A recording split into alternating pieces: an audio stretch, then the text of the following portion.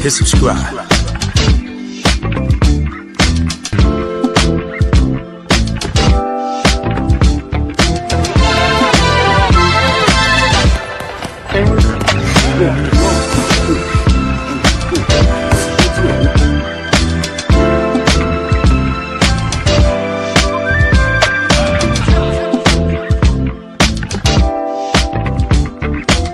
Subscribe to my guy, Uncle D. Tell him Big Bass sent you. Spurling. I'm an attorney here in Houston, Texas, an advocate for black men, largely because I am a black man. I'm a black father, I have black sons. Hey man, I do what I do.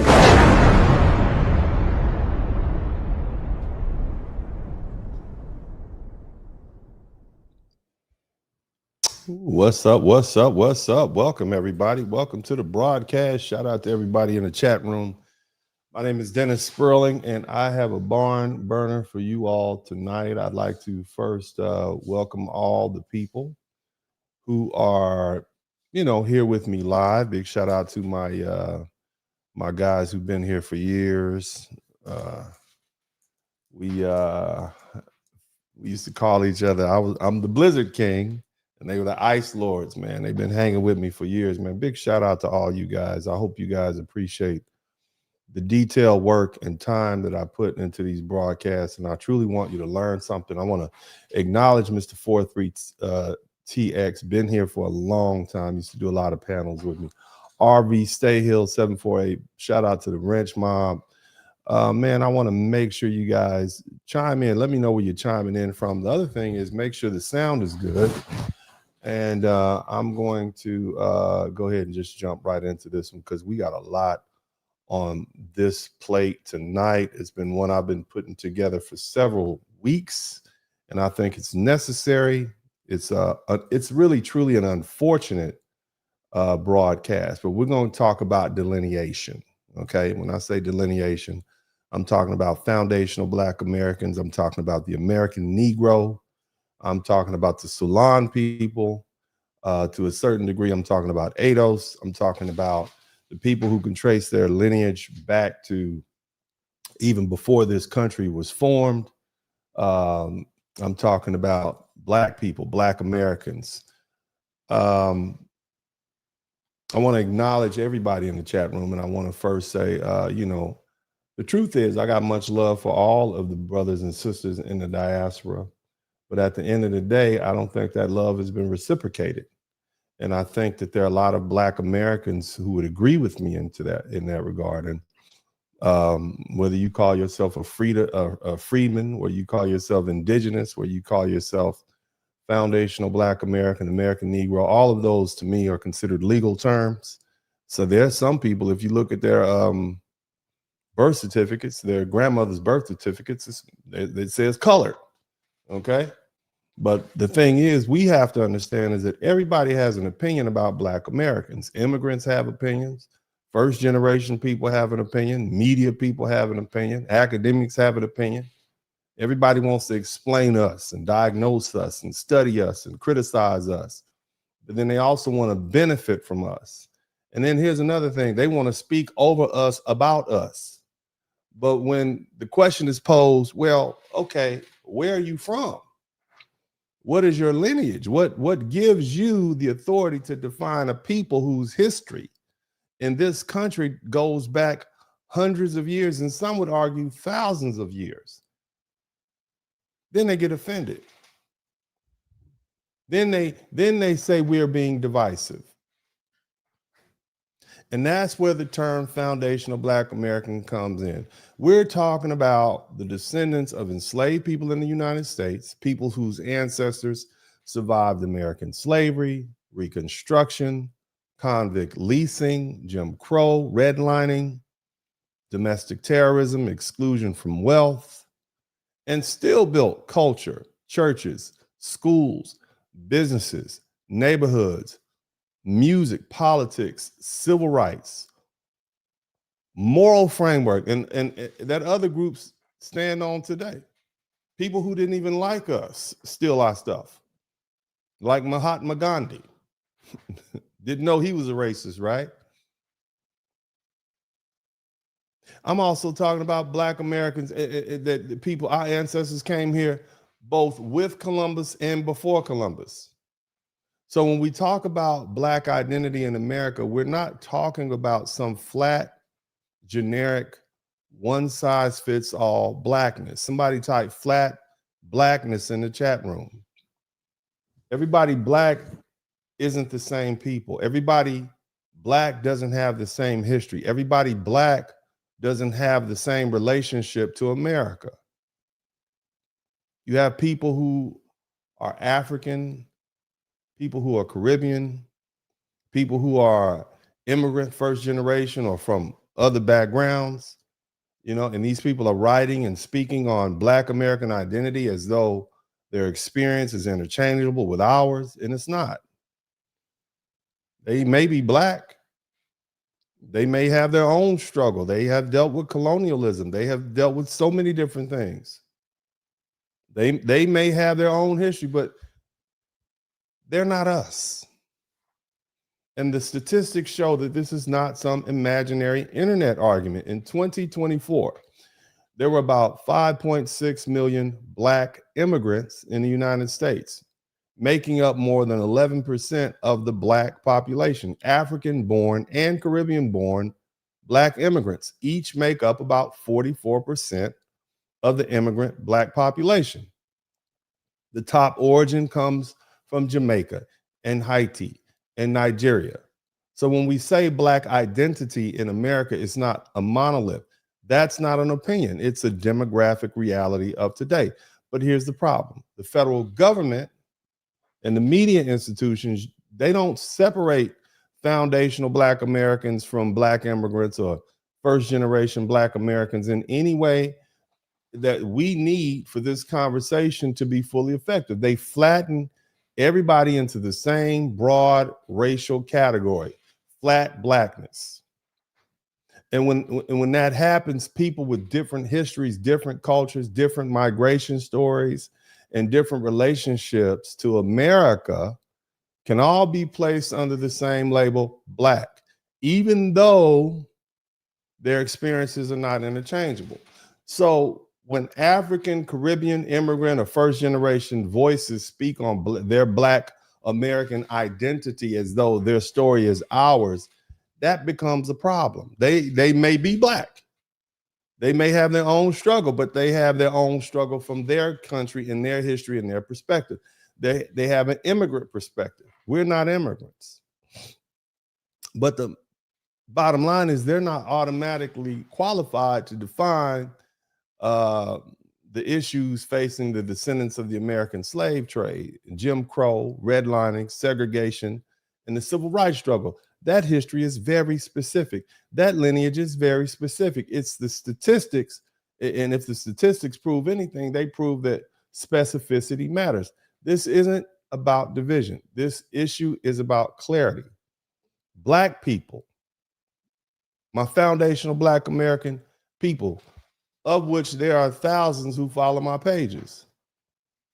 We are very specific. We have a very specific history in this country, and that history can't be dumped into flat Blackness. And just because it makes other people comfortable doesn't mean we have to do it. Now, when I say flat Blackness, Blackness is the practice of treating all Black people as if they share one identical history, one identical culture, one identical political interest, and one interchangeable racial experience simply because they're racially classified as Black. That's not me saying that. That's Dr. T. Hassan Johnson. He uses the concept in his broader work on Black male studies, anti-Black misandry, and Black male vulnerability. And this is his book. His book is from 2023, and it includes concepts directly in the title, which is Solutions for Anti-Black Misandry, Flat Blackness, and Black Male Death. And one chapter is titled Flat Blackness, Flat Maleness, and Flat Andromortality. Now, this brother is a brilliant doctor. I suggest you all check out his channel. He is a professor in California.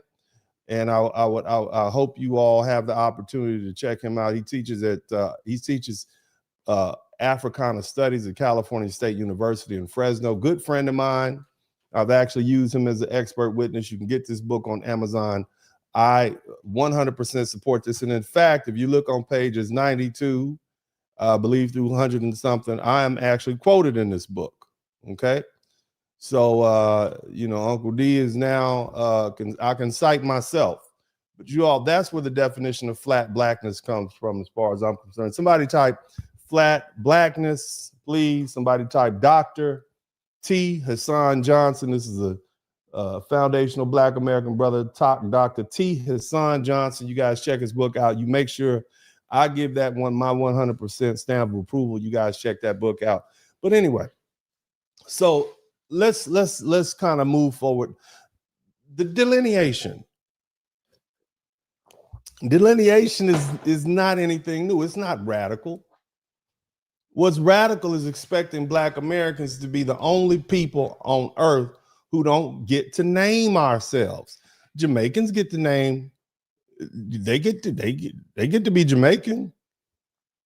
Nigerians get to be Nigerian. Ethiopians get to be Ethiopian. Mexicans get to be Mexicans. Puerto Ricans get to be Puerto Rican, even though they're a territory of the United States. Chinese people get to be Chinese. You don't confuse them with the Koreans, the Indians, and the Pakistan. They get their own separate identity. But the moment you say you're a Black American and that we're distinct people, they say, well, where are you really from? Okay? Our bottom line is, here comes the guilt trip. Here comes the accusation. Here comes the lecture about division. It's not about division. It's about being honest. We want to establish who built what, who endured what, who fought for what and when, who created what, and who that history actually belongs to. So when people say delineation, don't let them twist that into hatred. What they're really talking about, what we're really talking about is precision. And whether people like it or not, this isn't some fringe idea. This is a widely shared sentiment among Black Americans who are tired of being generalized and misrepresented. Look, people keep trying to make this conversation more complicated than it is. People have been told directly, don't call us Black American or Black. We're not like you. We're African. We're Caribbean. We're Nigerian. We're from Ghana. We're from South Africa. Cool. We're Jamaican. Okay. We're from Trinidad. Outstanding. And these same people have heard Black Americans be called lazy and criminals and cultureless, inferior, by the same people who just came here and benefited from the doors that Black Americans opened and are still opening. So when people support delineation, they're not just reacting to internet arguments. They're reacting to years of disrespect, correction, condensation, and erasure. And then you add culture to it, because that's where the disrespect becomes impossible to ignore. Everybody imitates Black American culture. They imitate our music, our style, our language, our humor. The first stand-up comedian was a Black man. Did you all know that? Biracial Black man. They let him play in mixed halls. Had white folk laughing. Look him up. Look up the first stand-up comedian, Black man. Our protest traditions, our church expressions, our rhythm, our fashion, our cool, our way of turning pain into beauty and pressure into power. But then some of those same people turn around and say we have no culture. That's a lie. And it needs to be confronted directly. Foundational Black American culture is not the absence of African culture. We're not a derivative of Africa. It's a culture under pressure. It's a survival system created by people who were stripped of land, stripped of language, stripped of tribe, stripped of all legal protections and citizenship, and still built something so powerful that the entire world copies it. Black American culture was not created in comfort. It wasn't created on the plains of the Serengeti with plenty of food. It wasn't created in South Africa where they had plenty of fish and wildlife, no enemies, until they made their own. It was forged in slavery and sharpened through Jim Crow and strengthened through segregation and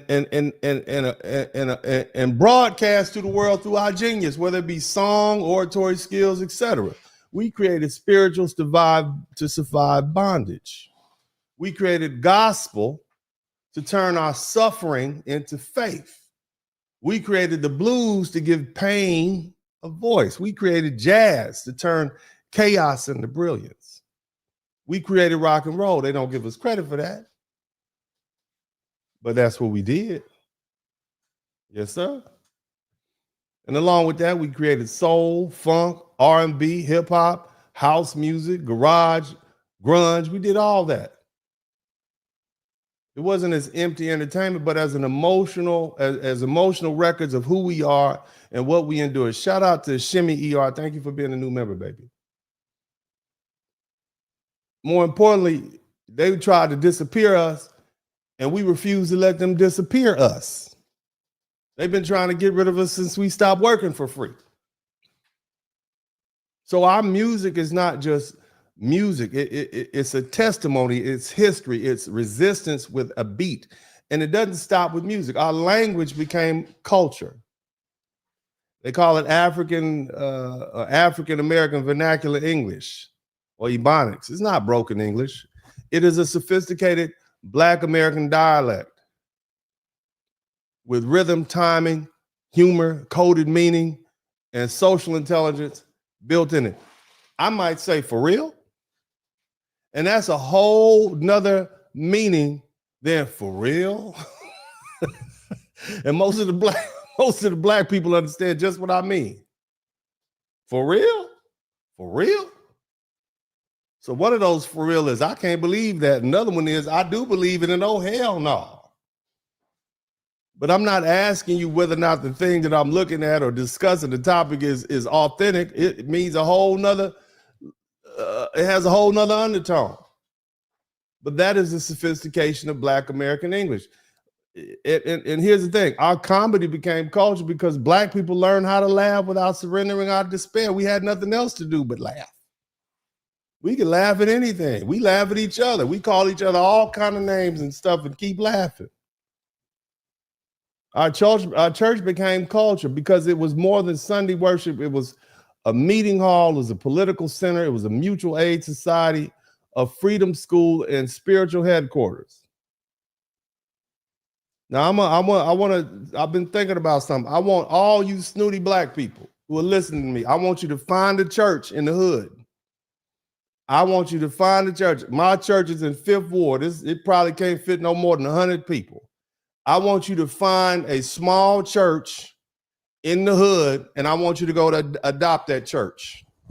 See, those churches are more important than these mega churches. You need to get away from those rich preachers. You need to take it back down home, especially since we have all these Black people moving from California, Chicago, and Detroit. Y'all coming back down south. Find you a little tiny Black church in the ghetto, in the hood, where your mama's mama and them grew up. Whether it's in Arkansas, Louisiana, Alabama, wherever, find one and go to it. If you in New Orleans, stay away from them. Go to the east. If you in Houston, Texas, get your butt away from Joel Osteen. Go find you a church in 5th Ward. You understand me? That's what I want you to do, because that church has been the background. It has been the backbone. It has been the institution that has kept us alive. It is one of our institutions. And we need to keep our Black churches alive. Tiny Black churches. I want you go in there, it might be 25 people in the church. Get you a good preacher with some history. But find you a Black church and adopt it and pay your tithes and help out and get involved in the building program. I take my sons to church at least, well, I do my best, praise God. I go on Easter Sunday, and I do go on Easter Sunday and Christmas. But it's, I'm doing the best I can. I will make a first Sunday. I try to show up every 3 months on the first Sunday. I'm doing the best, but I've been paying my tithes though. Praise God. I've been paying my tithes. But anyway, we're gonna get back to that. Uncle D got to go back. I'm gonna go back. I'm gonna join the Usher board soon. But anyway, y'all find y'all a small black church, because that's where it starts for us. But the other thing, our culture, our food, our soul food, it had, we turn scraps into cuisine. You see? And so when people talk about Black Americans don't have culture, what they really mean is we don't have the type of culture that they can recognize. We don't have flags. We don't have tribes. We don't have these foreign languages. We don't have these village ceremonies, and we don't have national customs. But culture is not limited to that. Culture is how people survive. Culture is how people teach their children. Culture is how they remember their dead. It protects dignity. It creates beauty. It builds institutions like the ones we have, like those H.B.C.U.s that came out of those black churches, right? Yeah, that's another thing. Nevertheless, it explains to the world who we are. By that standard, foundational Black Americans have one of the most powerful cultures on earth. We gave the world all of this art. We gave it slang. We gave it language. We gave it the art of protest and resistance. So don't take what we built and hide it under the generic label Black culture and act like nobody knows where it came from. Say the name. The culture came from foundational Black Americans. It came from the American Negro. It came from the freedmen. It came from colored folk right here in the USA. A people born in America's furnace and refined under pressure and still setting the standard for the world. You understand? And that's why representation matters. A Nigerian isn't a Jamaican isn't a Haitian, and a Haitian isn't a Ghanaian. And none of those identities are the same as foundational Black America. They should not be controversial. That's common sense. If everybody gets to be specific and wave their flag and eat their food and claim their language and their heritage and their country and their tribe, why can't we? See, here's the thing I want y'all to understand. When success happens, the flags come out. When a Nigerian child gets accepted to all the elite schools on the East Coast, we all know he's Nigerian, don't we? When a Jamaican athlete breaks a world record, they don't just call him Black. They say, oh, he's Jamaican. They tried to steal Michael B. Jordan because his daddy was in Ghana. Remember that? Remember that? See, when Ghanaians and Haitians and Caribbeans and Africans, when they achieve something impressive, their heritage gets named by name. The country gets celebrated. The accents come out, right? It's charming. The immigrant story gets placed front and center. Oh, and again, there's nothing wrong with that. We salute you. Keep your flags out. Somebody type, keep your flags out. Come on. I want all you Africans in the Caribbean, come on. I want your flags to come out. I want to see all your flags tonight or today, wherever you are. Because see, here's the thing. When something negative happens, suddenly the flags disappear. Have y'all noticed that? Suddenly the country disappears. Suddenly the tribe disappears. He's your boy. I know he's not mine. Suddenly the immigrant background disappeared. Everybody's just Black then. Now the public doesn't get the same precision. The media doesn't slow down and explain the background, lineage, or ethnicity, or nationality, or cultural origin of this person when it happens, when it gets negative. So what ends up happening? Foundational Black Americans end up carrying the stigma for people who may not even share our lineage, our history, or our culture, as if we created this person. And that's not fair. It's not accurate, and it's not responsible. Okay?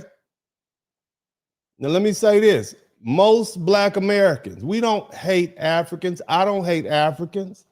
I got some Africans I love to death. One of my favorite people in the world is my youngest son's godmother, love her to death like Jesus said. She's a first generation Nigerian. I love you. Can't do nothing to her without me getting upset with you. I got a Nigerian professor when I took my environmental toxicology. I'd do anything from love that blood. I love that brother. Love him. And he's a proud Nigerian. Love him to death. You understand? I got some Caribbean folks I'm cool with. Every time I shoot down there, man, they treat me like a king. Love them.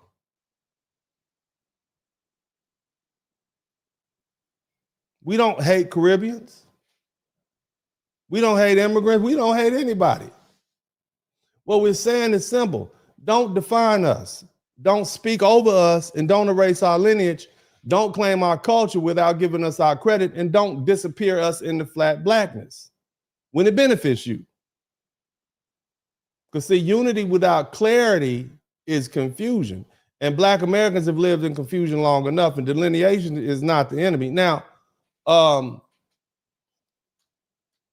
let me say this. I got some videos I want to share with you all. And I'm going to go ahead and let these videos play.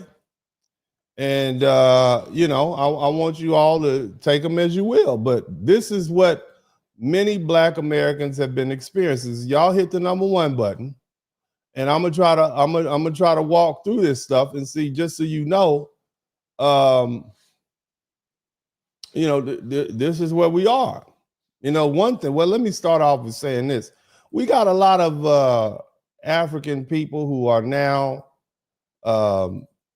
they are at this point, they have started to run for office, right? We see them running for office. And I actually have this video I want to share with you guys. Not video. I actually have this doggone photographs I want to share if I can get them up real quick. You guys make sure you hit the #1. Oh yeah, the other thing is I forgot to tell y'all, if you learn something, I should earn something. Somebody type that in the chat room, because I see now it's going to be a tight night. I have not received one super chat, cash app, or PayPal. So I see I'm going to be working hard as heck out here for you all. But I want to share with you all this, okay? Because, you know, and look, hey man, look, this is going up in the DC area. What you have here is some Nigerian people who are running for office, and they are proudly announcing it. I want you all to take a look at this. These folks, and check them out. If it's in your interest to vote for them, go right on ahead. Vote your interest. That's all I ever tell people. Vote your interest, okay? And so let's see these people right here. I want you to look at them. Look at them. Look at these folk right here. They are running for office. Look at that. Congratulations to all the Nigerian American candidates. See that? Somebody type Nigerian American. You got them. These all folk in the DC area. Some of them gone to law school and not. So these, whip the flag out. Where my Nigerians at? I told you I got love for Nigerians. I want y'all to bring your flag out. Okay, come on out. We got lawyers and everything. Some of them got a little skin bleaching going on. Shout out to H.B.C.U.s. I don't know why y'all would bleach your beautiful skin like that. You beautiful people. Why would you do that to yourself? To me, that I don't understand that. But again, that's not my issue. But these beautiful Nigerian people up here, shout out to them. They're delineating, right? They want people to know that they're Nigerian candidates, right? So, I get that. Shout out to you. Kudos to you. And thank you, Ms. H.B.C.U.s, for being the first person to contribute to the super chat. I'm glad. Like I said, if you learn something, I should earn something. I will read all the super chats later on. But let's go ahead and keep going. Okay, so I got a couple of videos. I want to share some of these videos with you all. And so you can kind of get a feel that this is not just me talking, okay? And just so we can kind of go back a little bit, Black people in America have always had a love for Africa. There's always been this argument. And when I was young, I think this was probably the first time that I ever saw somebody push back. This is from the movie by Spike. Then a little bit. This is from the movie Spike Lee had out called School Days. And this is at the height where we were walking around with the Black African medallions on and the X hats. This is when I was young. So I'm gonna say fair use.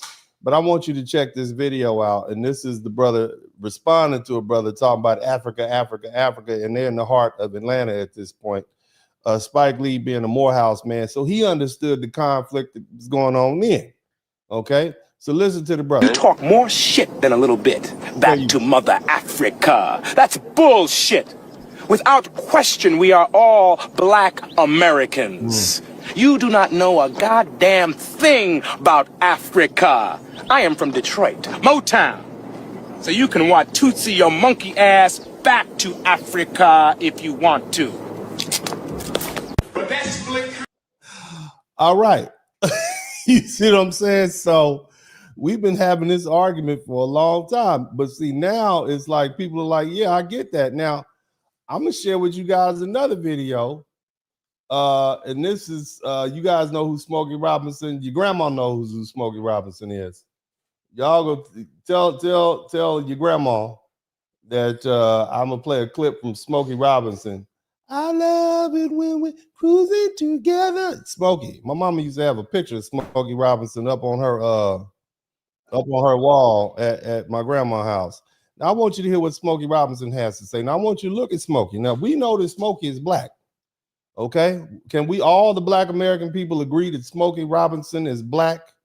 Right? He is Black. He is clearly Black American. Now he is clearly, his phenotype is very different. Okay, but we acknowledge him as Black. We don't have those color barriers. You can listen to Smokey sing and tell he's Black. Listen to what Smokey has to say. I love being Black. I love being called Black. I love being an American. I love being a Black American. But as a Black man in this country, I think it's a shame that every few years we get a change of name. Since those first ships arrived here from Africa that came across the sea, there were already Black men in this country who were free. And as for those who came over on those terrible boats, they were called nigger and slave and told what to do and how to behave. And then Master started tripping, doing his midnight tipping down to the slave shacks where he forced he and great-great-grandma to be together. And the great-great-grandpa protested, he got tired and feathered. And at the same time, the Black men in the country who were free were mating with the tribes like the Apache and the Cherokee. And as a result of all that, we're a parade of every shade. And in this late day and age, you can be sure there ain't too many of us in this country whose bloodline is pure. But according to a geographical genealogy study published in Time magazine.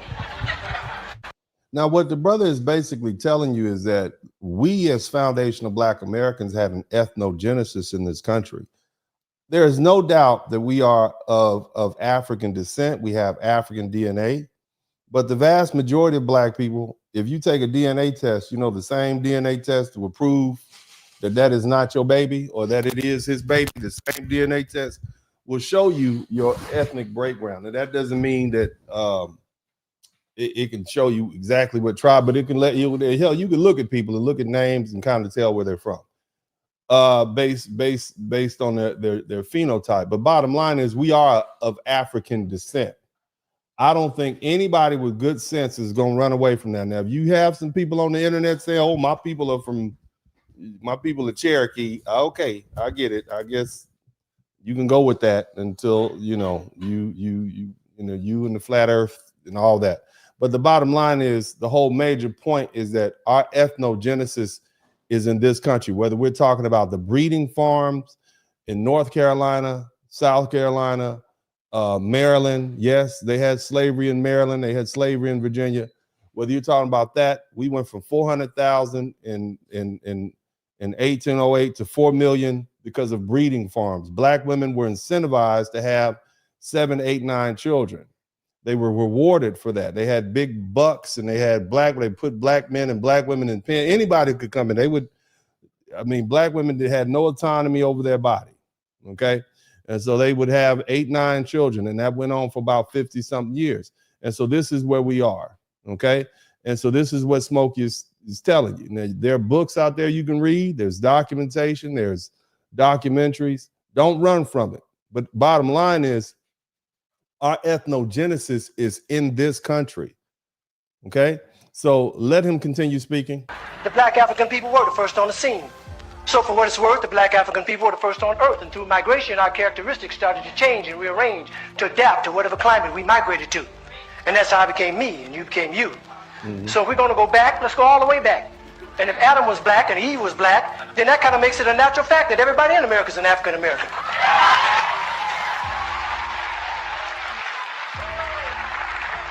Everybody in Europe is an African European. Everybody in the Orient is an African Asian, and so on and so on. Now, I want you also to understand that the term African American was a term that Jesse Jackson coined in the early 1980s. Before that, we were black. Okay. Before that, we were Negro. Before that, we were colored. Okay. Before that, we were N-words. Well, we always, you know, been the N-word, but this is what he's talking about, the evolution of our name. But this is the first time we've actually given ourselves a name, and that is foundational Black American. And there's power in that name. See, and I don't want to get too far off the conversation. I don't like, you know, I've been trying not to interrupt, doing the best I can not to interrupt the videos, because I know y'all don't like that. But, you know, I'm brimming over with information, and I want to share with you all, you know, as a person who studies words and the meaning of words, and part of practicing law is that when the black letter law, which means as it's written, the words as they're written, are not clear, you have to look into the meaning of the words. And so Black American, we understand what that means. But when you add the term foundational, when you add foundational and you put that in the front of Black American, it gives it a whole nother level of power. Foundational. It grants authority. It grants presence. It's not like ADOS. ADOS is like, okay, what does that mean? Is that like a ice cream flavor you can get at 31 flavor? No. Foundational Black American. What does that say? That's powerful. And that's why you have so many people resisting. If we decided to go and call ourselves the American Negro again, nobody would object, would they? They would laugh at us. If we said, oh, well, we'll just go back to being Negro, it means basically the same thing. American Negro, foundational Black American, colored. They had no problem with us calling each other niggas. They know what we mean when we say niggas, right? They know that word. But foundational Black American, it creates a whole nother level of authority and power. And so that's why they have a problem. Because, I mean, we just add, how do you go from being Black American? That's fine. But when you add that foundational Black American, oh, you're a cult now. Now you're being a sycophant to the white supremacists now. So I embrace that. Anything my enemies don't like, I embrace. Okay. And so, you know, maybe I'll do another broadcast and go into more detail about that and give you kind of the why that is a powerful statement. It's more powerful than indigenous, because that's confusing to some people. It's more powerful. It's unique. It's distinct. If somebody says, yeah, I'm a foundational Chinese, that lets you know, oh, that means they were there at the foundation. I'm a foundational Brazilian. I'm a foundational Jamaican. Damn, you've been there a long time. So when you say I'm a foundational Black American, you were there at the founding. Says a lot. It's very powerful. We'll move on and get back to that another day. That is, if the origin of man is what we're going to go on. And if one drop of black blood makes you black like they say, then everybody's black anyway. So quit trying to change my identity. I'm already who I was meant to be. I'm a Black American, born and raised. And Brother James Brown wrote a wonderful phrase. Say it loud, I'm black and I'm proud. Say it loud, I'm black and I'm proud. Because I'm proud to be black. And I ain't never lived in Africa. And because my great-great-granddaddy on my daddy's side did, don't mean I want to go back. Now, I have nothing against Africa. It's where some of the most beautiful places and people in the world are found. But I've been blessed to go a lot of places in this world. And if you ask me where I choose to live, I pick America, hands down. Now you can look at Brother Smokey Robinson, and look at his skin color. To an African, they're not going to say he's a black man. They're not going to even acknowledge him as their brother. I mean, I can understand. He probably went over there, open arms, and they said, "No, you're a Mzungu, you're white," because they have black people that are mixed race that look like Smokey Robinson. I know they have them down in South Africa. They refer to them as colored. There's a famous South African comedian whose father's European and mother is African, a South African, and they mistreat these people. These people, colored people, as they call them, are on the bottom of the caste system. You got the Indians, the Africans, and the coloreds. You see? So, you know, I understand that. And so you're going to get rejected, especially if you, I mean, all Black Americans have issues based on what I'm seeing. Women being raped, women being robbed, land being taken after being given, after they pay a bunch of money because you didn't pay the right people. So I get that, you know, maybe that's how they do business over there. But I can understand that there's some issues in Africa when our brothers and sisters are going to Ghana.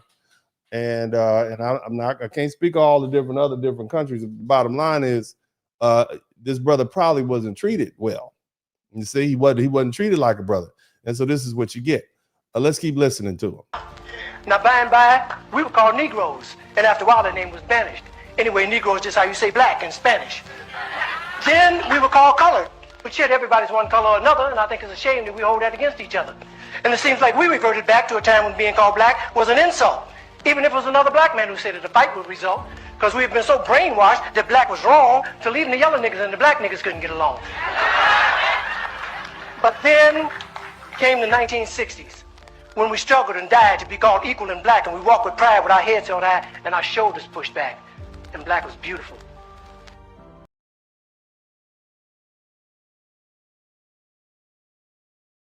As you guys see, there's always been certain segments of Black America who say, no, I'm not African, I'm Black. And I'm not going to be, you're not going to call me African. Okay. So, you know, now that we have that out the way, you know, I want to go ahead and kind of just let some more of these videos play. Let's look at this one. Now, I find it interesting.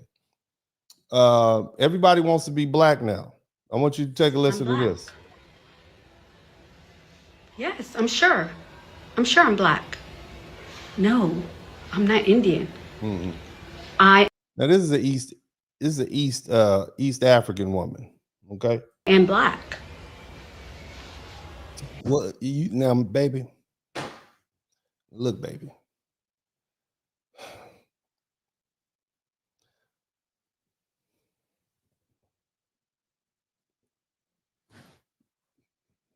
I'm looking at your forehead.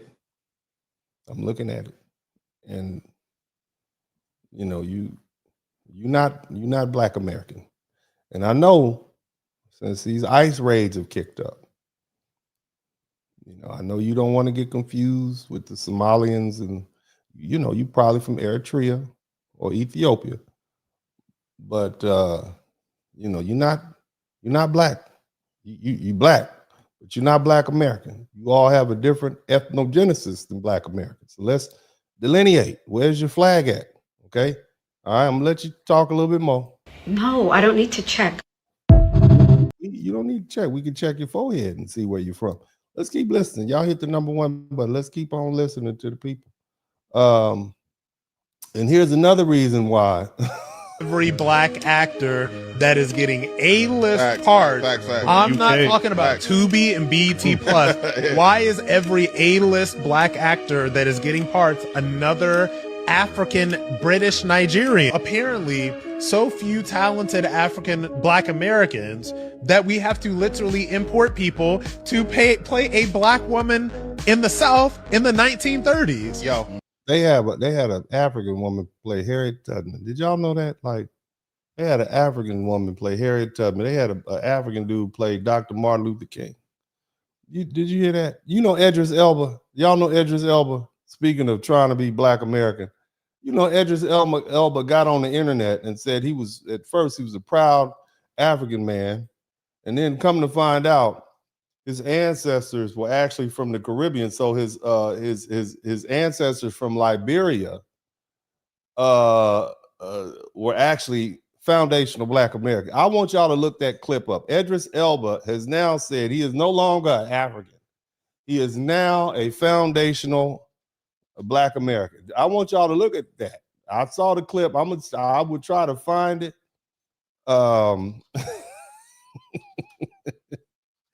He says he is now Black American on both sides. Somebody find that clip and put it for me in the chat room. He says, I just thought that was hilarious. He did an interview recently, but nobody wants to be, it's getting hot out here. Somebody type it's getting hot out here. Keep listening. Like, is that not crazy to anybody else? That's because Black Americans are like, where are you from? How can you represent us? You're not even from here. You don't even have, you don't have the understanding that you need to understand to play this. It's not just a part. We might as well let a white European play Malcolm X when we do a remake. Now, let me tell you somebody who's always delineated. You know who's always, where are them Hebrew Israelites at? These Hebrew Israelites, I used to listen to them back in the 90s. Now, I'm going to show y'all a photograph y'all probably seen before. But this African fella right here, he's, I guess, he got a white woman, so he's just trolling them. Now, I used to listen to the Hebrew Israelites up in at Venice Beach back in the 1990s. They used to have these canes out, and I'm sure you all have seen them. They were just, back then, you know, they were just talking loud. I just thought they were just the funniest. They were hilarious, man. They would just roast people, man. They were like the Nation of Islam on steroids when it came to capping on white folk. I'm like, this is great entertainment. I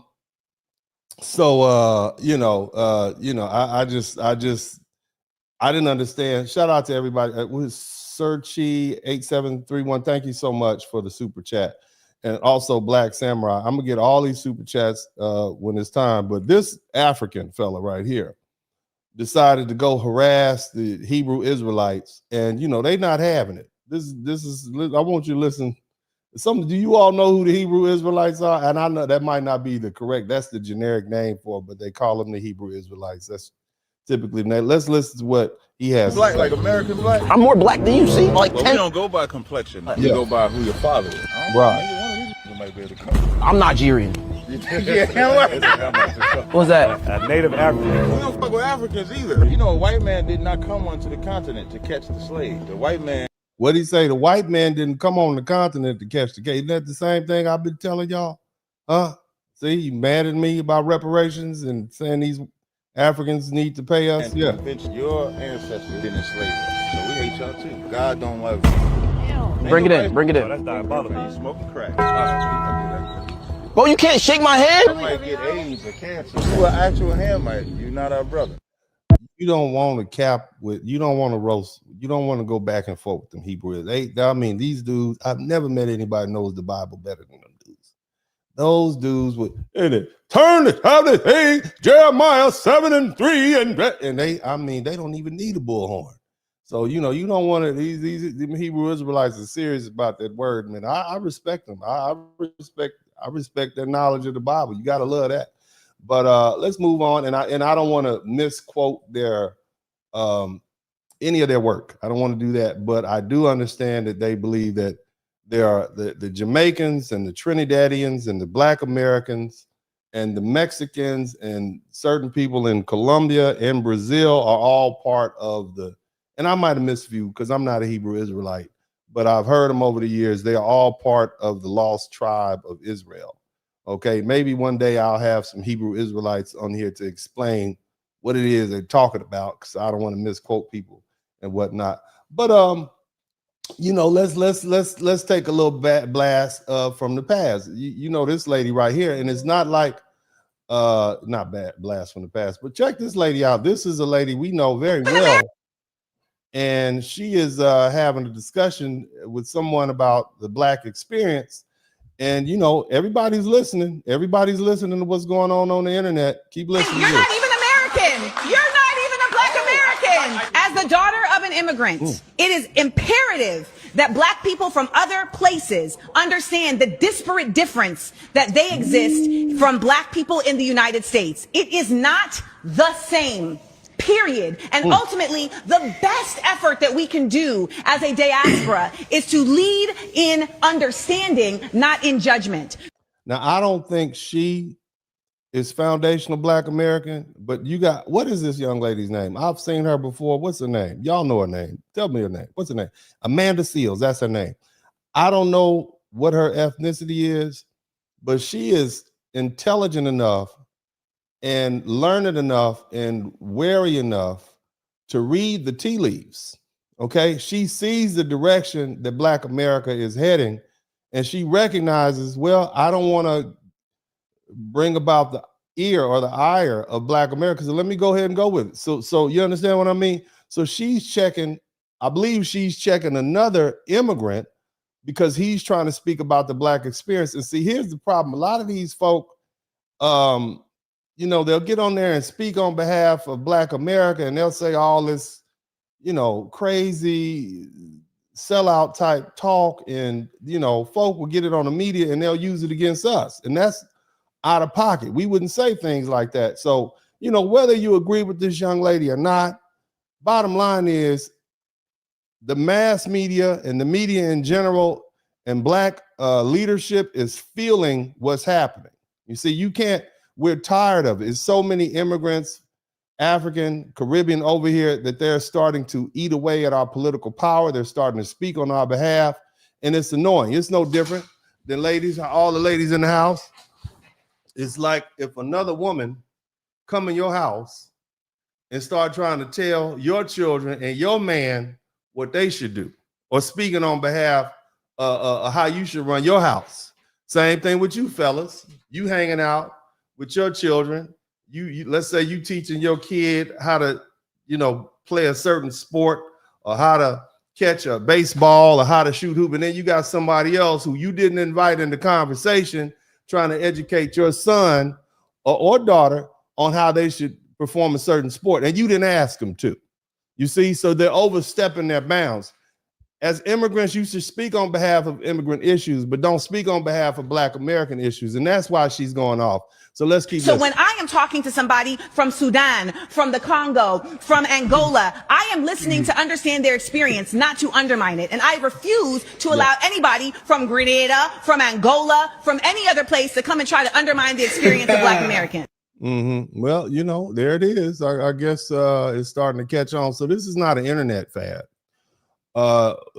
This is just simply Black folk explaining our perspective, and you really can't get mad at that. Y'all hit the number 1 button. Let's take a look at this now. Let's here's another reason why we want to delineate. We posted a graph listing the immigrant welfare recipient rates by country of origin. Which one is number 1? It's Bhutan with 80. Listen to this. This is the immigrants on welfare. Now, 10, 15 years ago, all the people from Africa would just be considered Black. Okay. All right.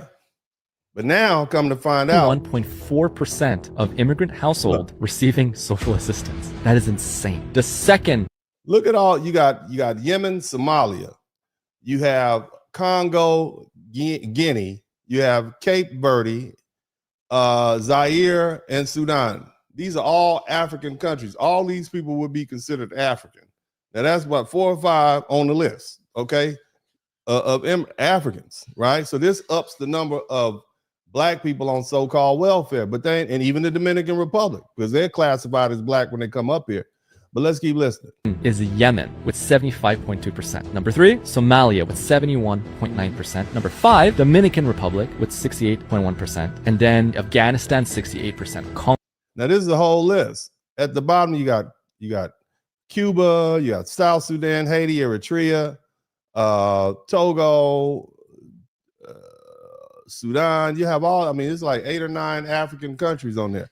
On the internet, I mean, on the census, they're Black. As far as welfare, they're Black. They're not, there's no designated space for these people from their particular country. You see? And so that all gets mushed into Black America. So now we have our percentages on welfare up, and it's just not making sense to us.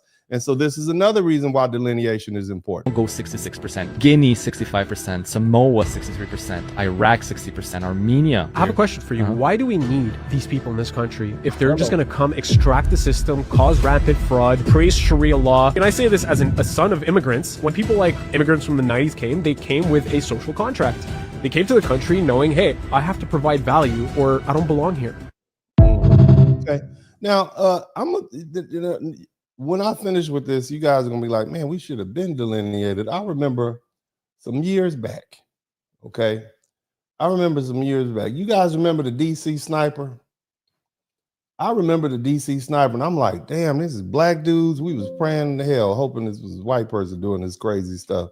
Like, damn, golly, man, this is right around like the 9/11 situation was happening. We like, damn, man.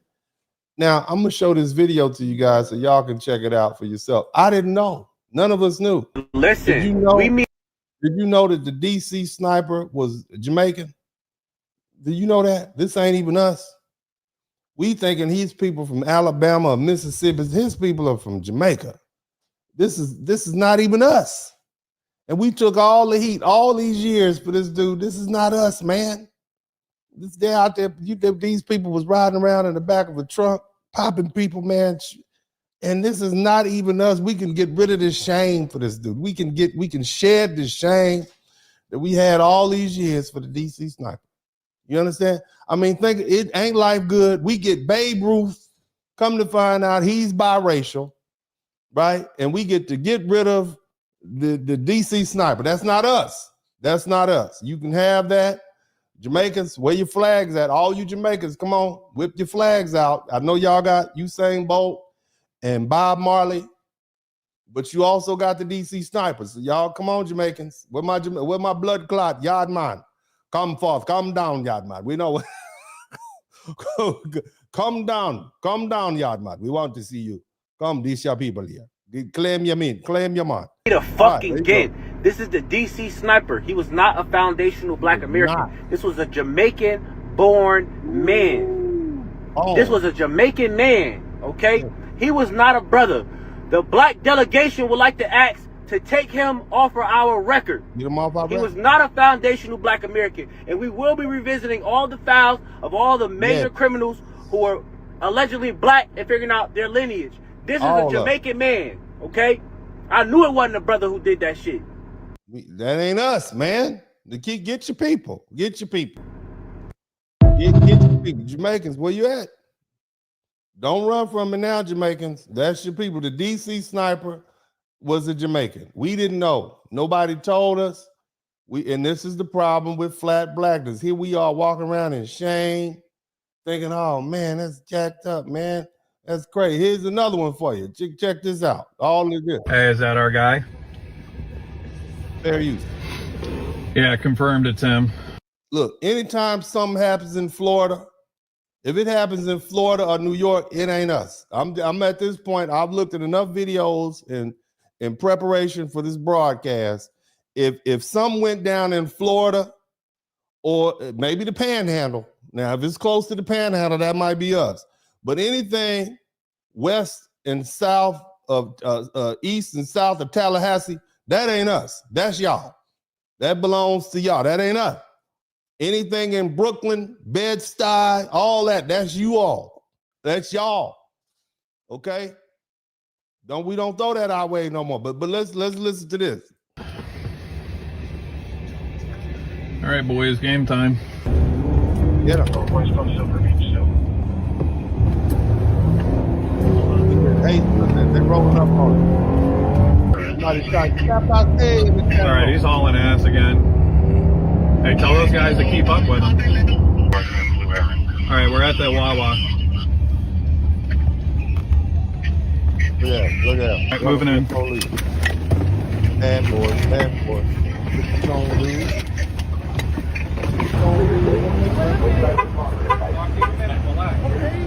Yeah, today we went after one of our prosecution team's targets. CBP's been following them for a couple of days for us. Got out early this morning, identified the subject during a known route, and came and did a stop here today. You're under arrest because you have a warrant for U.S. immigration customs enforcement. Will tell you violate your status in the United States. Oh my God. Well, when you see this man, he's black. Unless he speaks and you know his name, you don't know that he's not black. You don't know and you assume that he's black American. And more importantly, the mass media doesn't distinguish at any given time. You just assume that they're black, and so we have to take that charge. You see what I mean? He gets mushed or slammed into flat blackness, and then we have to take that charge. And so this is why we're delineating. Now, we're going to talk about some criminality. You can't be dealing drugs in the United States as a legal permanent resident. That's not how we operate. Look. Oh, no. You out of here, man. You look at him looking like he knew that. He knew that. Okay, he thought he was going to get his money and go. Illegal drugs? He act like he ain't know he was selling drugs. You know he was. Come on, man. Stop playing. Your criminal record doesn't show that. Have a seat. Have a seat. Florida Highway Patrol. I'm not claiming anything in Florida from now. Found some oxycodone in the car, things like that. He's going to be going to immigration proceedings. He's a known past drug dealer in the country, and he's violated his status as a legal permanent resident. So that's what. You're going to El Salvador. Somebody type El Salvador in the chat room. What'll be going on with him today? We're going to book him to Palm Beach County Jail and then move on to the next target. You're going to El Salvador, man. They might send you back to Africa. They sent about 15 Cubans to Africa. You be anti-black as you want to, but I don't think being anti-black in Africa is a good idea. But let's keep listening. Let's talk about we got him out the way. Let me. This is what they're doing down there. This is not us. This is what they're doing. And Miami mayor. Yeah. The feds are accusing the former mayor of lying so he could become a U.S. citizen, and now they want to strip him of his U.S. citizenship. NBC6 politics reporter Hatzel Vela first broke the story and joins us now with new information out of Washington. Hatzel? Jackie Joanne, the feds say they're going to ask the court to revoke his citizenship, and you're about to learn how this whole process will unfold. Revoke his citizenship. That means he's going to be denaturalized. You understand me? I think Trump has about 300 people that he's going to denaturalize. All these people were citizens, and they're going to go home.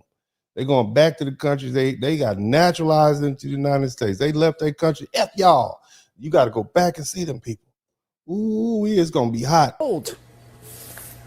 Philip Bieneme has over 9 years of governmental experience. The federal government alleges the former mayor of North Miami, Philippe Bieneme, had two identities that allowed him to eventually become a citizen. It's a story you won't see anywhere else. NBC6 first broke the story even before the Department of Justice released the information.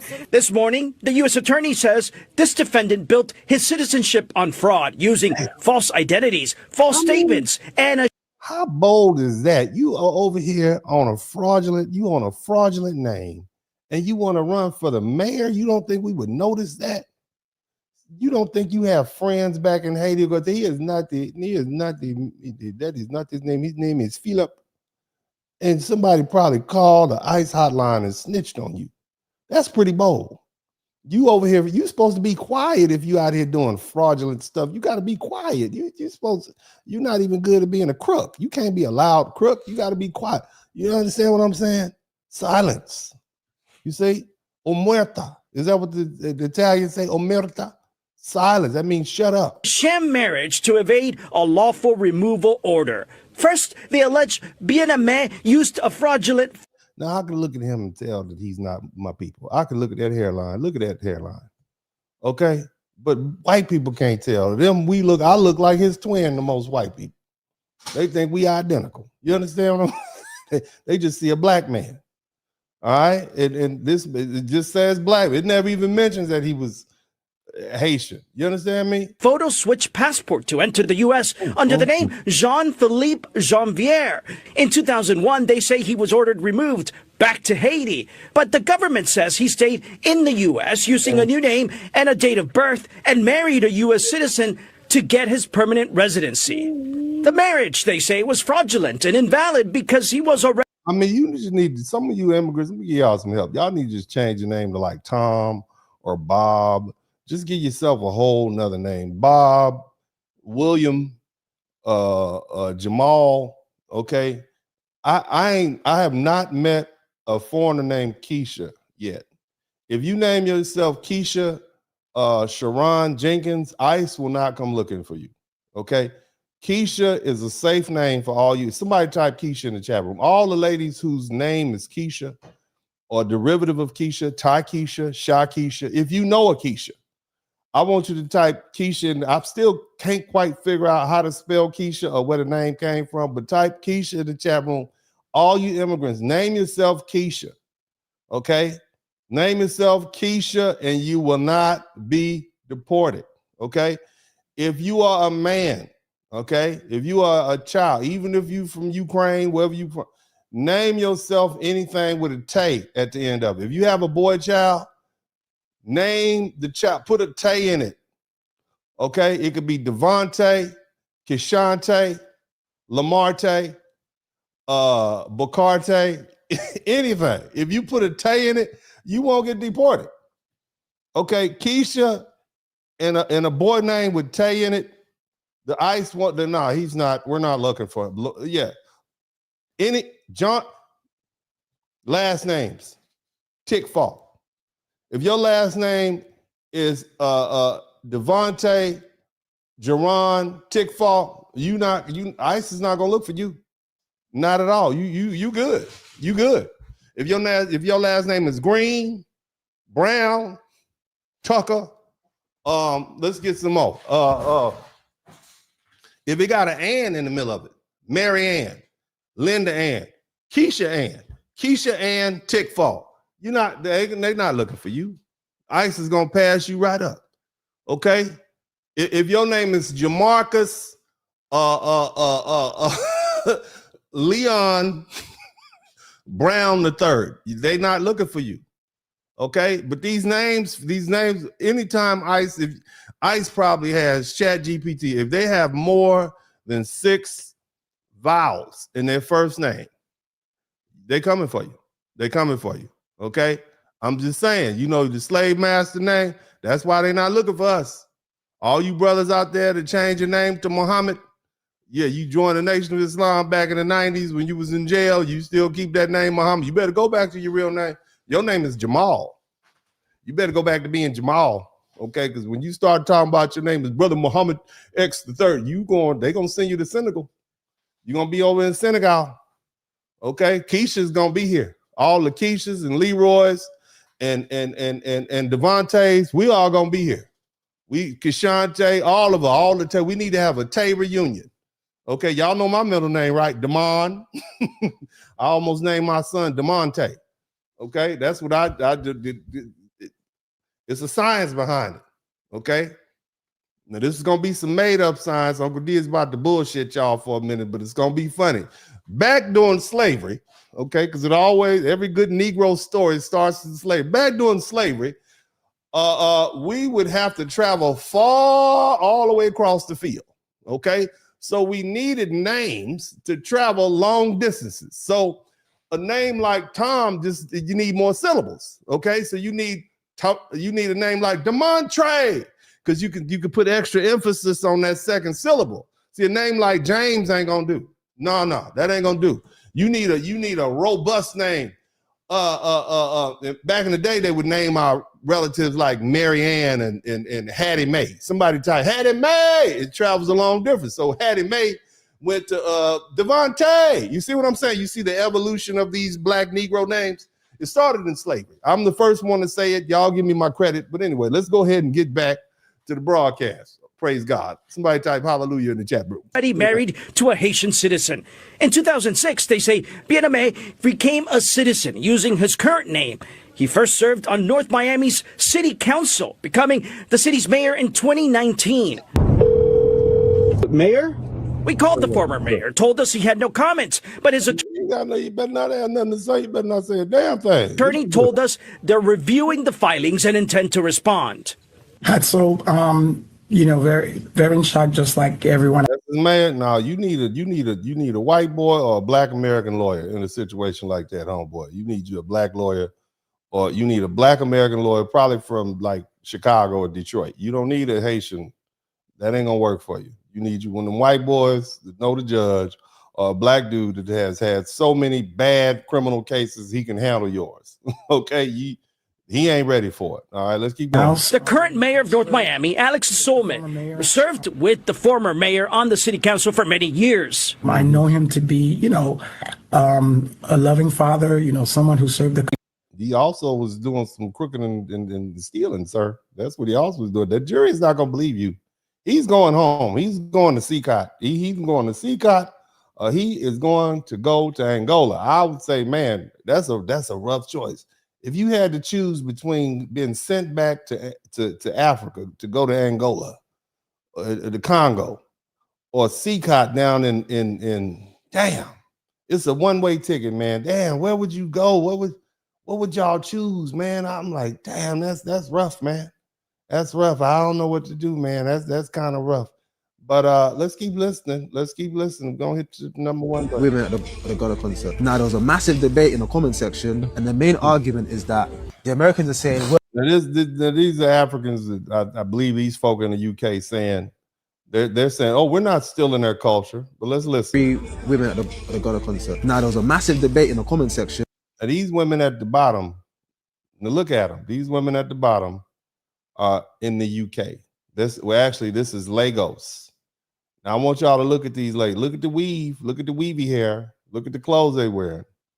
Okay, just look at. And they said, "Oh, we didn't get this from black women in the United States. We did not at all. Look at these blonde weaves. They didn't get that." And the main argument is that the Americans are saying, "Well, the blueprint. Everybody wants to beat us so bad."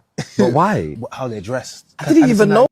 So you telling me that these three young ladies are not dressed like black American women dressed back in the 2000s and in the early 2000s? That's what you telling me.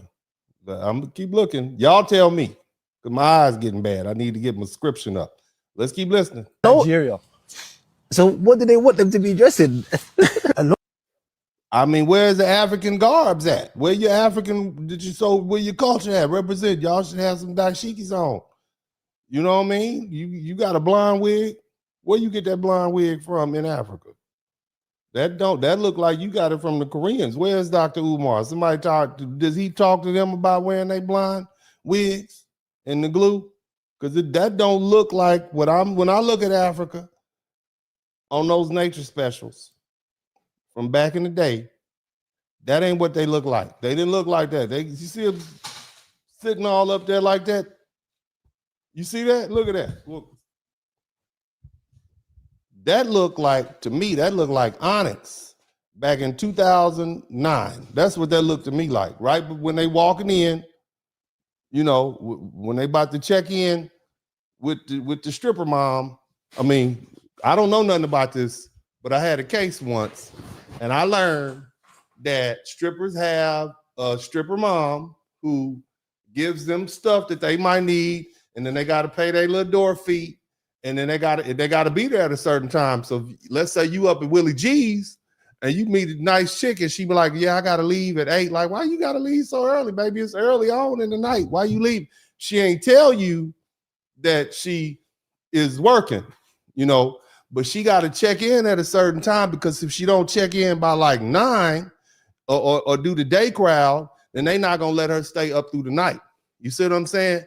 And so I had a case. That's how I know about this. And then, of course, you got to tip the bouncer. You got to tip the DJ. And, of course, you got to pay the house. And sometimes you might not make a lot. Okay. And so it's always an issue when you're throwing a lot of ones. Like, that's why they rather give a lap dance than just have you throwing ones. They'll always come and, you know, shake your hand. I don't know. I'm not speaking for myself, because, you know, I'm just, because I had a case once. I represented a strip club once. It's a famous case here in Houston, probably like 2014. And so I had to do some research, and I learned a lot about what strippers have to go through. Okay. And, you know, I wasn't married, so it's like whatever, you know, but will say this, I did like the chicken wings. You know, they had like $2 wings on Tuesday, you know, and they have really good music there. And you know, great atmosphere. You know, I just go there for the chicken, and the chicken is good. The chicken is delicious. And so, but anyway, that's what they look like to me. They look like when they first walking in, you know, with their flip-flops on. Okay, that's not what, you know, and strippers are a lot shorter than you think, because like they have the tall shoes on and you think they're taller. You see what I mean? Because like when they walk up on you, not me, because, you know, I'm tall, but when they walk up on you, it's like, golly, you like a big old tall. You about 6'1", girl. You about 6'1". You thick. You got them long legs. And then when you see them when they come out from the back and they take, not me, and they take their makeup off, they like 5'3" and stubby. They a little chubby, you know what I'm saying? Then when the lights come on, you know, like late, not me. I would never be out that late. But some people, they real short. They're real short. They're not as tall as you think they are. You know what I'm saying? But anyway, let's go ahead and keep listening to the broadcast. A lot of them feel like the way that they dress, only people in America dress like that. They weren't expecting to see people in Nigeria. I don't know if they thought they were going to wear head wrapper, gele. How are we supposed to dress? Americans, I'm asking you. Yeah, how are we supposed to dress? Somebody supposed to dress with your dashikis on? You supposed to dress in your traditional garb. We want to see y'all throw your leg up like that. I want to see the back of your knee hit you. I want to see that.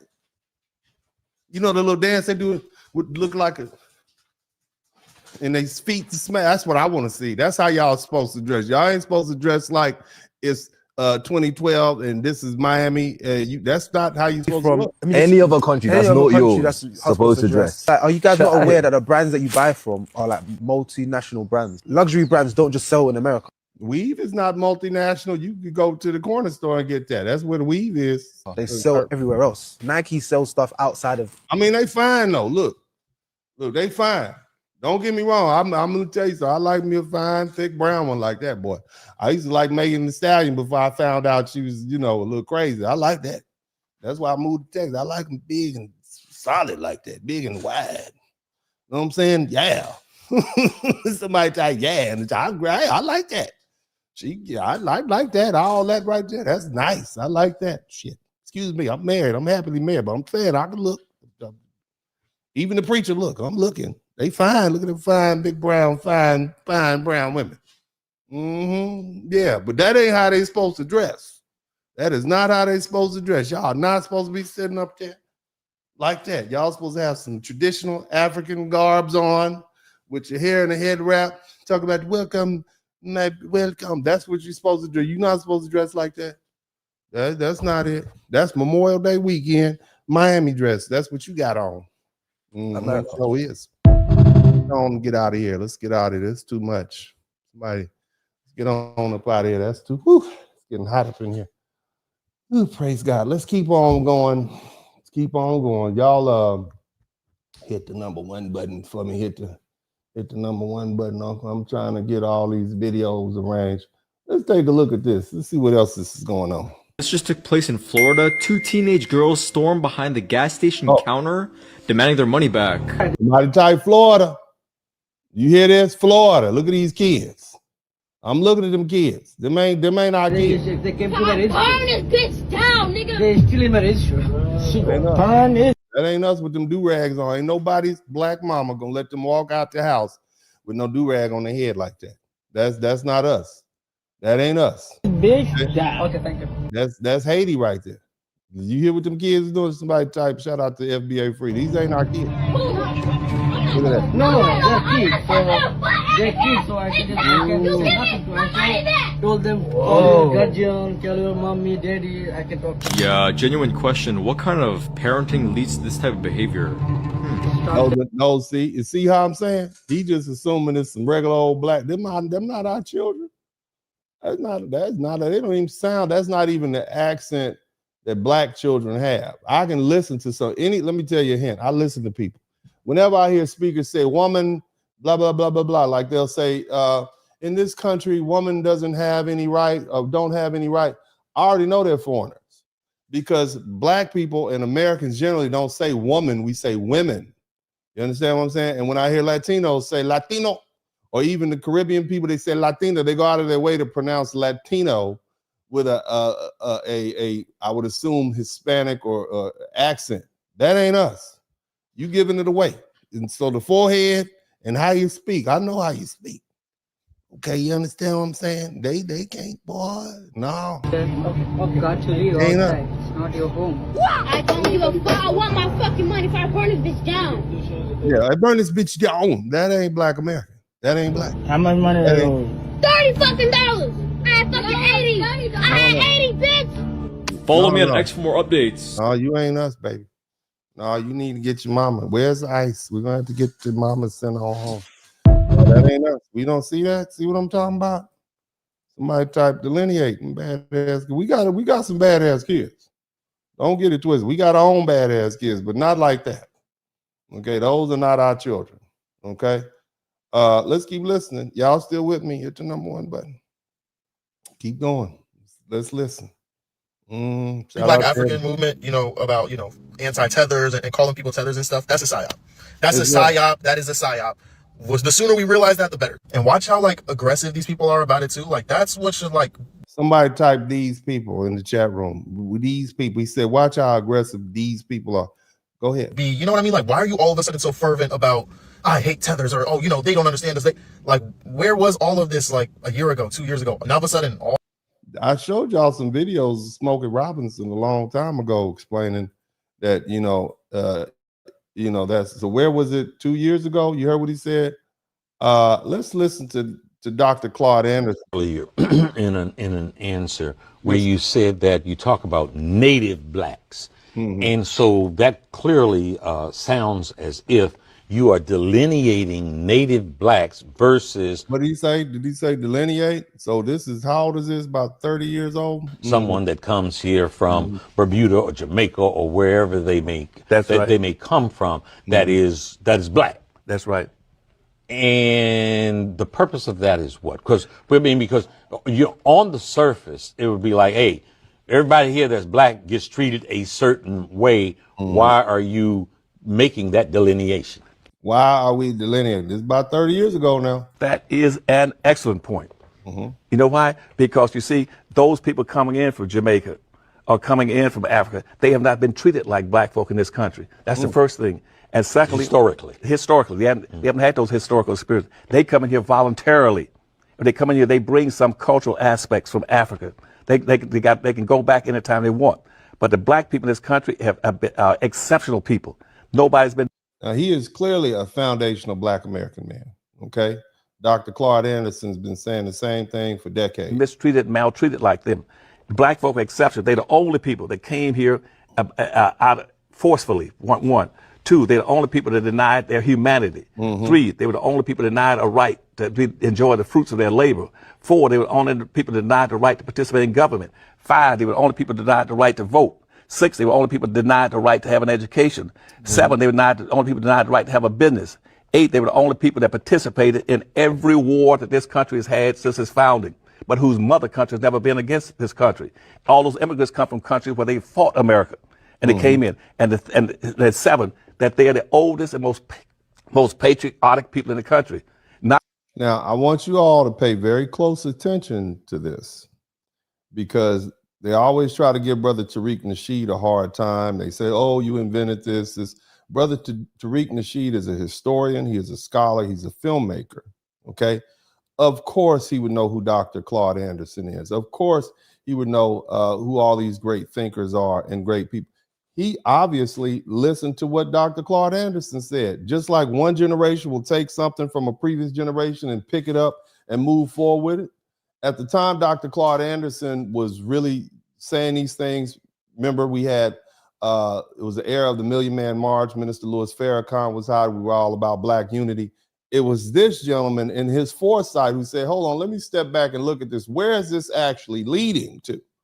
Because if we start letting all these immigrants in, it's all good and we can fall under this one black banner, but they're going to start wanting political power and using resources. And these folk really don't see us as the same people. And so now we have a generation, here we are in 2026, and of course, beyond. You had that brilliant young brother, Tariq Nasheed, who said, hey, well, you know what?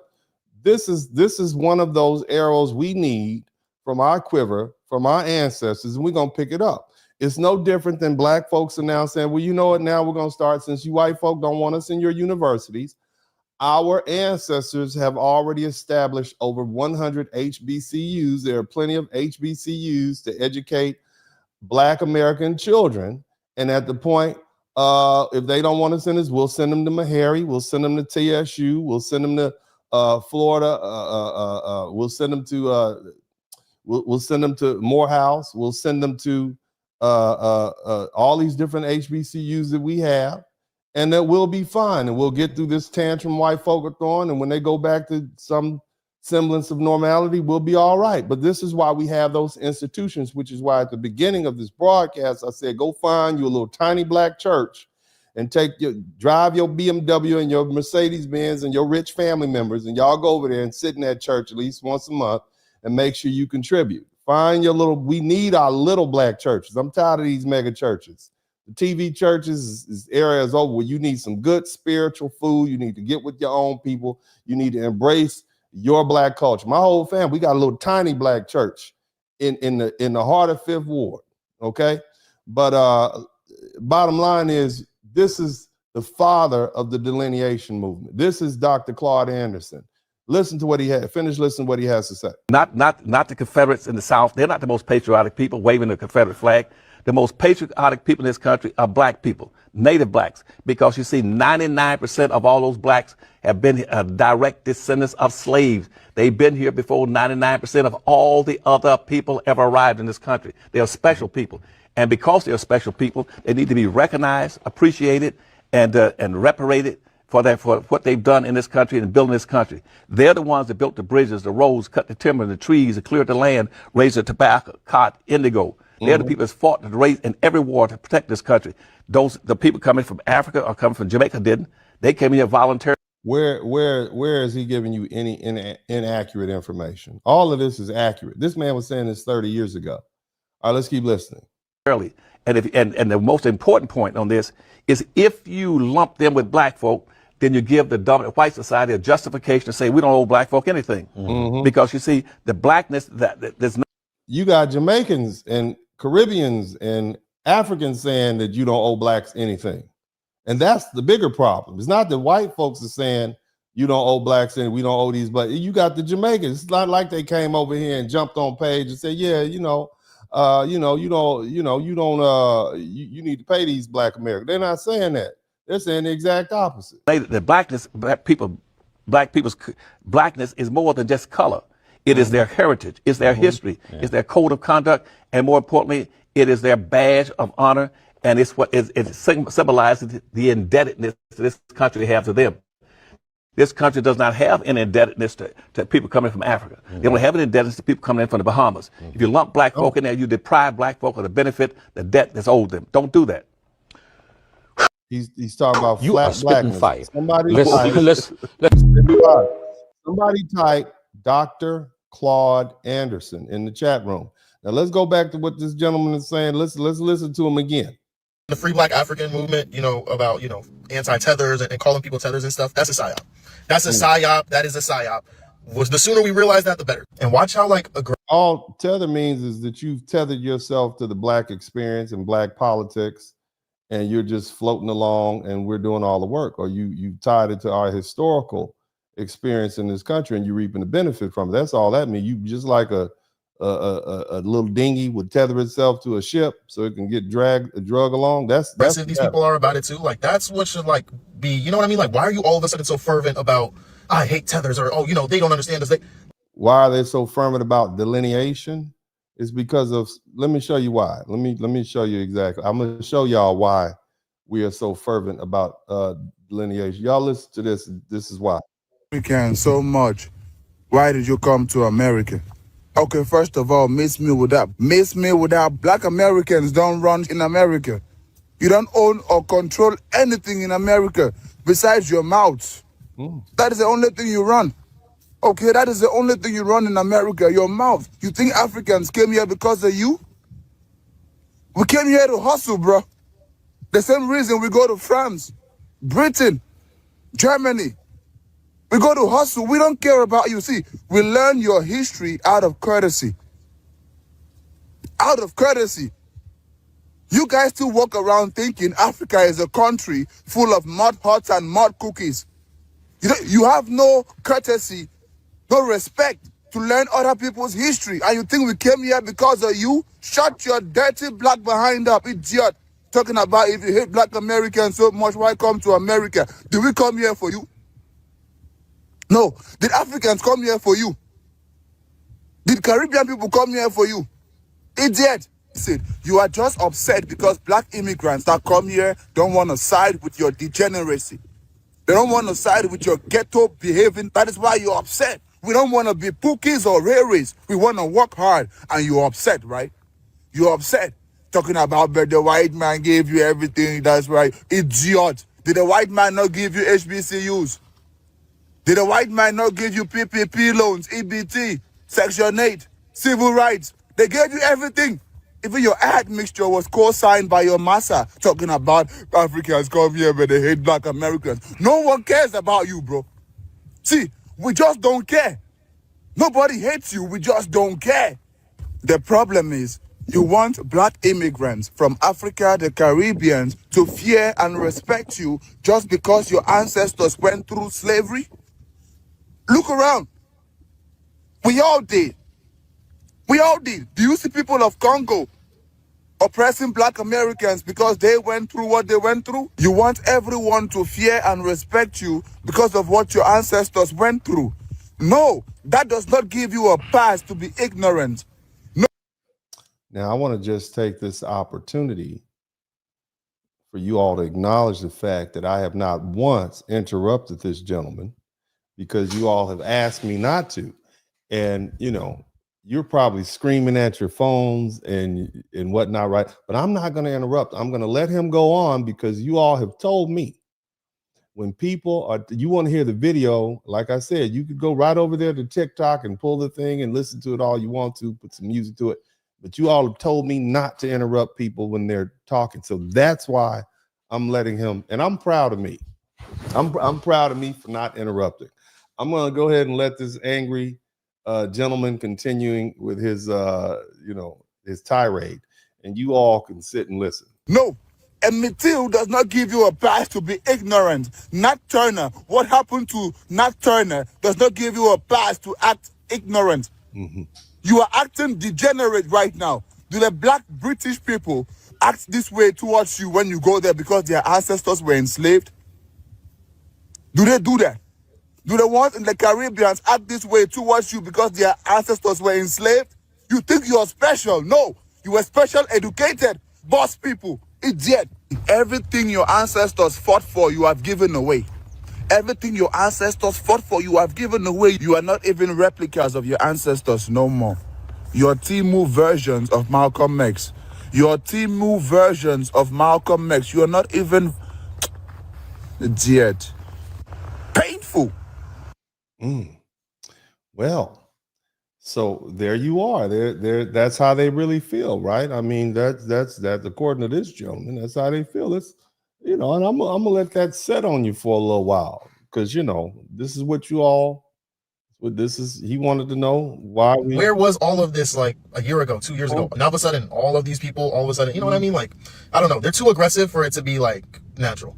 And you would have thought it would develop like quicker, you know, because the Free Black African movement has been around for so long. How come these themes have, you know, I'm sure they've been there, but how come they're all of a sudden so prominent? It doesn't make any sense, like how fast this is. And anybody who's been paying attention, you'll see we're in like post Pan-Africanism. So like, where was the transition? How did we go from? Where are you from? That's what I want to know. I want to know where you're from. I want to know what island your people came from, because, you know, I'm just saying, I'm not saying anything, but I'm listening.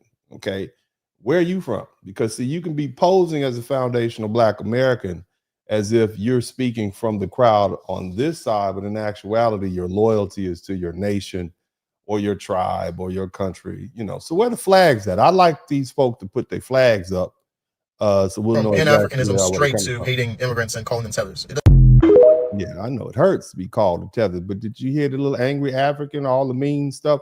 Somebody typed idiot in the chat room. He called us idiots, and he said he did not care. And so you complained about Black people calling you tethers, and you got this dude saying these things. Let's get some more information. Are we still here? Are we still listening? We have more work to do. It's gonna be a long night out here.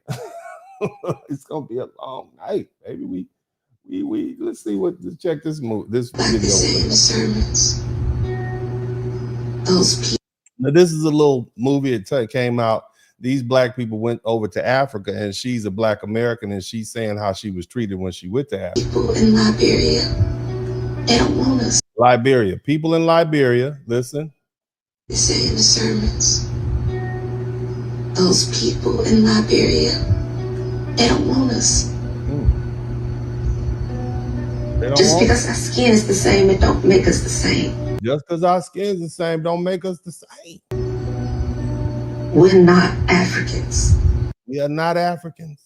Okay, let's keep listening. Well, what are you then? Yeah. I'm an American. Yeah. There you.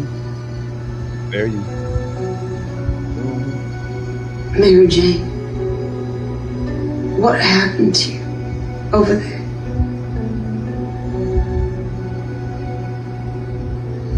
I realized who I am. I realize who I am.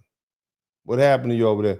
Because, the other thing is, we got to understand, a lot of Africans, I noticed that these folk, they always want to ask us where we're from. No, you notice that? Where y'all from? You don't know where you from. They don't ask Jamaicans where you from. More of a ratio that we're honestly doing well. They just feel like you guys are just not doing much. Parents are from New York. Americans, they don't know where they're from, I think American black people are the most lost black people in the world. We are lost, right? We lost. Now, I want you to understand something. You got people who are black people not in Africa, not in the Caribbean, not in the matter of fact, if you're a Jamaican and you ended up in the UK, you 2 countries removed from Africa. Okay, Jamaica to Africa. We are not even a diasporic people. We're not foundational Black Americans, or Black Americans are not a people who are scattered about the world. We might go visit, but we come back. But these people are telling us we don't know where our home is. Our home is where we are. We are Americans. Okay, but let's listen to this. So again, when we talk about the African diaspora, Nigerians are diasporic. They're everywhere. Jamaicans are everywhere. Trinidadians are everywhere. People from Ghana, South Africa, they're everywhere around the globe. Black Americans largely stay right here in America. So we are not a diasporic people. Keep that in mind. So let's keep listening. Both from Grenada, they came here in the 80s and 90s. So what he was saying about how they think that black people are lazy does resonate with me, because I've heard that a lot. Don't go and talk to those black Americans. You just go and get pregnant. You get into drugs. You start become gang banging. Just go to the white community, find a nice place. They just go and be and get in drugs, gang banging. That's what they say about be decent. Stay with the white people. We don't want them here. They're your brothers and sisters. They're not our brothers. Now that's a man on the street. That black man on the street said they are not our brothers. And y'all remember this lady. American? Dirty black American? Why you say that? Because that's what y'all are. Dirty black American. She just said that? I did. A dirty black American. I sure did. The reason why Africans have this negative connotation on African Americans is because of the stereotypes, what they're seeing on TV. My father's side of the family looked at Black Americans a certain way, and they already had in their mind, whether they said it on social media or not. We could sit here and make it seem like it's an illusion, but all other groups of Black people, which we're all Black, we tend to look down on Black Americans. It's just a way to put. Let me point something out. As a snooty, bougie Black man, we look down on you all. Because you see, here's the problem, and I'm gonna interrupt because I've because Uncle D, Uncle D is very snooty, okay, in a good way. Let me help you understand something. You all are novelty. You teach our little science classes, and we enjoy your accents. But at the end of the day, we don't think you all are in any way superior. We think you are just more Black people. When we see you in our different fraternities and our sororities, we kind of let it go. But the truth is, you don't really have power. You're not really connected. We don't understand your culture. We don't really want to understand your culture. How you feel about yourself is not how we feel about you. On another note, we appreciate you. It's not that we don't like you, but we just don't have any feelings about you. But now, since you want to talk bad about Black people, I want you to understand something. When most of you Black immigrants, whether it's from the Caribbean or Africa, when you move to America, you move to the ghetto, okay? You don't move to the upper echelons. You don't move to the wealthy Black communities. You move to the ghetto, so you are around poor people. You move to the projects. You move to the inner cities. So you are there with Pookie and Ray Ray. So your opinion of black people in America is based on your experiences with poor black people. Now, successful black people haven't lived in the ghetto for generations. You see, successful black people have moved out the ghetto. So when we see you there with Pookie and Ray Ray, we equate you with Pookie and Ray Ray. Yes, you have a little accent. Yes, you have multiple vowels in your last name, and sometimes y'all have some M's before the G's, and we don't necessarily know how to say them. But at the end of the day, your experience is with poor black people. That's been your experience, and you're basing your entire experience in America and your interactions with Black America with poor black people. And so now some of you are beginning to work your way up into our more elite organizations. Jack and Jill. I was at a Links Incorporated meeting. No African, one African dude there. Okay. And they had one African child, pretty little black girl, pretty little black baby who got an award, but the rest of them were foundational Black American people. And so you still haven't made it into the upper echelons of Black America. Just because you're a politician, you run for that. Those, let me tell you how I feel about politicians. Politicians are like those strippers I was talking about earlier. I've paid enough of them off. Just here you go. Good luck. Here's $1,000 for you. I have a standard fee that I give politicians. Here's $1,000. If I like them, I'll give them $2,500. And it doesn't matter if they're Republican or Democrat or whatever. But would I want to be a politician? Hell no. It's a step down. You see, I'd rather just live my life, talk to you all crazy on the internet at night. But at the end of the day, these people are basing their experiences in Black America on their experiences with poor Black people. Everybody gets tested in the ghetto. That's what ghetto life is like. And you all have just got here 40, 50 years ago. And, you know, Dasher and Pray. And you all have taken on their activities. You all act like poor Black people from the ghetto. Okay, but nevertheless, let's go ahead and let them finish this tirade. Push this stereotype to give other cultures the green light to be disrespectful towards Black Americans. But you also have to look at the statistics. Now let's go back to him. American so much. Why did you come to America? Okay, first of all, miss me with that. Black Americans don't run in America. There you go. You don't own or control. Now, look at that. If I saw him coming, I would walk the other way because you look like you are from the ghetto. But let's go ahead and keep listening to people who, you know, let's listen to some more folk. I want you all to hear every bit of all of this. And see, we you know, we earned it. Country worth saving? No, burn it all the fuck down. Do what? Burn it the fuck down and start over. This is how they really feel about America. I want you to understand that. They're telling you now. Now they got a few numbers up. They telling you how they really feel.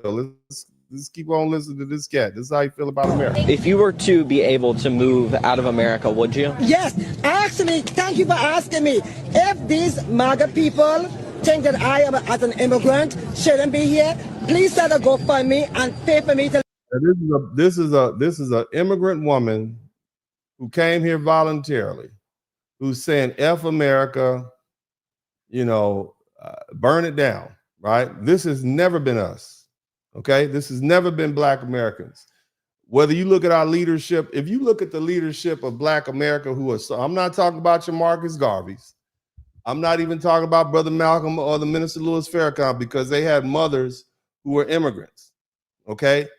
But those of us Thurgood Marshalls, when you talk about W.B. Du Bois, when you talk about Booker T. Washington, we always were loyal to America. Matter of fact, Thurgood Marshall petitioned Lincoln to let Black men join the Civil War for the Northern Army. This is how patriotic we were. We've always been patriotic. We want America to change. We don't want it to burn it down. The immigrants, they don't like America. And whether they'll admit it or not, they talk about America. They talk about Black America. You think they talk about Black Americans? Go talk to a Jamaican. A Jamaican would tell you they call America Babylon. Tell me what a lie is. They have songs about America being Babylon. Do you all know what Babylon is? That's the place that falls, the evil place in the Bible. This is how they feel about our country. But they'll come up here and use the resources. They'll come push a baby out, get some welfare, get some EBT. But they don't like America. That's never been a foundational Black American motif. Y'all keep listening. To leave, and I will leave. Make it a campaign, and I will be gone as soon as they raise the money for me. We gotta pay you to leave. We gotta pay you to leave. They got some boats headed back to Jamaica. You don't need to stay. Get on out Thank here. you for asking me. I just want you to know, though, we don't want you to leave. No, but thank you for asking me. I appreciate it. Of course. Yeah, of course. so let them start a campaign, and I will be going. Take your ass back to where you came from, or we'll call ICE to drag your ass up out of here. And these people, I mean, but for her accent, she sounds like, a Black woman. And so it's like, that's not us. That's not what we do. We are not like that. You got a lot of anti-American immigrants with Black skin. And here's the thing. We white folk know that you're not from it. We know that. Everybody knows where you're from. You're African, bro. Yeah, I'm African, bro. I'm not denying the fact. You're not. Now, let me say this. This video that I'm going to show, it proves a point. White people have always known Africans, the difference between Africans and foundational Black Americans. They just haven't said anything. But you could be absolutely certain that they're looking at these internet streets and they're reading the tea leaves and they're following the lead of Black Americans. And they say, oh, well, if they're not under the cover of Black Americans anymore, we can go get them. Listen to this. Yeah, I'm Niger boy, bro. You're African, bro. Yeah, I'm African, bro. I'm not denying the fact. You're not Black, bro. You're African. Being African is being Black. Are you dumb? Nah, bro. On God, there's a difference. Okay, so you're Black, yeah? If someone's Black, like, they carry the culture, the heritage, all that stuff of a Black person, Look at him. It's not working anymore, homeboy. Your little mask is off. If someone's Black, like, they carry the culture, the heritage, all that stuff of a Black person, But an African guy, he has different culture, he has different everything. Yeah, he does. Yeah. If when you talk Black, I'm thinking like African American, like the Black guys you see in the U.S. But then when you say African, I'm thinking of all the Niger boys, all those guys, Ghana and all that stuff. It's very different people. Ever since my mom gave birth Very different people. to me, I've never seen anybody as stupid as you. Now you mad. Now you mad because he calling you out. Now you mad because the white boy said you are not Black America. You are not Michael Jordan. You are somebody else, sir. You're not Michael Jackson, Michael Jordan, Mike Tyson. That's the culture that we know to be Black. You are a foreigner. Somebody type foreigner in the chat room. They don't like that. Let's be good. You are beyond stupid. I'm lost of words to describe how stupid you are, bro. You make me lose a brain cell. I'm not gonna. No, you just, bro, you faking it. Everybody knows you faking it. Okay, everybody knows. Somebody type foreigner in the chat room. You're a foreigner. Okay? Like, I might gotta go to bed after this. Like, I'm done streaming. Go get on up out of there, man. It's not working anymore. We all see it. You see, and you can't be mad at that. I mean, where the flags at? Y'all quick to whip your flag. I'm not Black American. Here's the cold part about it. They've been telling us, I'm not Black American. I'm not Black America for decades. And now they will say, you know what? You're right. You're not Black American. They have a problem. Now let's listen to what when it comes to violence, right? When it comes to real violence, no race dominate more than Africans. White people got nothing on Africans. Black people got nothing on Africans. I tell you that, okay? Now, this is an African telling you that nobody's more violent than African. These are the people. Where's that dude at? Let me get him back in here. I'm sorry. Did y'all see enough of this guy? I want to make sure we don't lose him. We need to keep American so much. Yes. Why did you come to America? Yes. Okay, first of all, miss me with that. Black Americans don't run in America. Okay. You don't own or control anything in America. Looking like a goddamn Negro Smurf. White folks, they got guns, so they delete one another. Black folks got guns, they delete one another. Okay, Africans don't have that. Africans, what they do is they poison you. Poison. If an African don't like you, it'll be your friends, your family, your uncle, whoever it might be. They will poison you through food, through drinks, or even worse, if they don't I ain't going over for dinner. Look at that. They poisoning people. Goddamn. Like you'll just wake up one morning and your whole legs will be big like a football field. Damn. And you'll wonder what happened to you. They put voodoo on your legs. Okay? If they don't like you, they will put voodoo on you or they will poison you. It's even worse than getting shot at. And how many of y'all want to move back to the motherland? How many of y'all moving back? They're gonna poison y'all ass. They're gonna poison the hell out of y'all ass. Y'all take your black ass back over there if you want to. Talk about you leaving Detroit.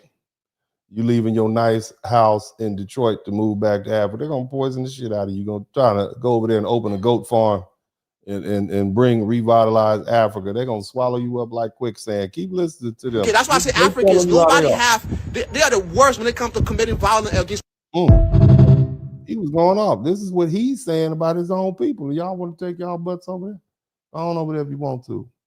I'm not saying don't go visit, don't go hang out. I'm saying, you know, this is what they're, you know, some people, here's the thing. I believe you. You don't have to tell me twice, okay? You do not have to tell me twice. I believe you. When you tell me, I believe you. Okay, now let's talk some more about the culture that we see. I want you to hear this. Now this is, look at this. Look at this. This is in Africa. Listen to what they saying. Okay, you hear the song? Where does it sing? This is like they at Southern University and homecoming, right?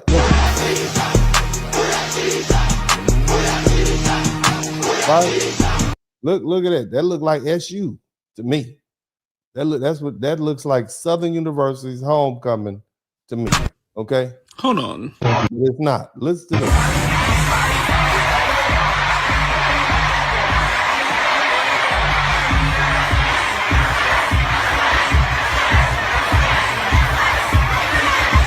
So what you have is you've had some Africans take a Black American video at a. All right, that's better. Let him explain. So if you couldn't tell, that is a regular basketball game in Atlanta. In Atlanta, where Black people are doing the swag surf dance to swag surfing, which makes sense, right? Yes. And I guess somebody in some Africans took the swag surf bootleg video from Instagram and superimposed some African tribal dope boy music on it, right? And that's what they do. South Africa decided to overdub the audio with some South African rap song. Yes. Let's listen to it.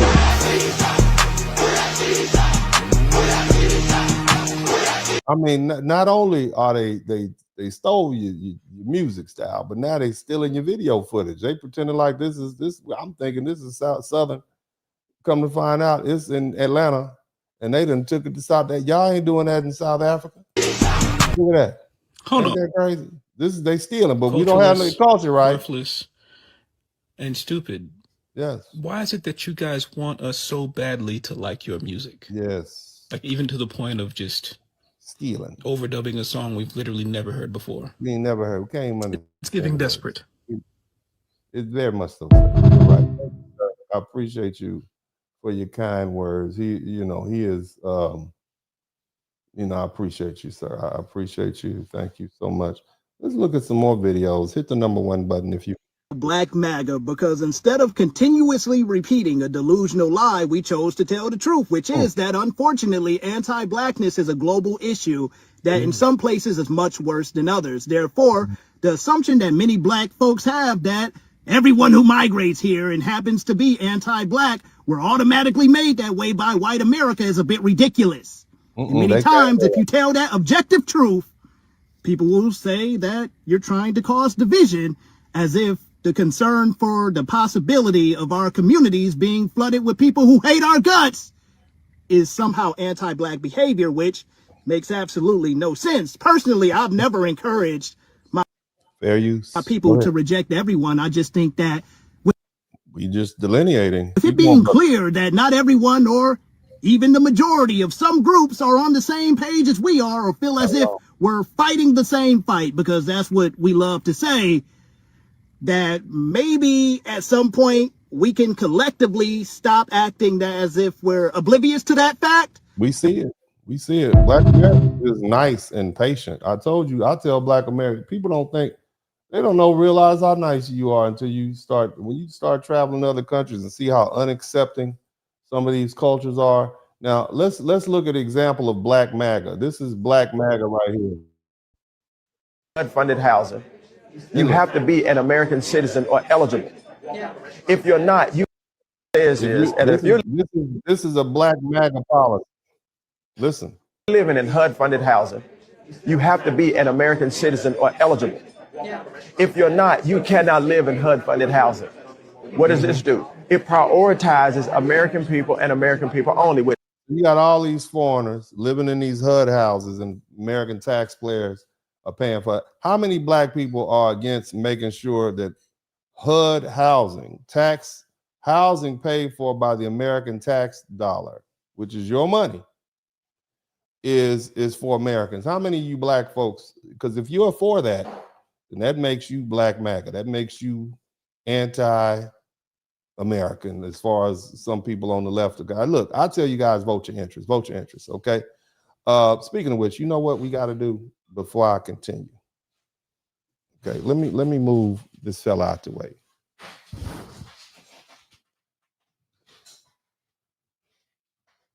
Don't play me. You know what time it is. You know what I'm trying to do over here, right? Y'all know what time it is. Let's not play this game. I see all y'all out there. It's time to get the subscriber count up. I need y'all to make sure y'all subscribe to the channel. Let me see what my subscriptions look like. We ain't taking a break, but you all need to go ahead and, are you learning something? If you hadn't learned anything, you just hard to teach. But if you learn something, I should earn something. But in the meantime, I need y'all to make sure.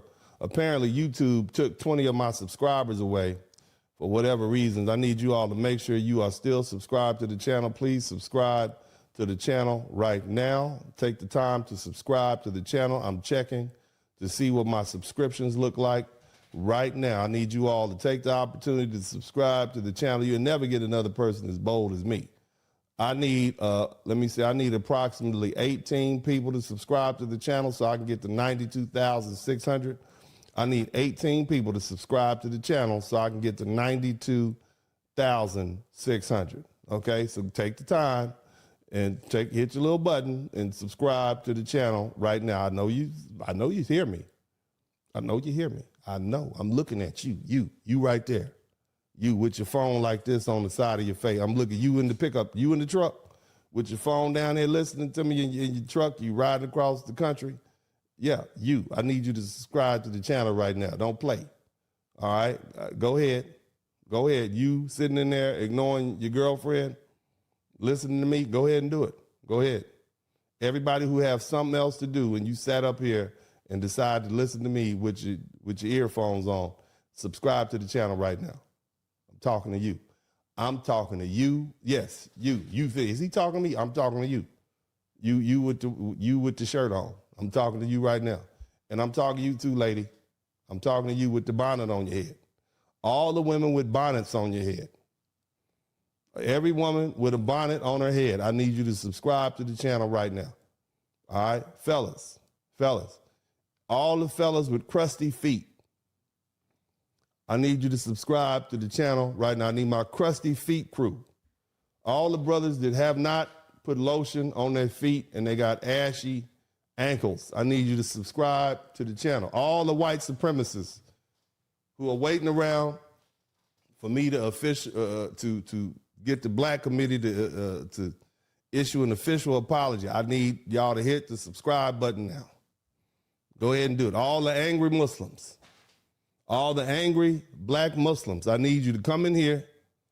I need you to subscribe. You need to hear this. You need to come on up in and hear this. I need 6 more people to subscribe to the channel right now. All you angry, come on. Come on now. Don't run from it. Don't just be happy it's not your day. Just be happy it's not your day. I'll be on them. When people die, I give them their day. Haitians, they caught hands last week. The poor Haitians, they was like, what are you doing to me? We are doing. Yeah, I caught hands. It's not your day today, baby. Subscribe to the channel today. Go ahead. We need 5 more people to subscribe to the channel, and I'll get back to work. I need 5 people. Out of 600-700 of y'all, I need 5 folk.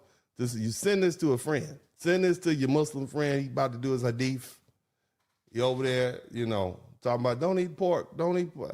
Send him this. Next time you say, that's why I've been eating them pork rinds in front of you right now. I didn't know. Yeah. I need 5 people. All I need is 5 people to subscribe to the channel, and we will be at 92,000. Okay, I need 4 people. Don't hate watch. You're not gonna sit up here and hate watch me. You're gonna subscribe to this channel. 3 people. I need 3 people to subscribe to the channel. I need 3 more people. Look where we at. I want y'all to see where we at. Okay? See that? See, you can't see. It's almost. I need 3 people to subscribe to the channel, and I get back to work. I got more to say. I'll talk to you. 2 people. I need 2 people. I got 92,598 people. Subscribe to the channel now. 1 person. I need 1 person to give me the 92,600. And I get back to work. I'm going to get back to work as soon as y'all give me my 92,600 people. There we go. Praise God. See, that wasn't so hard, was it? Now let's get back. Let's get back to where we at. I'd like to thank all the crusty feet people, all the ladies with bonnets on. Okay, I'd like to thank all the angry Muslims, all the white supremacists. Everybody's welcome here with Uncle D, baby. Everybody welcome to get this work. Uncle D is passing out the truth over here. I'm here to hurt your ears, make you feel bad. Yeah, next time they tell you don't eat that pork sandwich, brother. You know you worshiping the damn racist ass religion. You got that brother-in-law trying to, yeah, man, when you gonna come down to the mob? You know you're racist, man. But anyway, that wasn't hard. That wasn't hard, was it? That was easy. See, that was easy. It's all you had to do, baby. Just hit the subscribe button. Y'all still here? Y'all still here? Are y'all still here? Let me know if you're still here. Let's go ahead and get back to work. Look, we're gonna go ahead and speed this thing up. I done talked a little too long. So I'm gonna pass up a couple of these videos. I'm having a little too much fun over here with y'all. It's a little too enjoyable. Y'all, thank you everybody for subscribing to the channel. I actually need I would like to have a couple more subscriptions, but check this out. This is what was going on in Chicago. Held and talking about expressions of slavery, and you don't even have any. Hey man, you know what? Shout out to everybody from Chicago. Chicago has really been the spearhead to the delineation movement, and I mean, I'm saying, look, you know how this happened. The little Texas governor sent all those immigrants to Chicago, and they dumped them in the black community, and Chicago stood up. Shout out to all my people from Chicago. But this sister's in Chicago at a city council meeting. Listen to what she has to say very carefully. Hit the number 1, but this is the future right here. This is what's going on. It's being held and talking about expressions of slavery, and you don't even have any black aldermen there. Now, it's not your fault. It's a testimony of just how sorry and pathetic the black aldermen are in City Hall, which has allowed you all to do all type of things that you all shouldn't be allowed to do. But the fact of the matter is the fact that you have Africans in here today talking about expressions of slavery.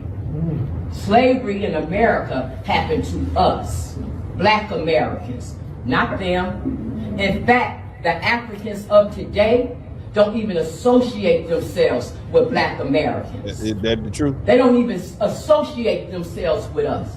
In their little minds, they think they're superior to us. So for them to come over here and think that they should be getting some type of rights and in the conversation of slavery is a straight up insult. Now what you all are trying to do is bring them in on this immigration jump. That's what y'all trying to do. You're trying to bring them in on this immigration jump when you know doggone well the conversation of slavery is not behind black immigrants of today. It's behind black Americans. And you all have yet to address that issue. And you, Sanchez, Rodriguez Sanchez, you won't even give me the dignity of talking about the hate crime bill for black people that I was trying to get going.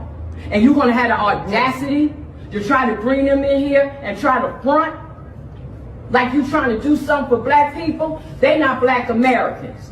But we're not going to waste our time in here. The real fight.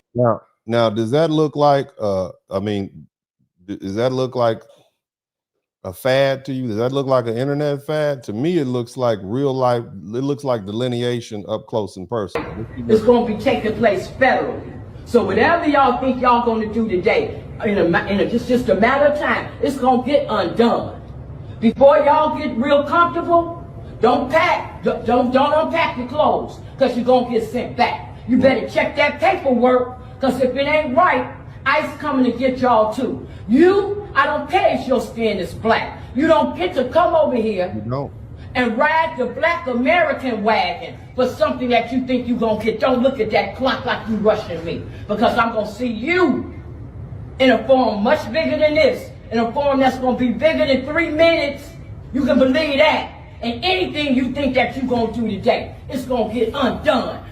Africans are not Black Americans. The slave trade was on us, not them. They don't even associate with us. Don't play no games with black people. That's why the Democrat Party in trouble right now, messing with black people, not them, not them. We got the power in America. You better understand that. Watch. Well, and so, you know, that's where we are. Okay. And we got here for a reason. Now I'm going to get a couple more videos and then I'm going to go ahead and get to my analysis. I want you all to understand that, you know, this is not anything new. We don't, number one, a piece of the interview that Byron Donalds said when he was being interviewed on the Breakfast Club, talking about the reason why he is against reparations is because he is the son of a Jamaican father. Yeah, this is remember I had those Nigerian immigrants who were running for office earlier. Remember I had them up?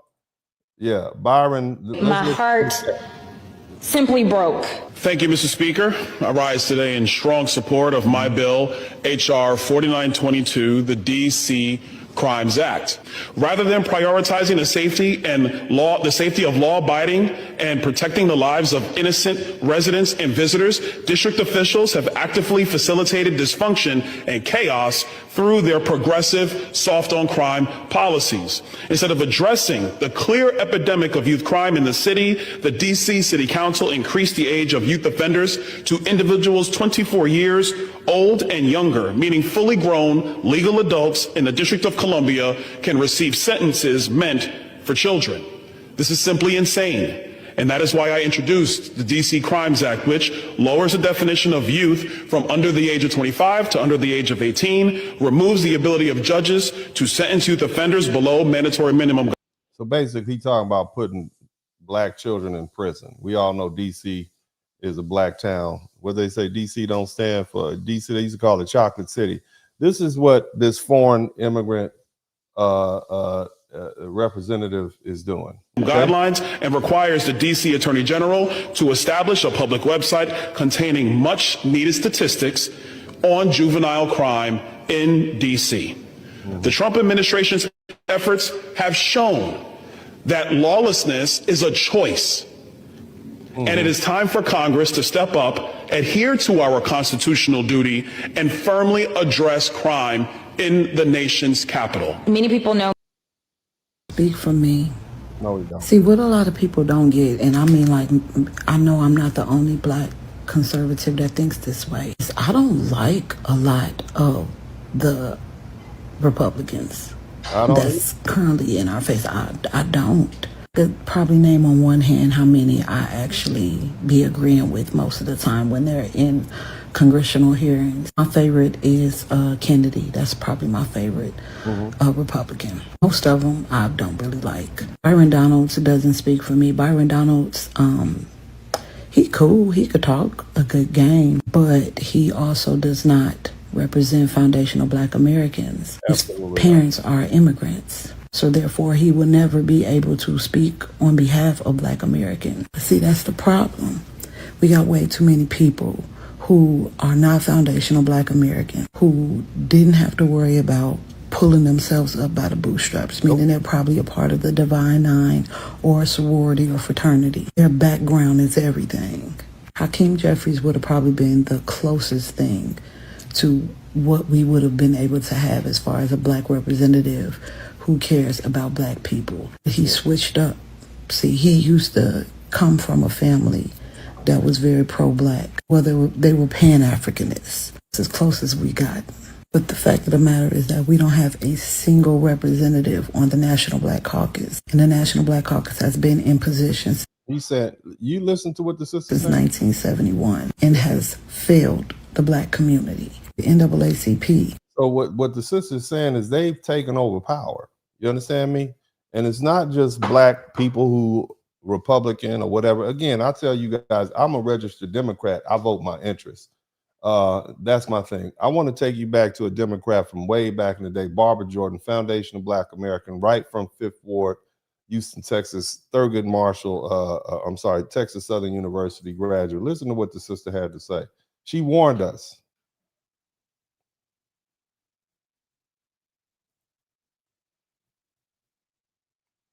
We strongly denounce the hostility which seems to be developing around immigrants. That is not healthy.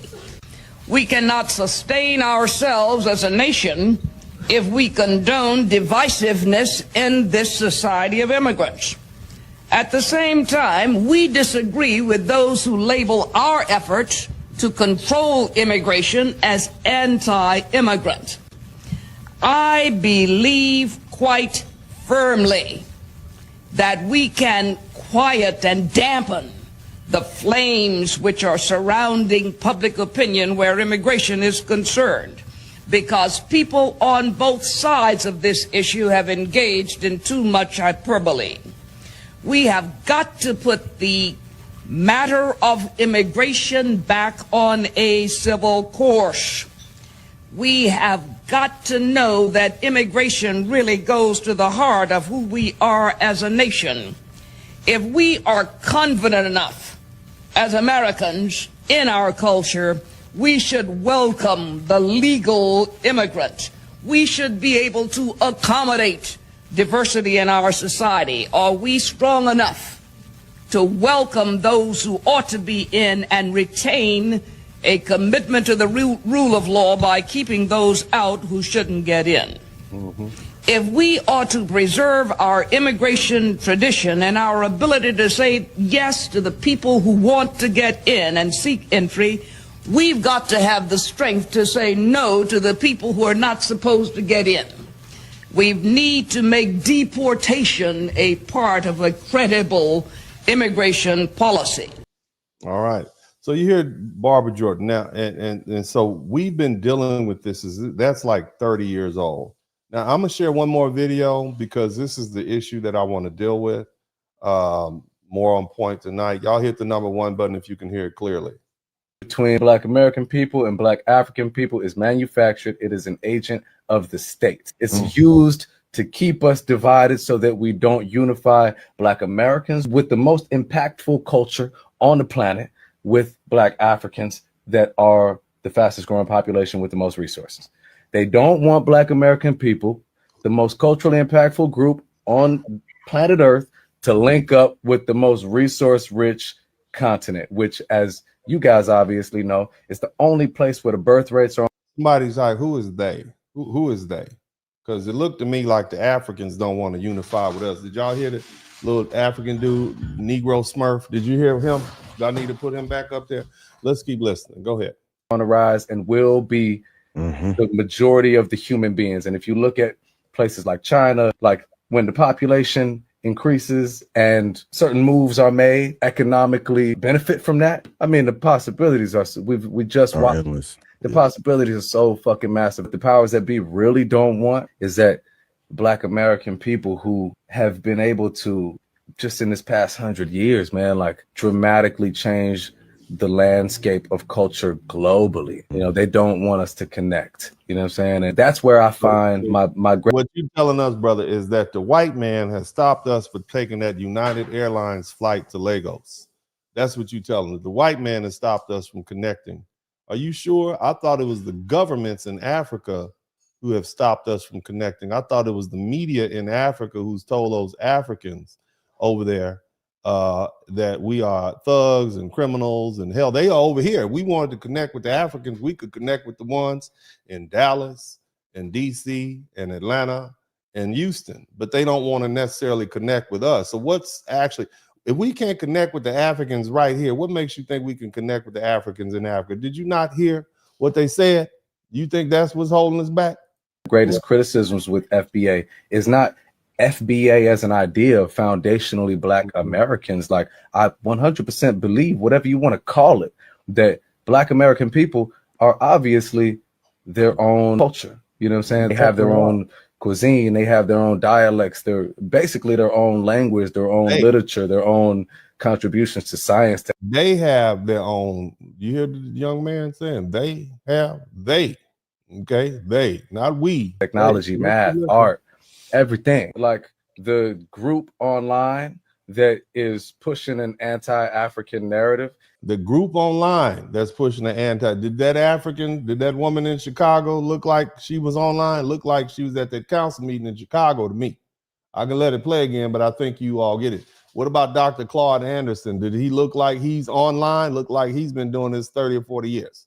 It's just misguided, and I feel like they're misguided by design. In your great wisdom, in all your learned years, you know, and all your successes in business and travel, you, sir, let me just say it like this: you are not qualified to tell us what we know, what we should know and don't know. You're not. You're just not qualified. You don't have the background, the education, or the money, okay, or the gravitas to even convince a school of fish what to do, sir. But I'm gonna let you finish. In the same way that the Africans online that are pushing an anti-Black American narrative are misguided. They're misguided by design. Like, I've had these conversations. We're too stupid to know what's in our best interest. What year, what group of Black people do you think you're speaking to? Because there's a whole plethora of PhDs and lawyers and doctors and international business persons and folk who just had everyday interactions with folk that can tell you that, you know, we know exactly what we're doing. So we're just a bunch of misguided Negroes. That's what this gentleman is saying. In Africa, many times, when African people will ask me, they say, Black Americans, why are they so aggressive? And, you know what I mean? Why are they so angry? And why? Now, these Africans are in Africa and they've never actually met a Black American, but they're asking you why they're so aggressive and angry, right? So they just assume that, right? Don't know anything about us. But anyway, can't they figure out how to rise in society? Like, Africans are often colored with so many negative stereotypes of Black Americans because the media has painted this fella. Y'all know who this is. I don't want to hear him. Black patriots fought and bled on the battlefields of the American Revolution. Yes. And they really did. In case you all don't know, this is the president of the United States, Donald Trump.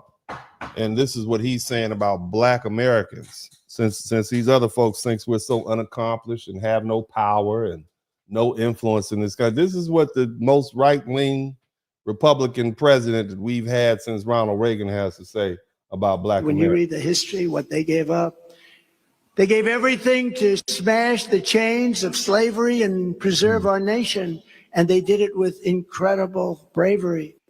They helped win the Wild West, tame the skies, and save freedom in the Second World War. They're warriors. From the very beginning, Black Americans have been a vital part of the American story.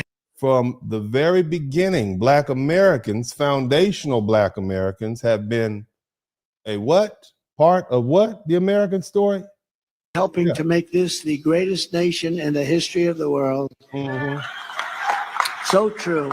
Thank you. We thank you. We thank you for it. Black patriots fought and bled on the battlefield. In the meantime, what's going on over in Africa? In the meantime, as we are over here being patriots and doing all these great things. This network of trolls targeting African Americans, and now we've actually come here to Ghana to try to get the full story.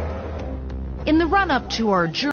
Somebody said Trump is pandering for votes. Trump is already the president. Why would he be pandering for votes at this point? We had discovered that all of the accounts were connected to an NGO called Eliminating Barriers for the Liberation of Africa, known as EBLA or EBLA. Looking at the website, it was clear something was off. Parts of it still had dummy text. It was impossible to make an actual donation. And most mysteriously, one of the photographs had a Russian file name. Though the group claimed to be focused on issues like poverty in Ghana, its employees posted almost exclusively about the U.S. Some used incendiary language, America's descent into a fascist. So they got Nigerians and Africans over there trolling Black Americans and websites with black faces as if they're speaking for us. Police state continues. Someone needs to take that senator out. Often they posted on real U.S. groups, an attempt to gain legitimacy and build an audience. Many even implied they were in America. They don't even have their flag. Where the flags at? Somebody put the flags up. We all are sick and tired of the violence that's taking place in our communities. They're saying we as if they're here in the United States, as if they're speaking on behalf of Black Americans or are Black Americans. In reality, they were here, in a nondescript house on the outskirts of Ghana's capital. Shady. This is the compound where the operation has been based. There's no sign for an NGO. We're about an hour outside of the city, and you can see this is a very secluded residential area. And people here have been telling us that about 3 weeks ago, Ghanaian security services showed up here, raided the building, and no one's been back since. Sources in Ghana's national security tell CNN that all of EBLA's funding came from Russia. After the raid... So, I'm saying these people act like they're enemies of the United States. I'm just saying, do you all trust that? Let's see what else is going on over there. Area, they're having a festival called the Ozoro Festival, where they are literally raping girls. I'm talking about you could just be out minding your damn business and you could get pretty much like pulled off to the side and gang raped by multiple people. Fuck you, I'm not saying. Do you hear what I'm saying? This is the call. This is who these are the people that look down on us. And grape, I'm going to say the actual damn word. It's like the internet is split because I'm seeing some people who are absolutely disgusted with it. And I'm seeing some people who are, and it's women too. And y'all are saying, well, the girl shouldn't be going out. Now you have Nigerians mocking the victim.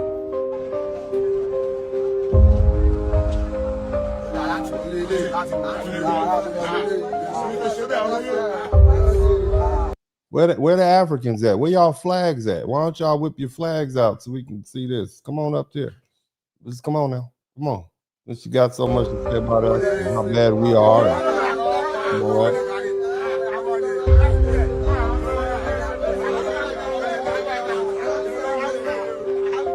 Now, apparently, this young lady is the victim of this savagery.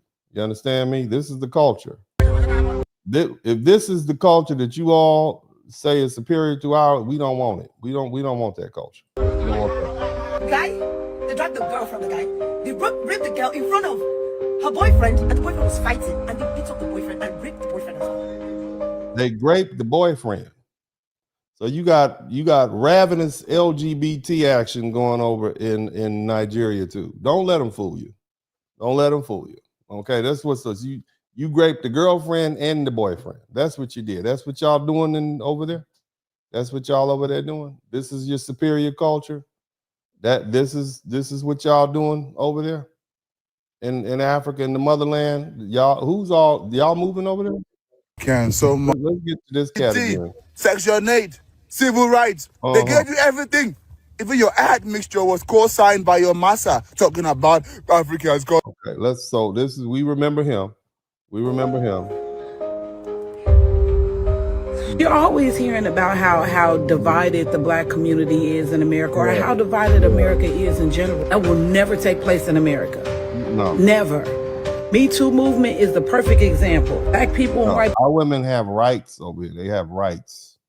Okay, and let me give you guys a quote. A nation will only rise as high as the moral aptitude of its women, and that has a lot to do with how you protect your women. Our women are not subjected to mass grape festivals on an annual. Our women will bust a cap in you. Somebody type Ruger in the chat room. Somebody type Smith & Wesson in the chat room. Ladies, I expect each and every one of you. Uncle D is a heavy 2A advocate, okay?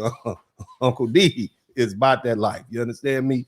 I want each and every one of you ladies out there to get that iron. Somebody type that iron in the chat room. Go down to a local gun emporium, take your Gucci bag or your Chloe bag or whatever you have and get yourself that get that iron. Okay, keep that iron with you because the police is not supposed to protect you. You are supposed to protect you. Get that iron.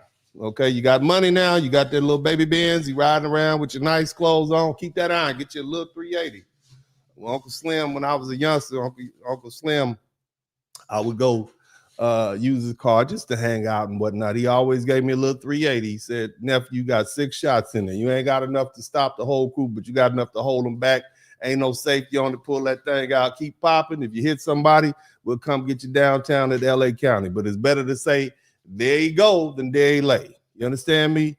Nevertheless, get that iron with you.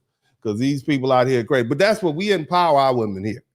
So we have a lot of issues in Black America, but one thing we don't have an issue with is empowering our women. You guys can take a look at my books. I had this book, man, these books. I had this homegirl. Her name was Glodine. Glo was black. When I tell you she was black black as black. I loved her to death. Her name was Glodine. She was a little bit older than me. She and Uncle Slim was dealing with each other. You know what I'm saying? And you know, Glodine had an accent. She actually was from LA, and her baby daddy was from Oakland. This probably around about 1994. I had come home from Grambling for the summer, and she got pregnant by a boyfriend. I know Uncle Slim was dealing with her, but you know, I don't want to go into it, but extended black family is peculiar. Okay, you understand what I'm saying? Bottom line is grandma adopted her. She thought she was sweet, so she didn't care what Uncle Slim said. Even when they stopped dealing with each other, she ended up renting a room at my grandma's house while she was pregnant. And so, but Glodine and I would just sit up and laugh. She's one of those black women you just laugh with, and it's just funny as hell. But Glodine said, I can't stand a punk bitch. Like, me neither, Glodine. We actually like strong women. If it wasn't for strong women, we would not have survived. You understand what I'm saying? So what we don't have is an issue with black women protect. They might not protect themselves, but the bottom line is get that iron. I don't want to get too sidetracked from this conversation, but remember this guy. This dude. They hate Black Americans. No one cares about you, bro. Yeah, we don't know. We know. We just don't care. You know. Nobody hates you. We just don't care. Okay, that's good. You don't even care about your own people because this is what you're doing. We will come together and make sure that shit does not happen over here. I have no idea what the division is between African countries. I'm not understanding how y'all are one of the most powerful, resourceful places in the world. Y'all have the most. You can bring a horse to water, but you can't make them drink. I mean, Africa's always been one of the most powerful resource places in the world. But they have a culture that does not allow them to come together. That's not on us, that's on them. It's because of their tribalism and all those other issues they have. I'm sure there's papers written on that, but that ain't our problem. You understand? I recognize people, I accept people for who they are, accept people from whatever country. It is what it is.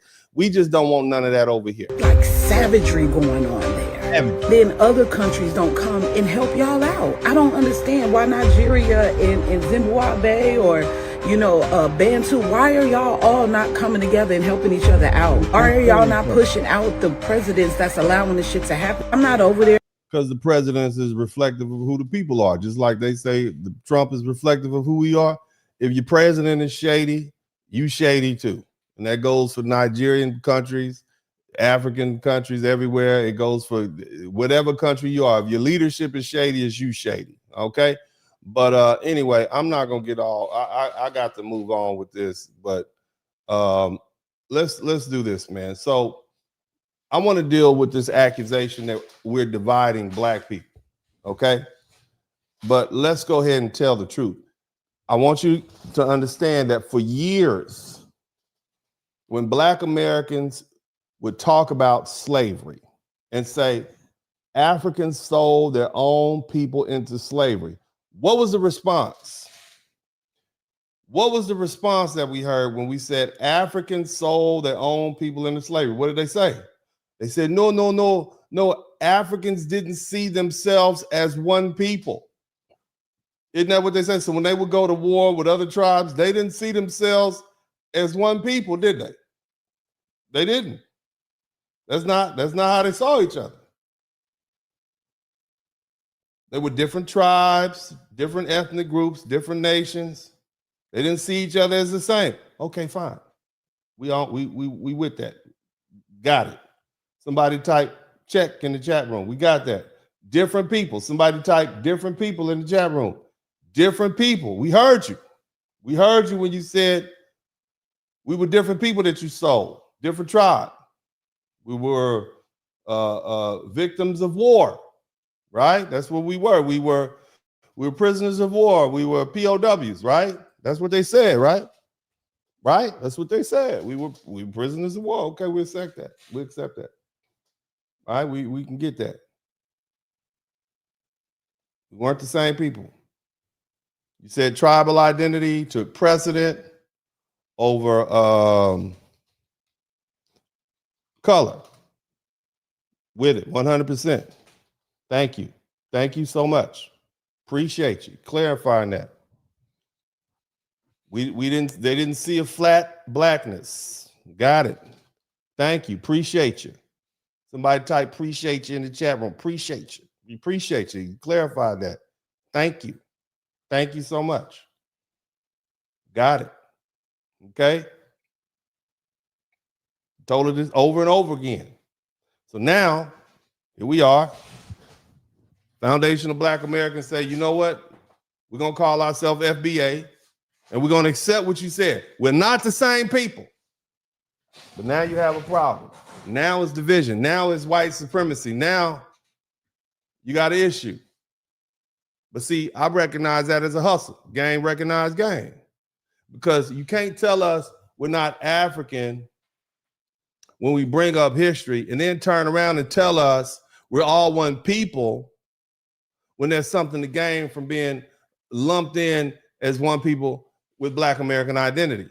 You can't say we were different tribes when slavery is discussed, but then say we're all Black when civil rights benefits and cultural influence and scholarships to these Ivy League schools and jobs working on these media platforms and political access and American opportunities on the table. No, let's keep that. No, we different. You don't get to separate yourself from us when accountability shows up, then merge with us when benefits show up. That's not unity. That's slick. That's you being slick. And see, FBA, Foundation of Black Americans, American Negro, whatever, we supreme at running game.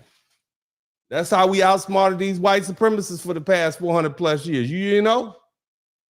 And so when the conversation is about who participated in the slave trade, suddenly everybody was a different tribe. Remember that?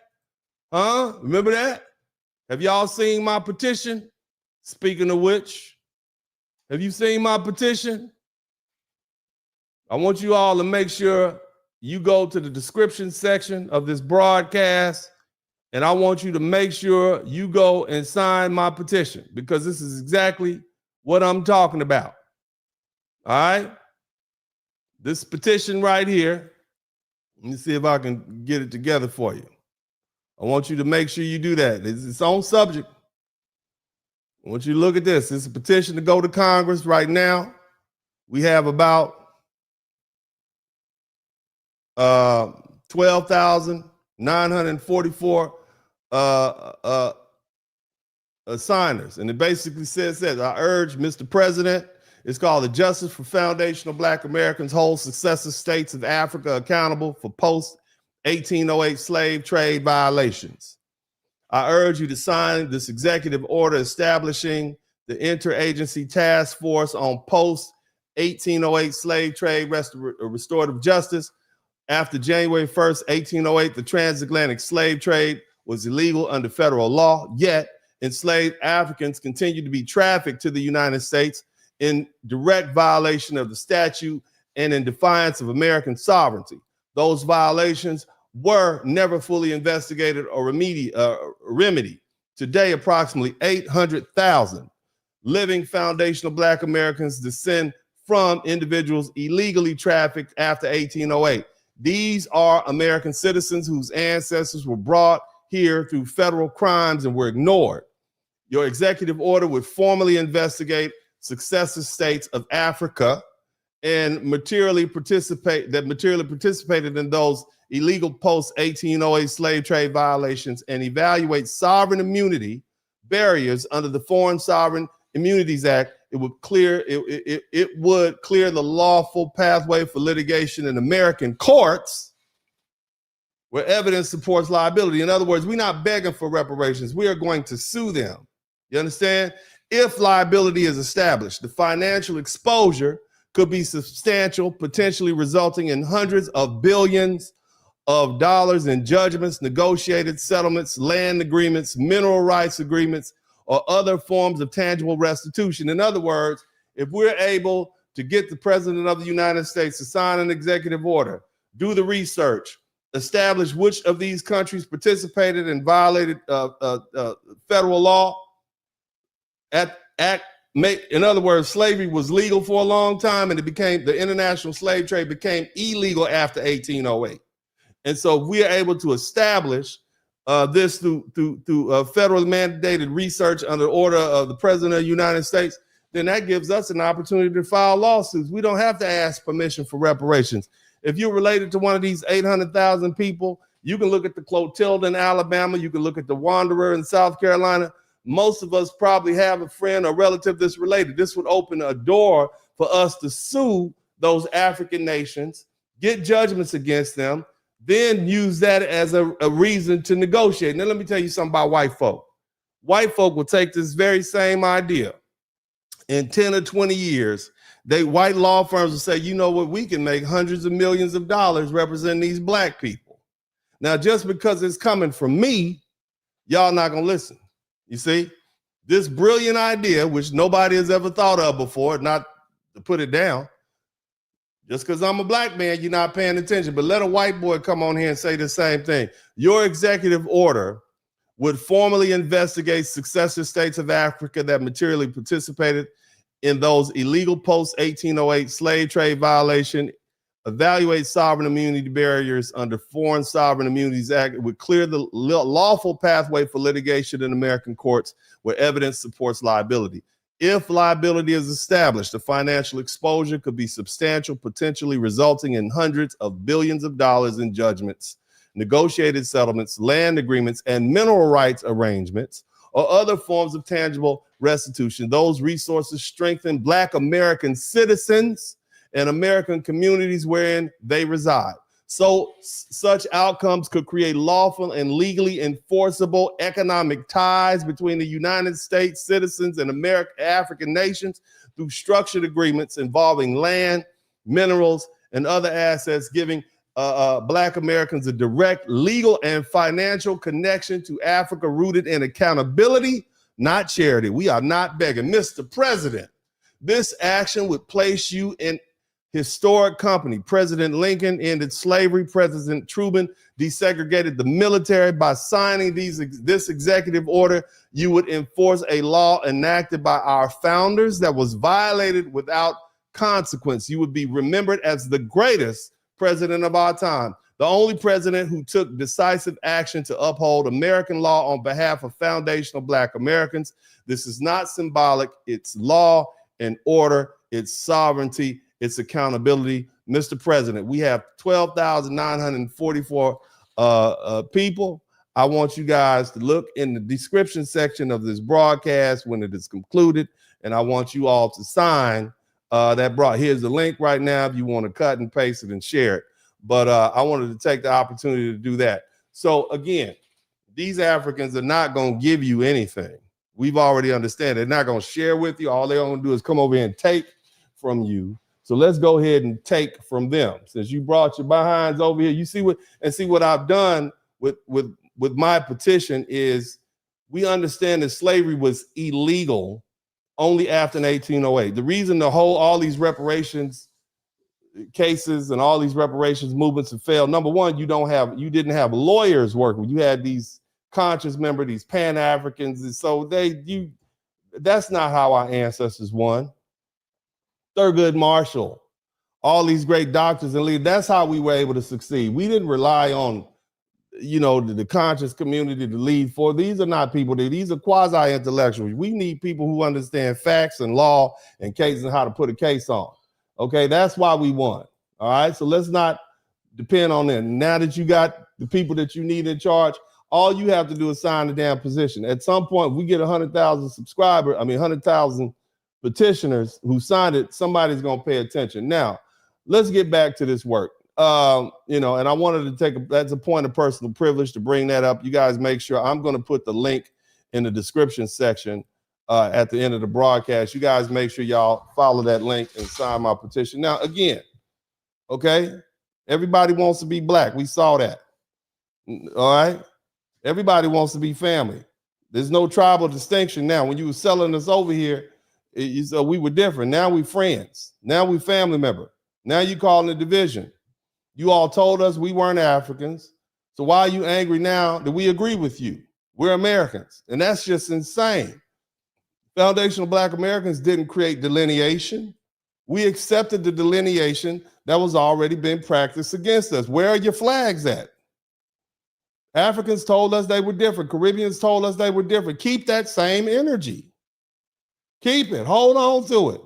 Don't be Nigerian on Monday and then and African on Tuesday and immigrant on Wednesday and then generically be black on Thursday when you have to apply for a scholarship. Okay, we're not going to participate in that game with you all anymore. Keep your flags out at all times. If you want your tribe, keep your tribe. If you want your nation, keep your nation. If you want your culture, keep your culture. But don't tell foundational Black Americans we don't get to keep ours. We have our own ethnogenesis. We were created here in America through slavery, segregation, survival. You understand? This is us. We know who we are. We know where our home is. We're not begging anybody to come live with them. We know who we are. And let me tell you something, the only slavery they never talk about? The only slavery that I never hear these people talk, is so distasteful. They never, ever, ever talk about the breeding farms. Hit the #1 button if you can hear this. Every plantation with cotton on it. You know what plantation they've never shown us, Abby? The most prominent ones. The ones that were most profitable.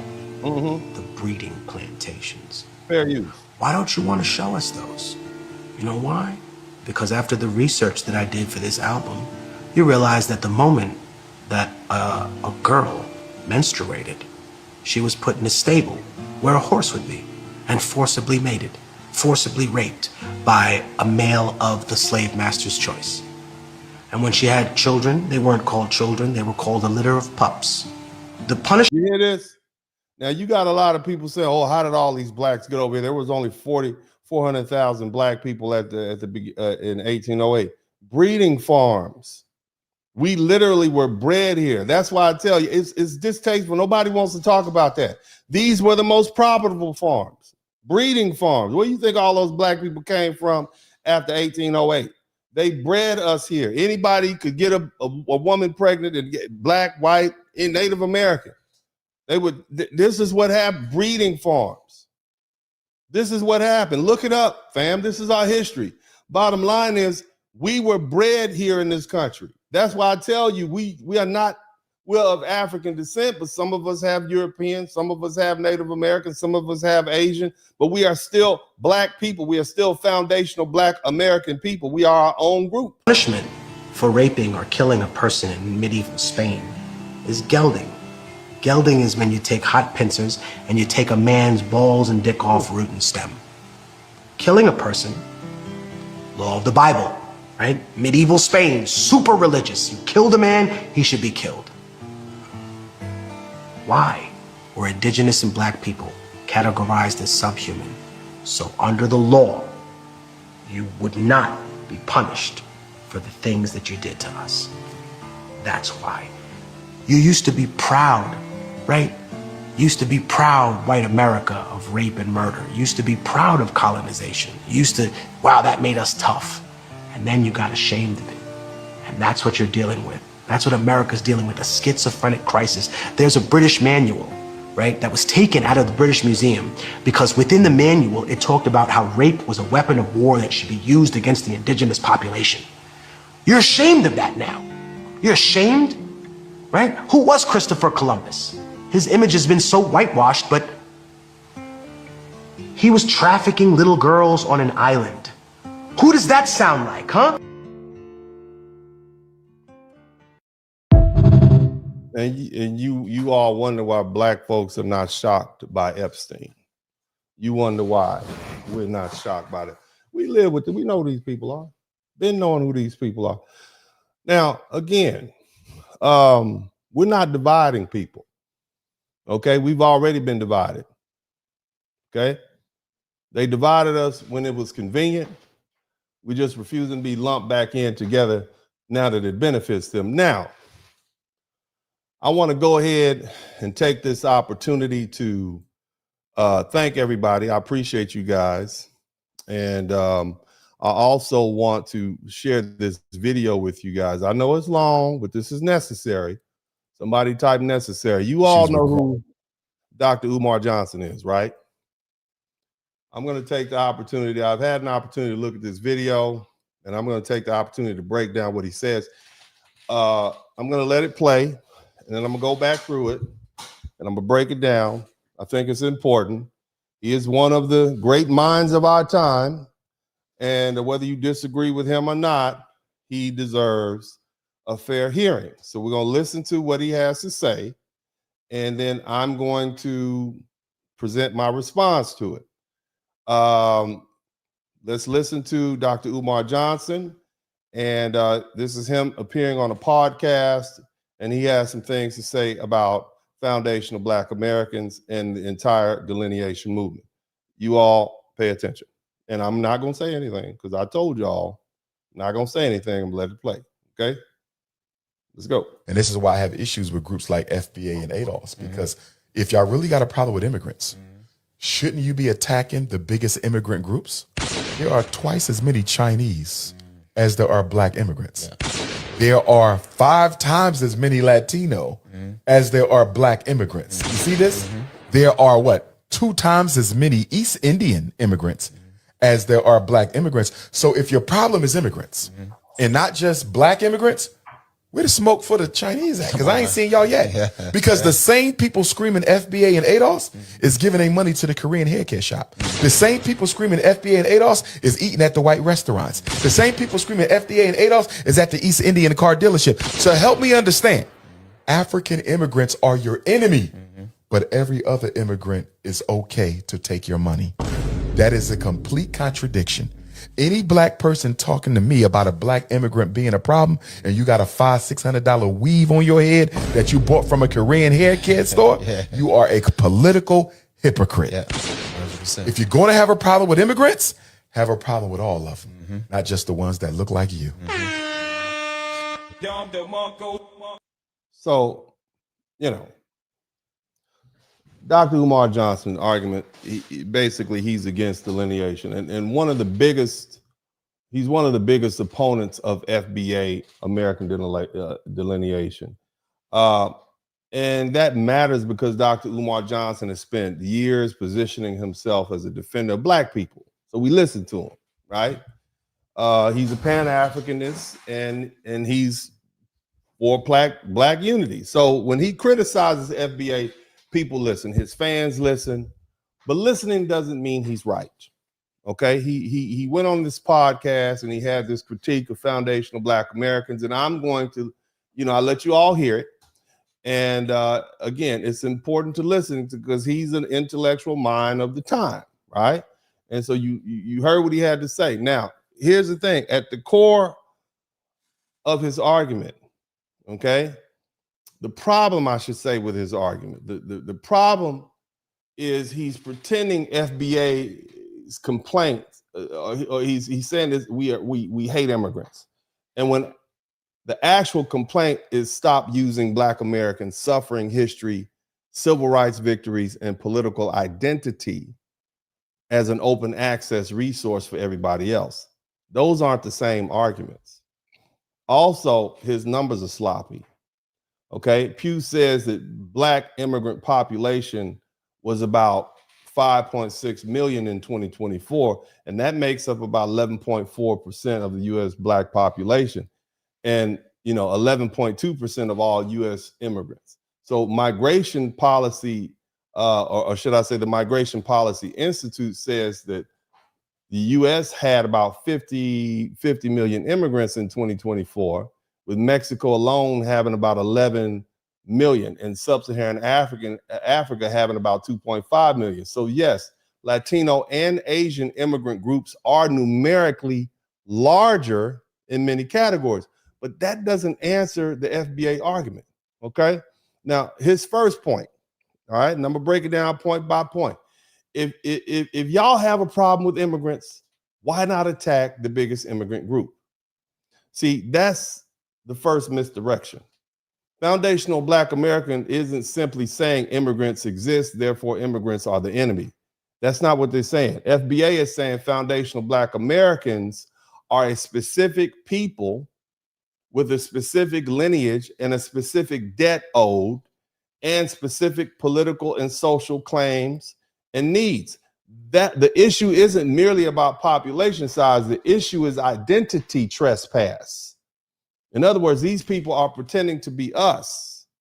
All right, resource competition, political substitution, and a narrative theft. A Chinese immigrant or a Korean immigrant, he doesn't usually come to this country and claim to be the face of American slavery and start speaking on behalf of Black people. And we don't even know he's not foundational Black American. An Indian immigrant doesn't come here and claim that he claimed Jim Crow had a direct effect on him and his people were injured because of that.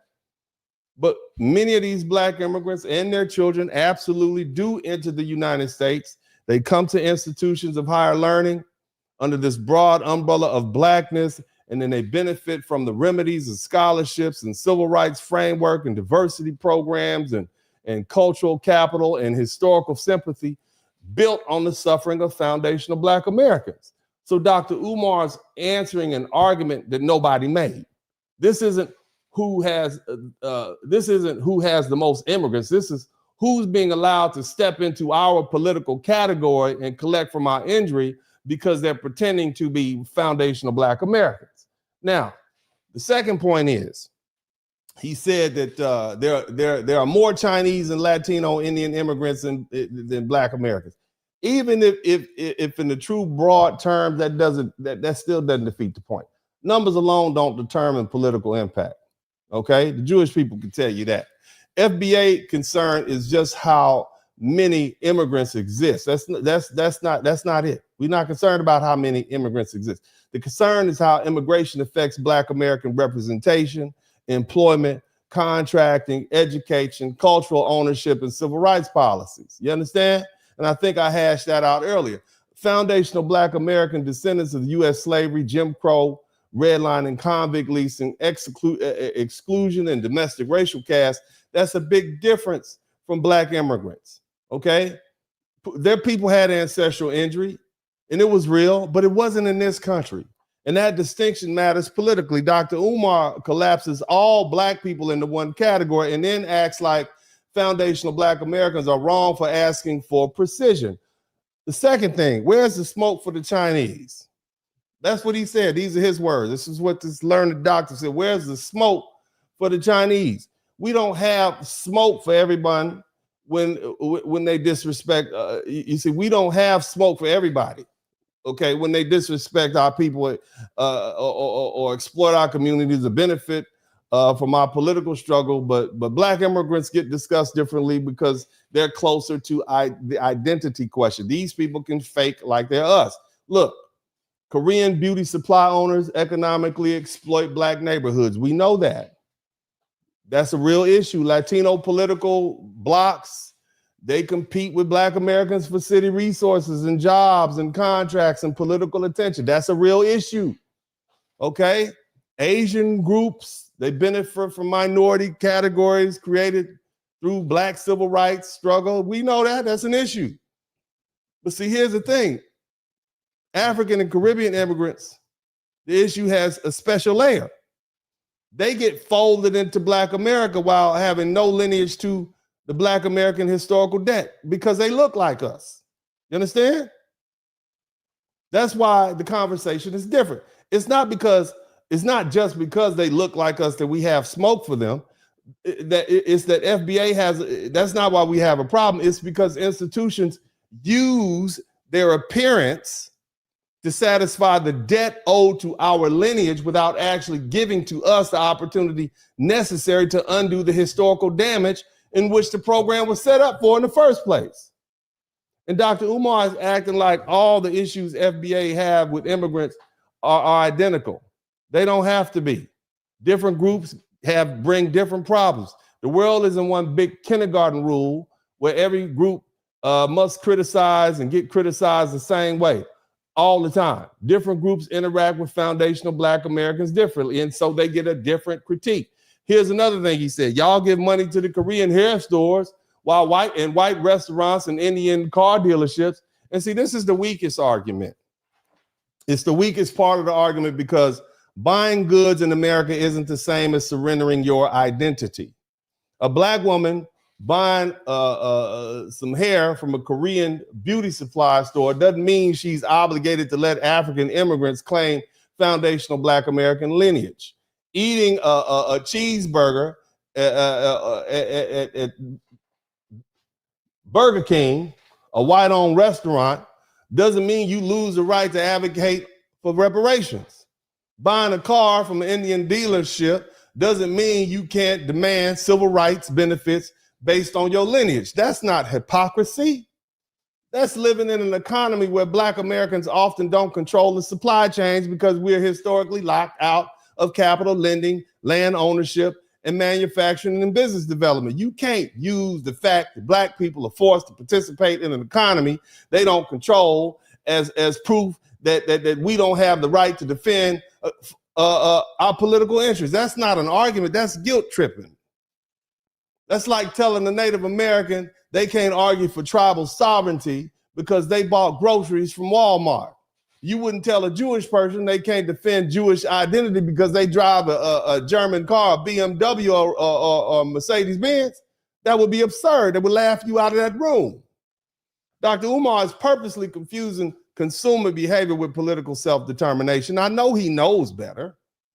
And those aren't the same thing.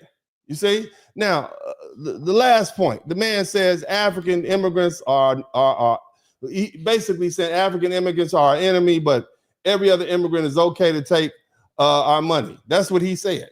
Okay, and soon that we treat them. That's a straw man argument. We're not saying that Africans are our enemy. The issue is conduct, it's positioning, and it's political competition.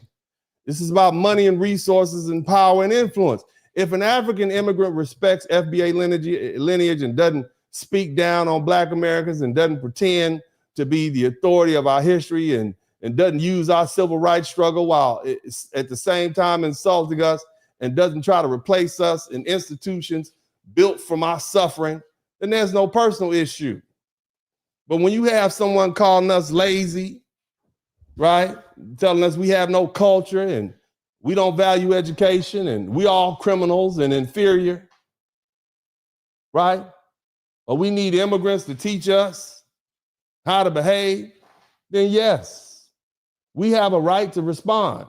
And when institutions use Black immigrants' success to try to shame Black Americans, ignoring that many immigrants arrive through this selective immigration system, educational filters, family networks already set up, voluntary immigration, that becomes a political problem. See, here's the thing, the deeper issue that Dr. Umar Johnson is missing, okay? This is what I need you to understand. Dr. Umar's entire frame is Pan-African emotionalism. Blackface equals Black family, that's his thing.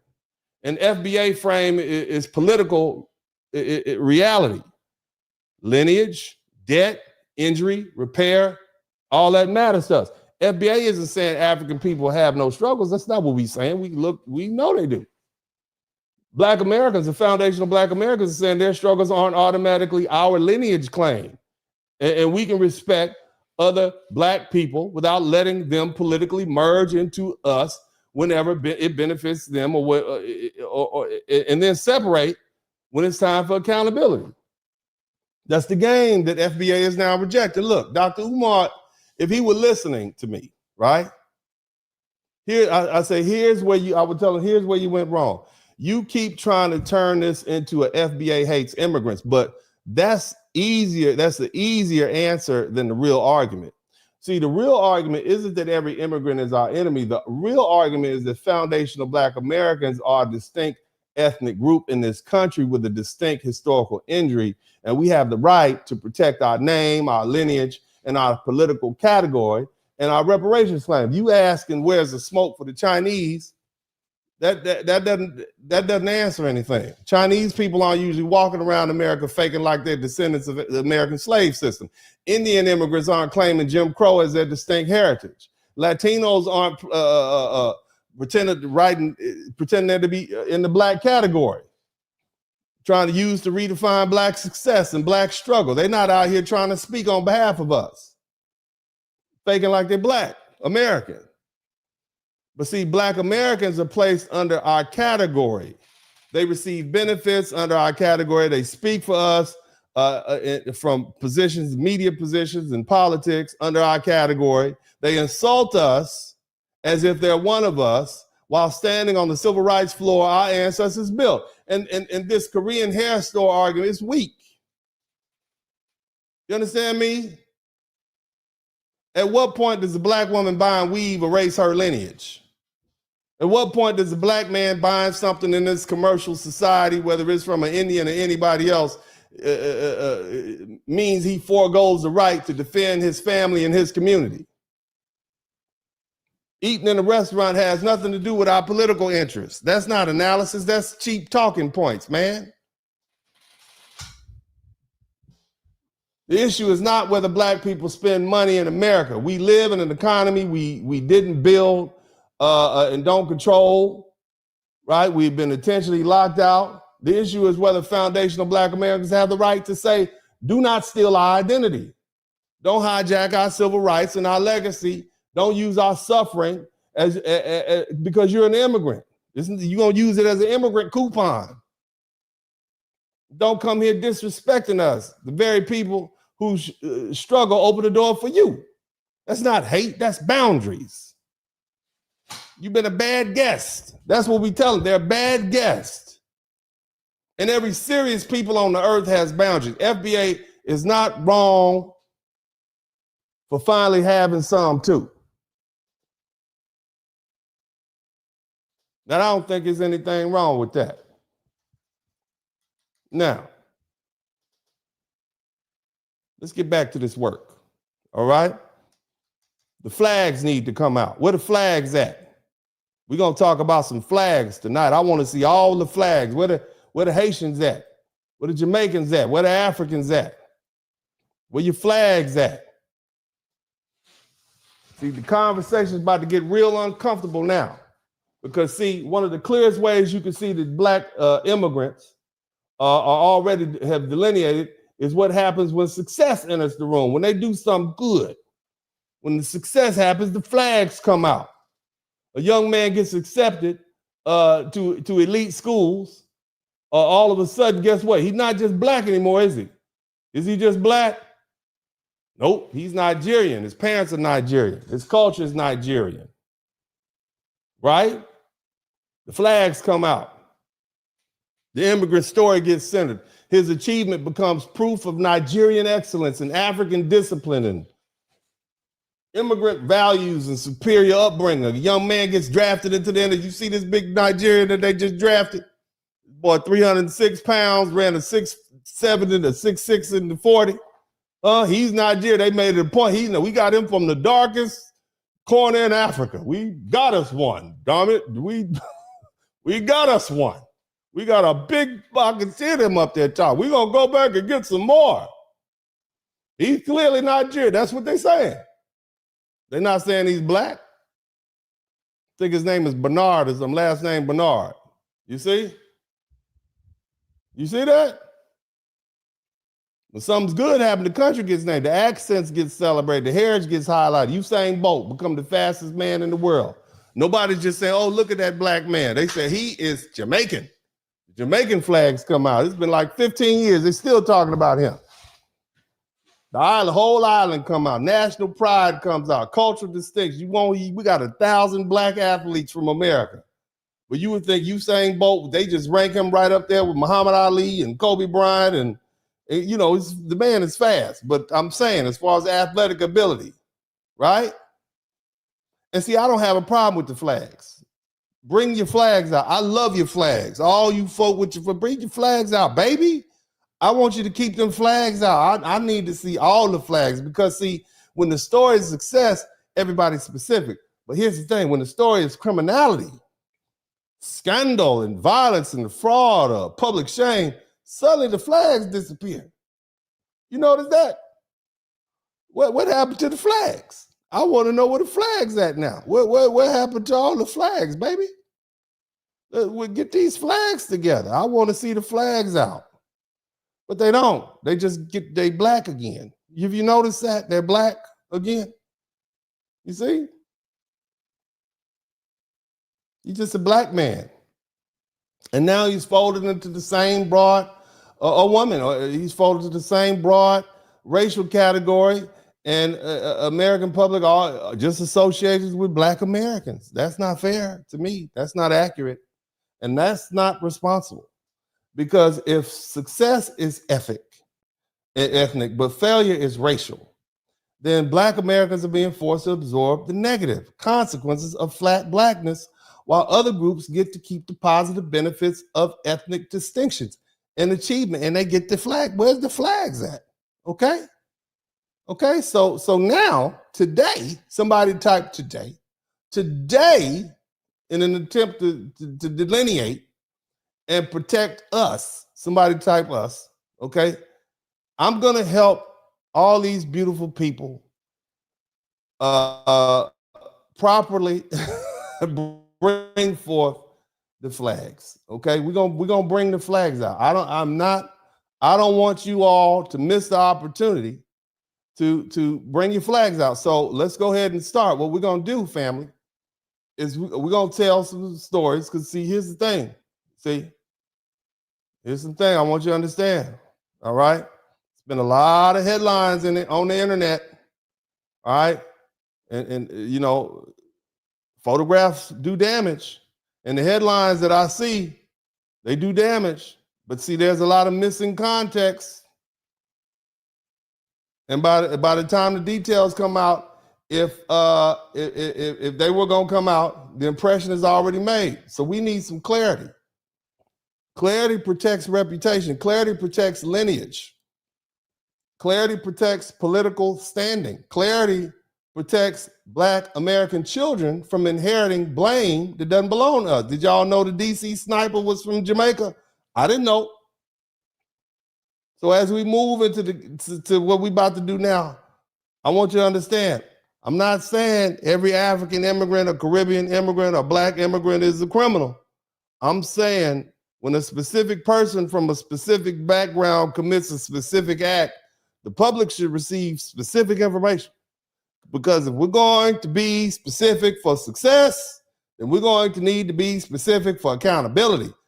No more one-way flags.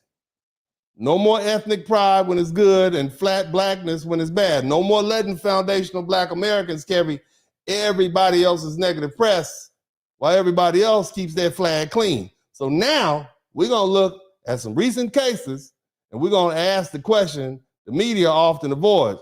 Whose man is this? Because black Americans are done being blamed by default. Now, what we're going to do is y'all hit the number 1 button. Make sure that you're clear. I want to introduce you all to this gentleman. Okay, I want y'all to make sure that you buckle up, because there's some heinous stuff going on here, and this is none of our business.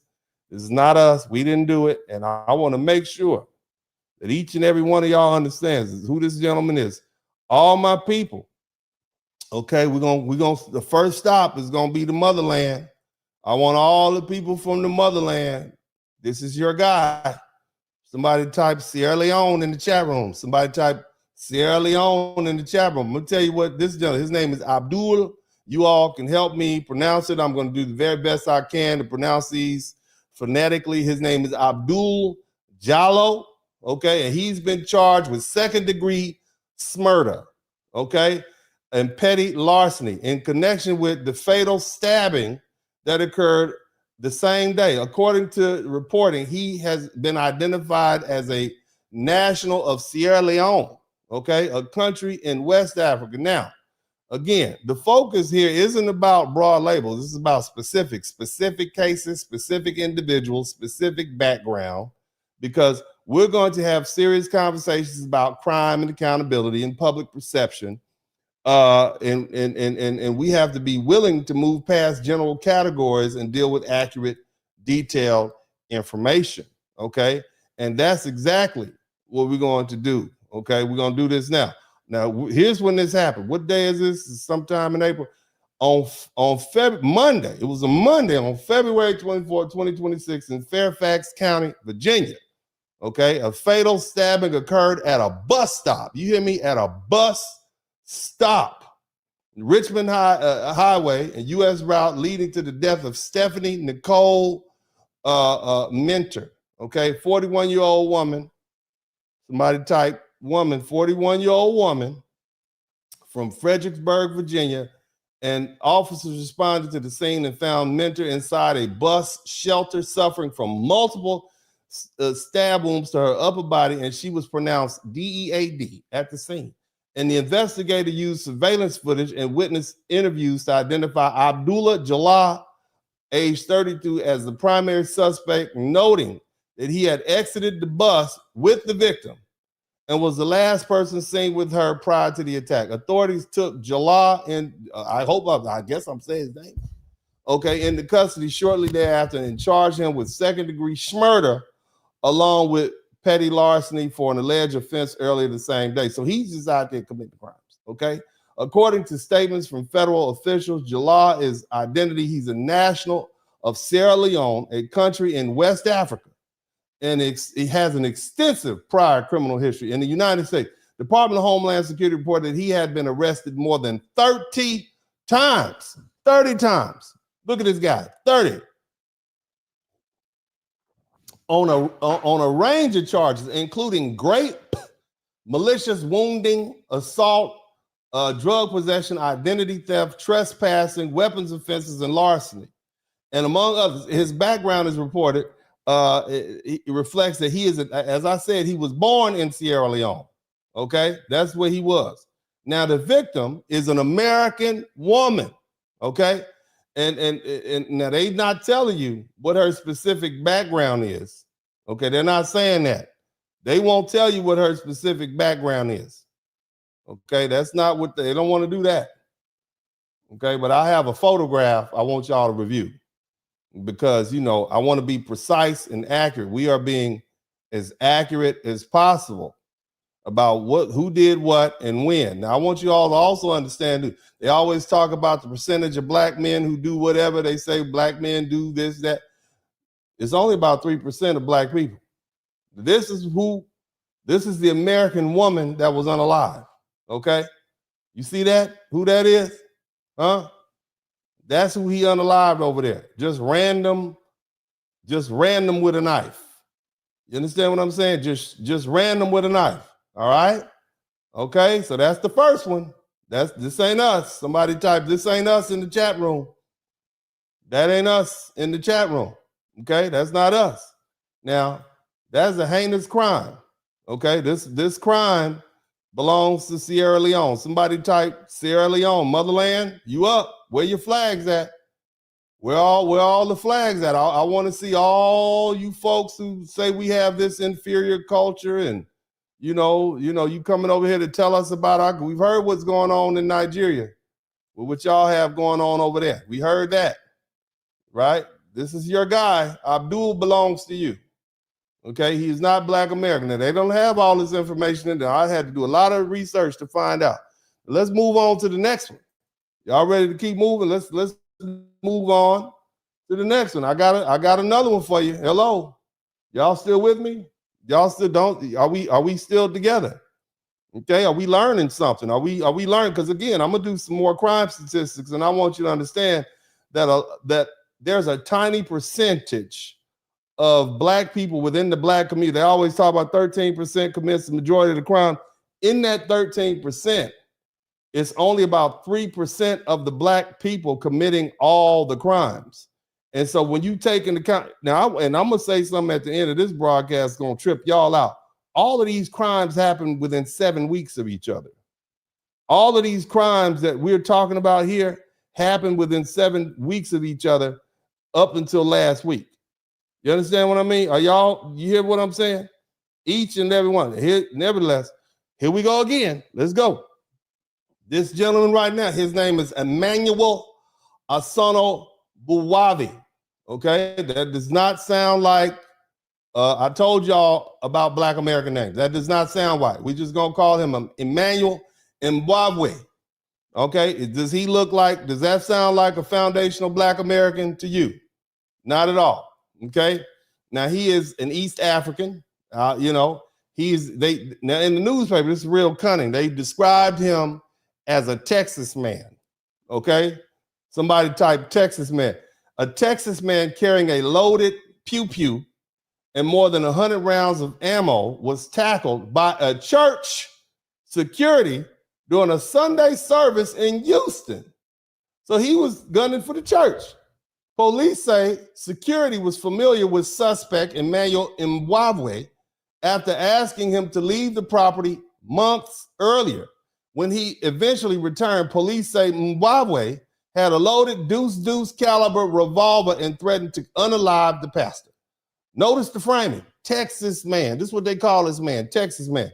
On March 15th, 2026, this is March 15th, Emmanuel, a 23-year-old man, was arrested in Eden Church located inside the Post Houston in downtown Houston, Texas, after authorities say he entered a Sunday church service armed with the pew-pew. And now let me say what I'm quoting here because I want y'all to know exactly. I'm getting this from the Houston newspaper. I'm getting it from Fox News. It's on CNN. This is everywhere. Okay, so this is not me saying that. You understand? It ain't me.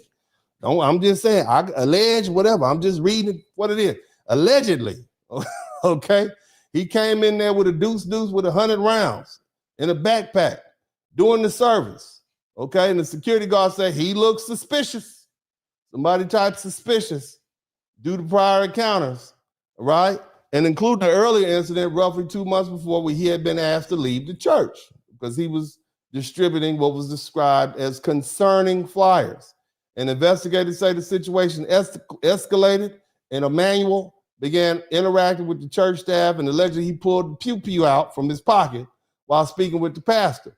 And the security guard, believing an attack was imminent, tackled Mbwabwe before he could fully draw that iron out, before he get that deuce out. And the other church members assisted. In other words, they jumped him. The people at the church jumped him, okay? Then he said, I am a prophet called Warlock. He said, I am a prophet called Warlock. Okay, that's what this Texas man said. Somebody type Texas man in the chat room. That's what they said. They said Texas man. Matter of fact, I want you all to see. I want you all to see how they put this out. I want you to see this is what the article looks like. This is what the article looked like. Somebody type Texas man. This is what it is. I'm gonna make it nice and big. This is what it said. Texas man. Does this look like any when you envision Texas man in y'all's collective minds out there? When you think Texas man, is this the image that pops up? I want you to just in your mind and mine and the heart of hearts, when you think Texas man, is that what pops up to you? I'm just saying, this is what pop up. Texas man accused of bringing loaded pew-pew to church, threatening to kill the pastor. That don't seem like Texas man to me. Okay, I'm just, I live in Texas. Okay, and it didn't seem like Texas man, but that's what they said. And if you didn't look, if you squint your eyes a little bit, you're like, yeah, I could. He might be from, he might be from Texas. He could be from the Panhandle or something like that, right? But this is what the press does. Okay, that's what the press does. That's the press. All right, but again, this is not us. Somebody type, this ain't us in the chat room. Everybody in the chat room, this ain't us. This belongs to Kenya. Kenya, this is your guy. Where your flags at? Where the Kenyan flag? I want to see all the Kenyan flags. Break the Kenyan flags out, okay? Because see, here's the thing. I want you to understand. The key takeaway is simple. This was potentially a mass casualty event that was stopped in real time, and according to law enforcement, the quick action of the security guard is what saved lives. But once again, you see a pattern. Broad framing up front, limited detail initially, and the full picture only becomes clear when you dig deeper. I had to dig deeper, and that's why this conversation matters. That don't look like a Texas man that I know, okay? He very well may be a Texas man, but that doesn't look like a Texas man that I know. Now let's get to the next one. Y'all ready for the next one? Let me know. Are you ready? All of this happened within 7 weeks. You hear me? All of these heinous crimes have occurred within 7 weeks. Are y'all listening to me? You're hearing the words that are coming out of my mouth. I want y'all to understand this is why this is serious. Okay, this is why we are delineating. All right, now I got another one for you. Haiti. Where are the Haitians at? Haiti, I want you to come forth. Step I say. Here's your man. This is your dude right here. Do you like the color? See, I put the colors up so you could. I wanted to make sure they don't bring their flags out. So I brought the flags out for them. You understand what I'm saying? Somebody type flags out. This is your people right here. Here is Robert Joshin, and I'm sure I didn't pronounce that right because I don't speak French. He is called, what he did, this was the big deal, the hammer killing at a Florida gas station. There's a video floating around. I am absolutely not going to show it. But see, this is why we are calling for clear distinctions as to how these cases are reported. See, according to the police, multiple news reports in the case, this is a brutal, it was horrible. It happened at a Chevy gas station on April 2nd, 2026 in Fort Myers, Florida. Some of y'all done passed through there on your way to Miami, huh? Right? Here's what happened. Reporters saying that Robert Joshin, right? You can see how the name is spelled. Age 40 was seen damaging a black SUV with a hammer. In other words, he just hitting somebody's car. He just over there with a hammer hitting somebody's car. Before a woman came outside from the store to say, what are you, she confronted him, what are you doing in my car? Guess what happened? The case, he unalived that woman with that hammer right there at the gas station. Hit unalived, it was brutal. There's the internet out there. The investigators say he hit her in the head and knocked her to the ground and kept on doing it. They found the victim on the ground with severe head injuries. They arrested him later the same day. He confessed to it. He was charged with murder and property damage. The court documents reported and say that the victim was working as a clerk at the gas station when she was attacked. The woman was just at her job. The woman was killed, was identified as 51-year-old Nalufa Eastman. Okay, so here's the thing. She's apparently from Bangladesh. This woman's an immigrant herself. Mother of two adult daughters. She had lived in the U.S. for 3 decades, been here 30 years. And then she moved to Florida, the West Coast. Okay? But again, they said this guy is described as a Haitian, native of Haiti. He came to the United States in 2022. Joe Biden was president at the time. Okay? This is how he got here. He came here. He's been living in the United States illegally. He'd been granted temporary protective status. Somebody typed TPS in 2023. And the federal officials later revoked that status after the unalive. Oh, yeah, too late. Too late, sir. A little late. But the bottom line is, this is where he's from. But put plain and simple, this was a killing of a woman. I want y'all to see, this is the news report. This is all you see. And see, what I want to drive, the point that I want to drive home to you all is, when you see these photographs, right? All you see is a black man. All you see is a black man in handcuffs, and there's really no further explanation. And guess who catches a social static for that? All right, delineation. You see why delineation is important? See, I'm a lawyer. Okay, long time ago, I used to help put people in jail back when I was a young lawyer. All right. And this is how people get tainted. People don't leave their strongly held beliefs at the courthouse doors. So the next time your little black American son comes in there, they're gonna say, "Oh, I remember this is what these blacks do." You see what I'm saying? This is the whole article. This is from the New York Post. It's everywhere. Everybody see that. You bash some woman's head in because think about that. Somebody type delineate. Somebody type delineate in the chat room. This is why we delineate. Again, Haiti, Haiti, this ain't us. Somebody type this ain't us in the chat room. This ain't us. This ain't us. This ain't us. This is not us. Not us here. All right, let's move on to y'all still with me? Let me know if you're still with me. Let me know if you get tired. I got plenty more. Let's move on. What we moving next? Oh man, we going back. Is anybody keeping score? We're going back to Sierra Leone. Sierra Leone is on a run. Golly, Sierra Leone, you are on a run. Look at you. Let's get it. Here we go. This cat's name is Mohammed Baylor Jallah. Did Mohammed Baylor Jallah? He's the fourth contestant up on Name That Criminal. Okay, that's where we are right now. This cat right here, let me tell you what he did. So Mohammed Baylor Jallah, okay, first thing, we don't do terrorism. Black people, we don't support radical Islam. We denounce all forms of terrorism, whether we talking about the KKK or ISIS. That's the official position of Black American people. We denounce all terrorism, all right? And this is why we delineate. See, it's a matter of life and death for our people at this point. Jallah grew up and he was radicalized while in the Virginia National Guard between 2009 and 2015 after listening to lectures from some person on Al-Qaeda, some cleric or Anwar Alawaki, I can't say all the names, according to the FBI. But the media they call him a hate preacher. So he was listening to a hate preacher. This black dude was listening to a hate preacher. All right, now on June 2nd, 2021 at approximately 9 p.m., okay, this cat right here, he was in Norfolk, occurred in Old Dominion University. Police responded to 3 people being shot.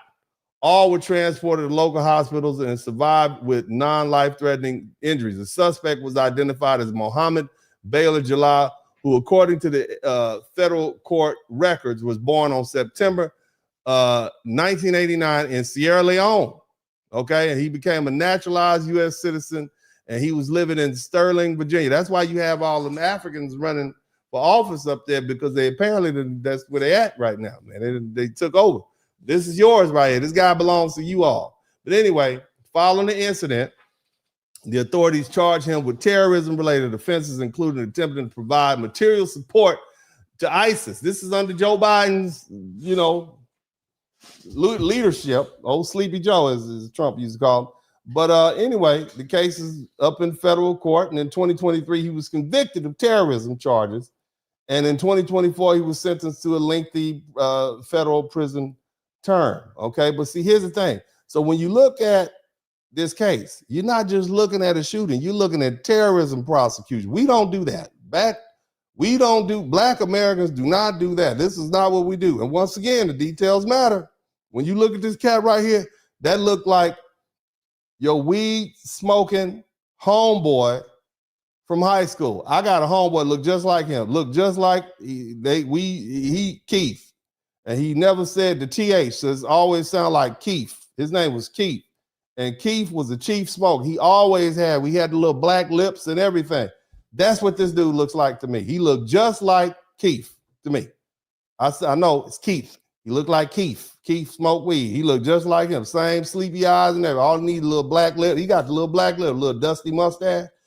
Looked just like him. And if you're a white person looking at that, oh, you Muhammad. Oh, I know black guy's named Muhammad. He's a member of such and such. Yeah, bottom line is, once again, the details matter. Who is the individual?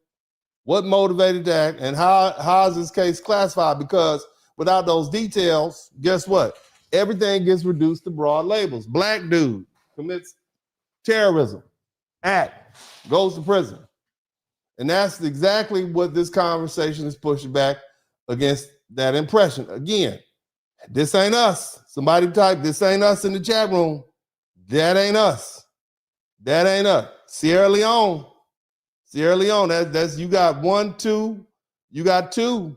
You got 2, Kenya got 1, Haiti got 1. Y'all up. Y'all winning. Y'all winning the contest. Let's move on to the next one. Y'all still with me? Are y'all still with me? Don't be laughing at this. This is serious business. This is serious stuff we're dealing with. I don't see no jokes, no emojis in here. Okay, these are not us. These are not our people. We didn't do this. Not our culture, not our language. Not this is on. This is them. I know people gonna be hot with this. But let's move on to the next one. Y'all ready to see the next one? Here goes another one. Ooh, you all heard about this one. I know you did. I know you heard about it. Look at this right here, boy. Look at here. Look at here. Senegal. You up. Motherland, you back on it. Motherland. Ndiaga. I can't say that name. I'm not going to try to say. He's not here with us anymore. This is the Austin mass shooter. Okay? And here's the thing. I want you to understand something. I want you to listen to me. They referred to this dude as an African American. Okay? This is how they referred to him.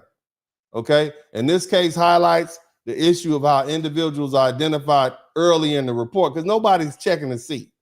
See, again, the initial coverage in the outlets described the suspect as an African American.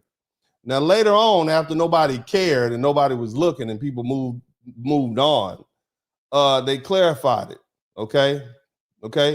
And see, this is the foundation. This is not a foundational Black American man. This is an African immigrant from Senegal. And this is why we delineate. In the news mass media shooting suspect, he was identified as an African American. Let me put that up because I want y'all to see. This is the actual clip of how he was portrayed. I want y'all to see that. This man got a property of Allah shirt on.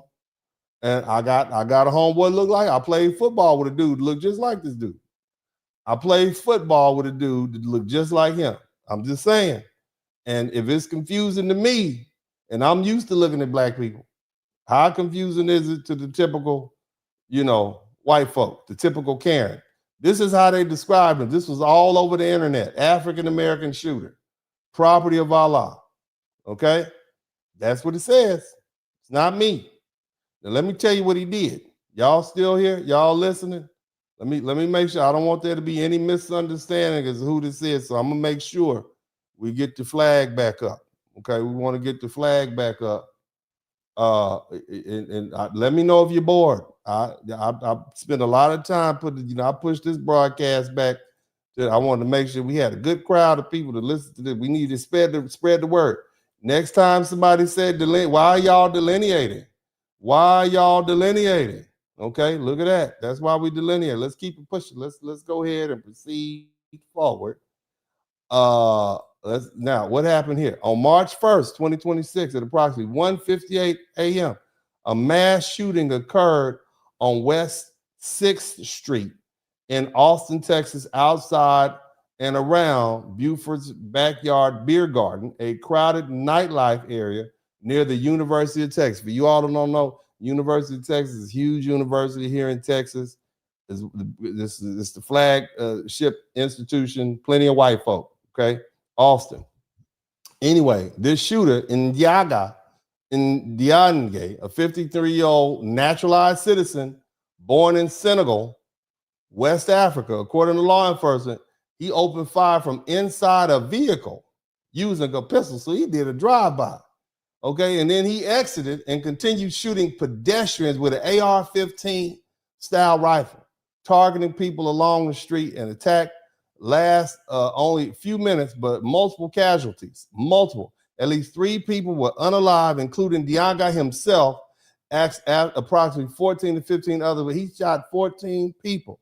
Okay, and some critical police officers on the scene engaged and fatally shot in Diaga and ended the attack within minutes. Diaga's background, he was documented indeed. He entered the United States on March 13, 2000 on a tourist visa. And then later he got a green card on June 6th through marriage. He married somebody and he became a naturalized citizen in April 2013. He lived in multiple locations, New York, okay, that's why New York, San Antonio, Pflugerville, Texas, and the records show a history of domestic violence against allegations and prior legal. This is what he doing. He did all this, okay? So every time there's some DV popping, don't necessarily mean it's the foundation of Black American man. I just want y'all to understand that. Now, in 2022, some divorce filings, apparently he subjected his lady to what is called cruel treatment. That's what his wife said, cruel treatment. He also has a history of mental issues or mental concerns. He wasn't under federal investigation prior to the shooting. And at the time of the attack, he was reported to be wearing a hoodie that said property of Allah. Okay. That's why the only Muslims that I be dealing with are ones that sell bean pies. Let me tell you something. Those are the most, they got little bow ties and whatnot. And they start all the prayers off with, we like to honor the honorable Father Muhammad. That's who I like. All those are the Muslims I like. My Muslims have bean pies and Final Call magazines. All right. Nevertheless, this is what he did. Okay. We don't even have a definitive motive as to why. Okay. We don't know why he did what he did. Okay. But we do know that it started after the U.S. Israel military began in attacking or involving themselves in Iran. We do know that, but we don't know why. We don't know why it happened. But this man is from Senegal. You guys, this ain't us. Somebody type this ain't us in the chat room. But again, this case officially is classified as a mass shooting with possible but unconfirmed terrorism indicators still under investigation. And once again, the pattern shows up. Early reporting uses broad labels. They call this man an African American. And then later on, when nobody's looking, they'll fill in some details. But I had to go searching for this. And if you stop at the headline, you don't get the full picture, which brings back a bigger issue. Okay, see, in the fast moving, media precision doesn't always come first, but it matters in the end, especially when our reputation is on the line. All right, Senegal, you all are doing a lot over here. Senegal, you all, Sierra Leone, Senegal, y'all busy. Sierra Leone, y'all about the same place. But let's move on. Y'all still with me? Y'all with me? Okay. Haiti, you back up. Haiti. And this one right here, I'm gonna have to apologize. I want to formally apologize to the Black American brothers because the other day I went off on y'all on the internet. Okay, I was sitting in my backyard and I heard about this and I'm like, oh my God, Dr. Jean-Dominique Fourou, Haiti. He unalived, and his baby mama, who was also Haitian, and he unalived himself. Okay. When I say doctor, I mean real doctor. This guy is a real doctor. Okay. This man's a real doctor. Okay. Let me show you what it looked like if you're not looking. Okay. If you didn't look, this brother right here is from Haiti. Different cultures. I know where the flags at. That's why I had to put the flags up. This is what the article looked like. When I'm looking at the internet and I'm looking at who this man is, I'm just looking at this picture. You know that looked like somebody y'all know. Ladies, you know that, fellas, you know that looked like somebody you know. You would not know unless you looked at his name and had a pause and thought about it. You would say, oh yeah, oh man, that's terrible. This doctor, this black doctor. This is him right here. Look at that. Florida doctor. That's all it says. You can't even read the name until you go deeper. It says Florida doctor and woman found dead in apartment, murder suicide. That's all it says. Police believe 30-year-old John Dominique. Nobody's gonna read that. All they see is black doctor found. That's it. This is what people see. Okay.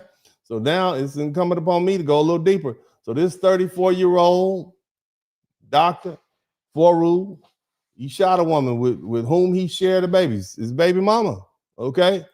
Before unaliving himself. So now I want you to step back and look at what you're actually seeing. You're seeing another domestic violence homicide, another murder suicide, another case unfolding in early morning hours behind closed doors in what looks like a normal, stable environment. A doctor, man was a military officer, a man with credentials and status and responsibility, and yet here we are. Here we are. Here's the part people don't want to deal with. It's not just about an individual case. It's about an environment. These stories are happening. And you have multiple domestic violence incidents, multiple homicides, multiple high-profile case, all of this in a short time period. See? And that's not random noise. All this is happening in 100 days. You understand? Other than the first terrorism, right? And you look at the headline. Look at this headline. Look at that photo. See? This ain't us. Somebody type, this ain't us in the chat room. This is not ours. Let me put the flag back up. I don't want there to be any confusion. I don't want y'all to confuse us. This is who this man is. This is him. That's him. Haiti, there's your guy. This is you guys. That's him. See, this would fall under flat blackness. Okay? Nobody's going to claim him, right? When have folk not claimed their doctors? When have folk never claimed? Where the flags at? Let's give you some details. Let's get some details in this. In early January 2026, police in Coconut Creek, Florida, responded to a domestic disturbance call at 4 a.m. in the morning at a townhome in Paloma Lakes neighborhood after receiving no response at the door and spending several hours attempting to make contact. Officers entered, that means they kicked the door down, and they discovered two individuals deceased inside. Authorities identified the man as 34-year-old John Dominique Foru, an emergency medicine physician who had served as chief resident at Broward Health and was also a battalion surgeon in the Florida Army National Guard. The woman, identified in some reports as Veldrew Petifa, a 38-year-old woman, was described as his romantic former former partner, as well as mother of his young child. So your baby mama was over there. I guess your baby mama spent the night. I guess that's what happened. Okay, let's unfortunately, this is an unfortunate situation, and we feel tremendously bad, for anybody who heard, especially DV. And who would think that a handsome man, handsome woman? I want to let y'all see that this, beautiful, beautiful couple, beautiful people. I don't know what happened. I don't know what happened. But neither one of them are here to say, but this is the beautiful, beautiful couple. This is a black woman. Okay, she's a Haitian woman. It's a black man. They're just not foundational black American. Okay, but they're Haitian. Their ancestors still took the ride over here. You see? But that's them. That's them. All right. But what my whole point is, you would confuse those two people with a foundational black American man and a foundational black American woman, wouldn't you? It's easy. But again, that ain't us. It's not our guy. Haiti, come. This is your doctor. This is your black doctor right here. This is your Haitian doctor. I want to see the flags out. Haiti, second one. It's your second one. You tied for second. That's you. That's you right there. That's somebody type, not us. It's not us. This ain't us. That ain't us, y'all. It's not ours. All right, let's move on to the next one. You guys still with me? You still with me? Somebody type delineate in the chat room. You see why we delineating? You see why we delineating? I need y'all to make sure you understand. This is why we delineating. Y'all, is everybody okay with the subject matter? I need to know. Are y'all okay with the subject matter? This is all in the matter of 100 days. All this bad press you hear is all in the matter of 100 days. Okay? See, here's the thing you need to understand. When something positive happens, when there's success status, accomplishments, you'll see people step up quick and say, no, no, no, that's not just black, he's Haitian. He's Nigerian, he's Jamaican. They'll be very specific, the flags come out.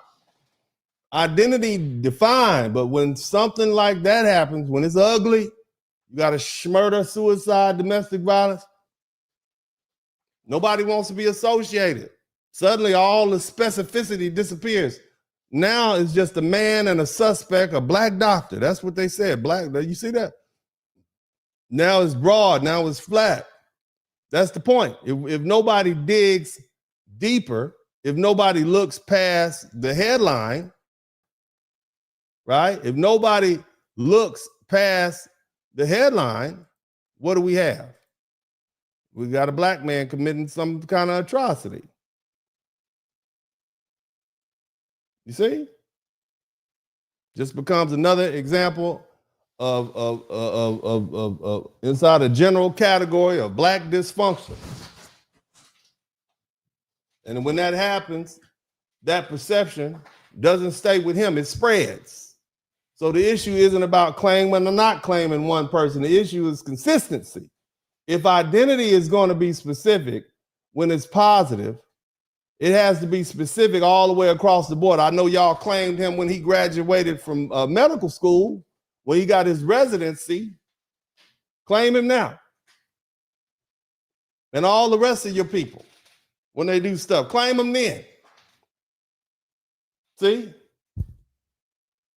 And see, the thing that we have to understand as foundational black Americans, in an environment like this, where news headlines move fast, images move faster, and people don't always go back for full context, those broad perceptions stick. That's why this conversation happened. Not to attack anybody, because Lord knows we never know when the angel of death is coming to visit us. But we have to protect our people. I have to protect my people. And when I say my people, I'm talking about foundational black American people, because nobody else will. What else should I be doing as a highly educated, successful black father and black lawyer with foundational black American roots and foundational black American children? What else should I be doing? What would you all have me do? Am I just supposed to sit back and let this slide? I'm just asking for you all who think I may be unreasonable for doing this. What else should I do as a person who's heavy in law enforcement, and I know how easily juries and judges can be swayed?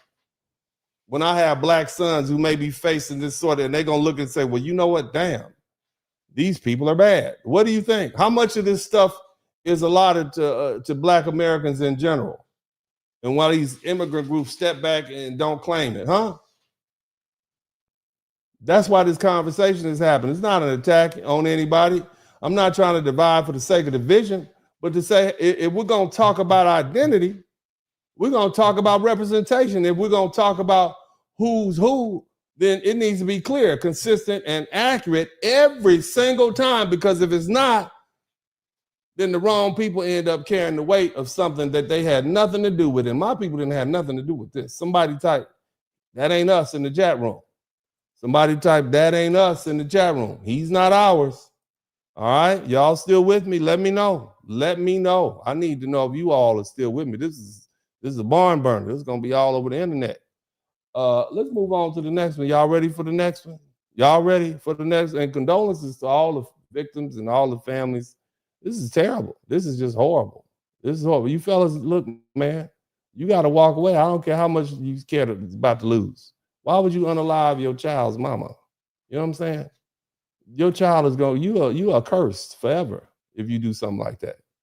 You need to control yourself. I don't care what your ethnicity is. We have our own issues in the black community. We had this one cat, apparently this dude unalived 7 children up in Shreveport. We have our own issues. And as much as we try to disavow him, my research indicates he was ours. Now, he might have been crazy, but he was ours. But we don't have to claim that's not ours. Let's keep listening. Now check this out. Here's another one. Kenya, where you at? This is your first time up tonight, Kenya. Kenya, actually, this is Kenya. Kenya, this number 2 for you.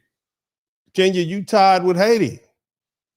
2 for Haiti. Senegal still leading. But Kenya. No, actually, we got a three-way tie. We got Sierra Leone, Haiti, and Kenya in a three-way tie. Okay. All right. Now let's be clear about something, because this needs to be said plain. Again, we got another terrorist. Got another one. The third terrorist, second terrorist from Kenya. Okay. Second one. Let me say something. I want to talk to you all that's listening to me. Black Americans don't participate in acts of terrorism.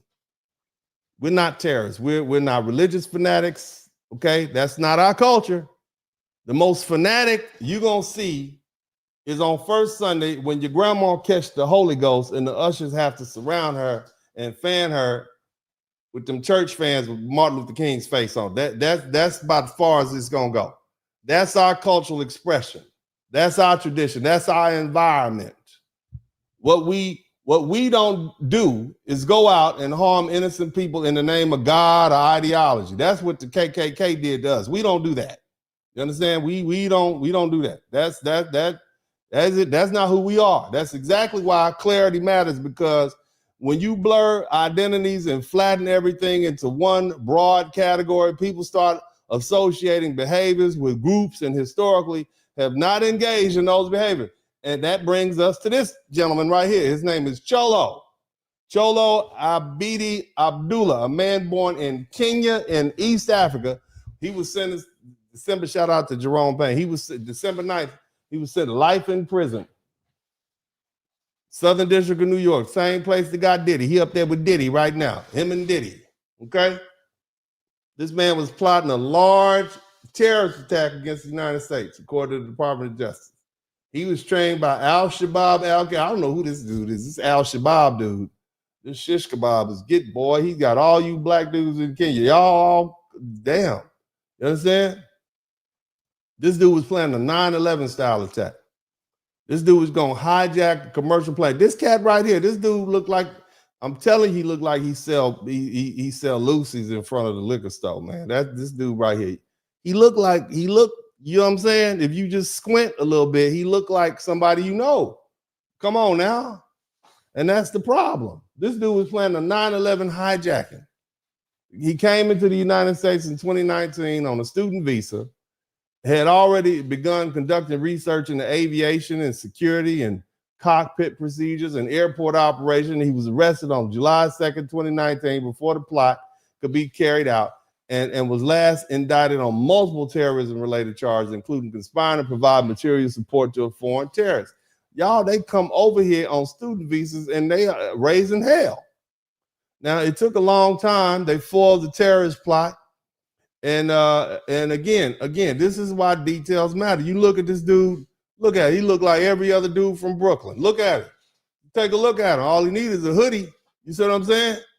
I mean, I'm just saying, look at him. You see what I'm saying? I'm just saying, they look alike. You know, we've seen some videos today. You understand? But the bottom line is, we need to start, look, if you don't identify who these people are and where they come from and what motivated them, then everything gets lumped in together. And that's when people start drawing conclusions that don't reflect reality. You understand what I'm saying? Again, this ain't us. Somebody type, not us. Somebody type, not ours in the chat room. This is not our guy. He is from Kenya. You understand me? Kenya, Sierra Leone. We got two Kenyas.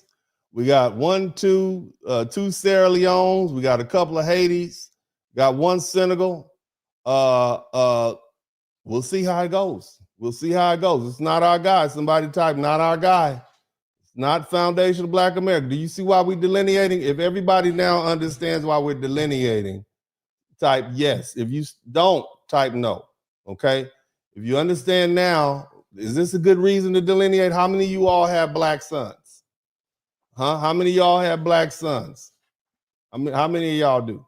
I do. You want to protect it. What about you ladies who have black husbands and black fathers? You see why we delineating? This ain't us.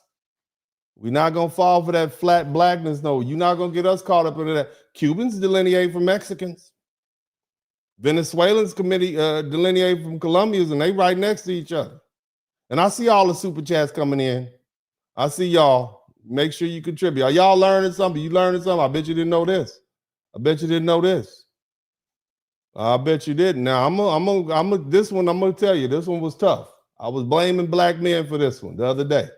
I was blaming black men for this one the other day. Brothers, again, I want to apologize to you all. I was fussing at y'all on the internet. I was yelling at the internet. I was hot.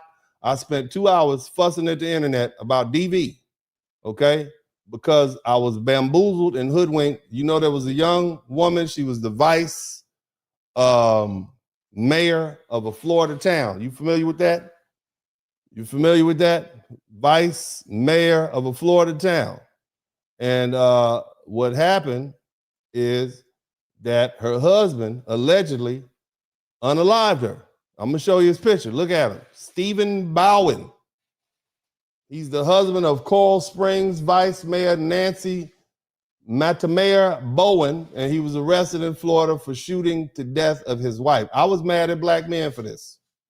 I said, Stephen Bauer, that's probably one of ours. I mean, I don't see a Tay in his name, but I'm like, Stephen, or I think it's this is one of ours. I was like, damn, this is one of ours, man. I can't believe this, man. Can't believe this, man. Why would he do that? You know, his wife is Haitian. Okay, she was the vice mayor, Nancy Matamaya Bowen. He's 40 years old. He was taken into custody after an incident which authorities have described as another domestic. I was mad at you, black men, but this ain't us. Okay, this is not us. It's not our guy. Okay, the husband was accused, and of course he's accused, innocent until found guilty here in the United States. Happened on April 1st, 2026 in Coral Springs, Florida. Here we go, Florida. Florida again. I'm not claiming anything in Florida no more. Authorities discovered her body, the vice mayor's body, Mrs. Bowen's body, after she failed to attend scheduled meetings that morning, prompting concern from colleagues and a welfare check at her home. When officers entered the residence, they found her deceased in upstairs bedroom, wrapped in a blanket and garbage bag. So the police caught him.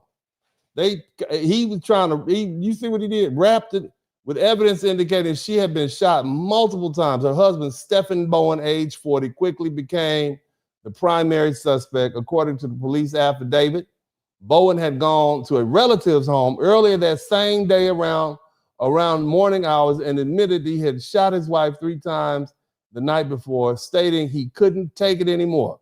You understand? Instead of just leaving, you pew-pewed your wife, right? Jamaican dude.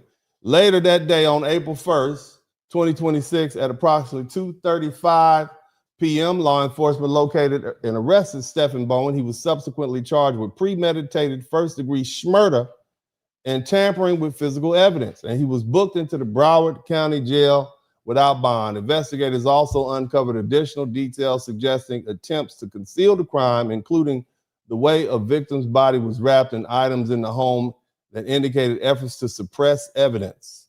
The killing is officially being treated as a domestic violence homicide. From a background standpoint, Nancy Matamaya Bowen was widely recognized as a public figure. She was the first Black woman and first Haitian American elected in official as an official in Coral Springs. This is a beautiful lady. Look how beautiful this lady is. Look, let me tell you something. I love the melanin. I disagree with y'all culture, but these some beautiful women. It's so sad. Beautiful little lady. Look at her. Beautiful. Look at her pleasant smile. You're not gonna make me not feel empathetic for Black people losing their lives. You understand me? I'm not like that. I love Black people. I love all Black people, but when push comes to shove, I gotta stand on business for my own Black people. Because you all trying to take over what we have. What you gonna take out? You want to take our home? You done left your home, and you done came over here to the United States, and now you treating us bad in our own home. Who gonna let you stay in their house and treat them bad in their own home? We not standing for that. But what a beautiful woman. Look at that beautiful smile. This woman had a promising career, and this man, for whatever reason, he unalived her. That's sad. That's tragic. And that's why I tell you, man, you got to control yourself. You got to control your emotions, man. Just leave. The money's not worth it. Leave her with them kids. Okay, you got to lead them kids with it. Let her babysit them kids, man. Let her argue about the house in court. Go to the strip club. Okay, I don't go to the strip club, but I'm telling y'all, okay, I wouldn't go. I would go to church if I was arguing with my woman. I'm gonna go to church. But you all go to the strip club, get some chicken wings, get you some of that brown liquor. Don't put no ice in it. And the strip club closes like 5 o'clock. You know what I'm saying? And you could be there like 5. The girls will be getting out, and you can they'll come get picked up. Usually they either have a pimp or a John. None of my business. But they have great conversations. You could have a great conversation with a lady that works at the strip club. Not me. But they are so smart. They're so smart. They are. A lot of them have working on their degrees in local universities and stuff. You know what I'm saying? Some at the H.B.C.U.s. But I'm just I was telling y'all earlier I had a case, so I had an opportunity to, do some research. But they're athletic. They're very athletic.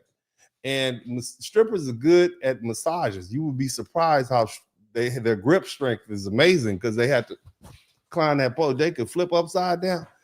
But not me. I'd never, but they if you just sitting in they have these chairs there and they really low back, and oftentimes they have velvet and they spin around a little bit, but they might come up behind you because you not want to lap dance. I'm good. Just sit there and I'm just here to chill. But they'll give you a good massage on your neck, especially if you at a computer all day, so your neck is sore. But not me though. I would never. But yeah, leave the house, man. Don't be in there arguing with your old lady. That's what the strip club is for. Go hang out there at 5 o'clock in the morning. Turn your phone off. She can't find you. You know what I'm saying? Come back the next day. You know what I'm saying? And you wait till she go to work and then get your clothes and go get your hotel, man. You know what I'm saying? Go get your hotel, man. You ain't got but just leave, man. Just leave. Go get you some chicken. I ain't never met a problem that a black man couldn't solve with some chicken and brown liquor. You hear me? Some fried chicken and brown liquor at 3 or 4 o'clock in the morning. What we arguing about? I'm good. Well, I'm good. You give me about 10 chicken wings and some brown liquor, and I'm listening to some good music at 4 o'clock. I ain't tripping on nothing, man. I'm good, man. And if you need to leave your car at the strip club and get an Uber, go to a little hotel and chill out. You ain't got to drive. You ain't got to be leaning and driving because that just work. Now you argue with your woman, then you went to the strip club and you spent your little money. Now you getting arrested. Don't do that. Just take a Uber. You understand what I'm saying? But go to a black strip club. They treat you better at the black strip clubs. I'm not me though. I'm just saying hypothetically speaking. This is years back that I did, I had that case, but whatever.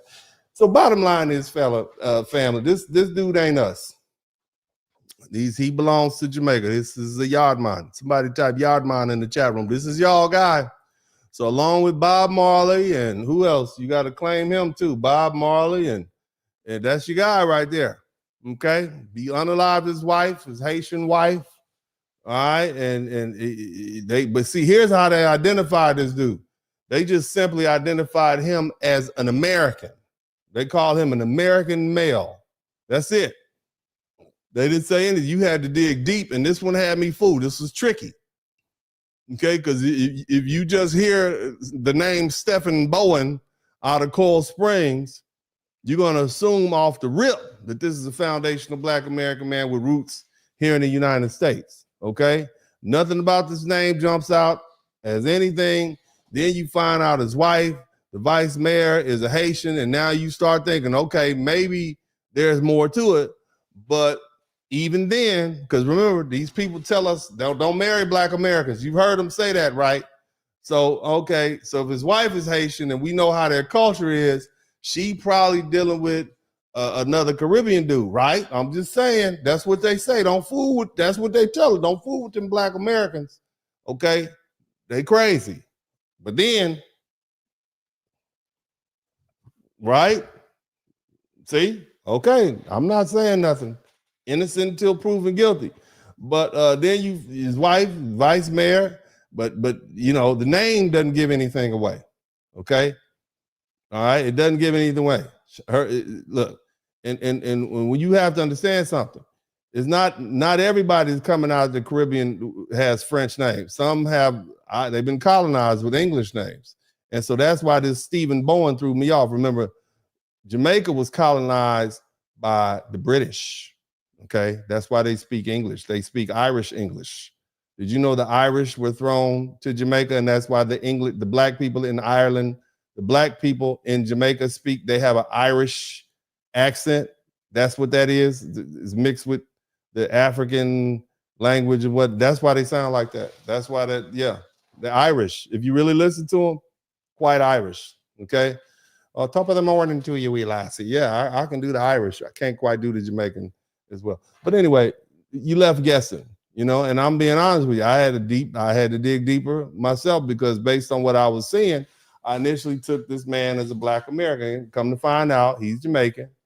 And that right there is the point. Now look how easy it is to misidentify somebody and then attach their actions to the wrong Black America. Because if you don't go beyond the headline, beyond the name, beyond the surface, this just becomes a Black man kills his wife, and now the broad category absorbs the impact. Meanwhile, you don't see anybody stepping up to clarify. I don't see any Jamaicans stepping up with your flags. Where y'all flags at? Okay, this is your first time appearing tonight. Okay, you only got one, but this is your guy. Somebody type your guy. Okay, and I'm talking about, look, this isn't about claiming or not claiming one individual. This is about how quickly perception forms and how easily it spreads, and how if you're not precise, the wrong people end up carrying the weight of something that we didn't have nothing to do with. We didn't have anything to do with it. Okay.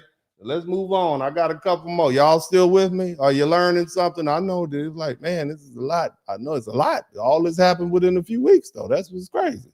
Here's another one. This dude right here. Look, West Africa. Y'all back. This is your guy. This is your guy right here.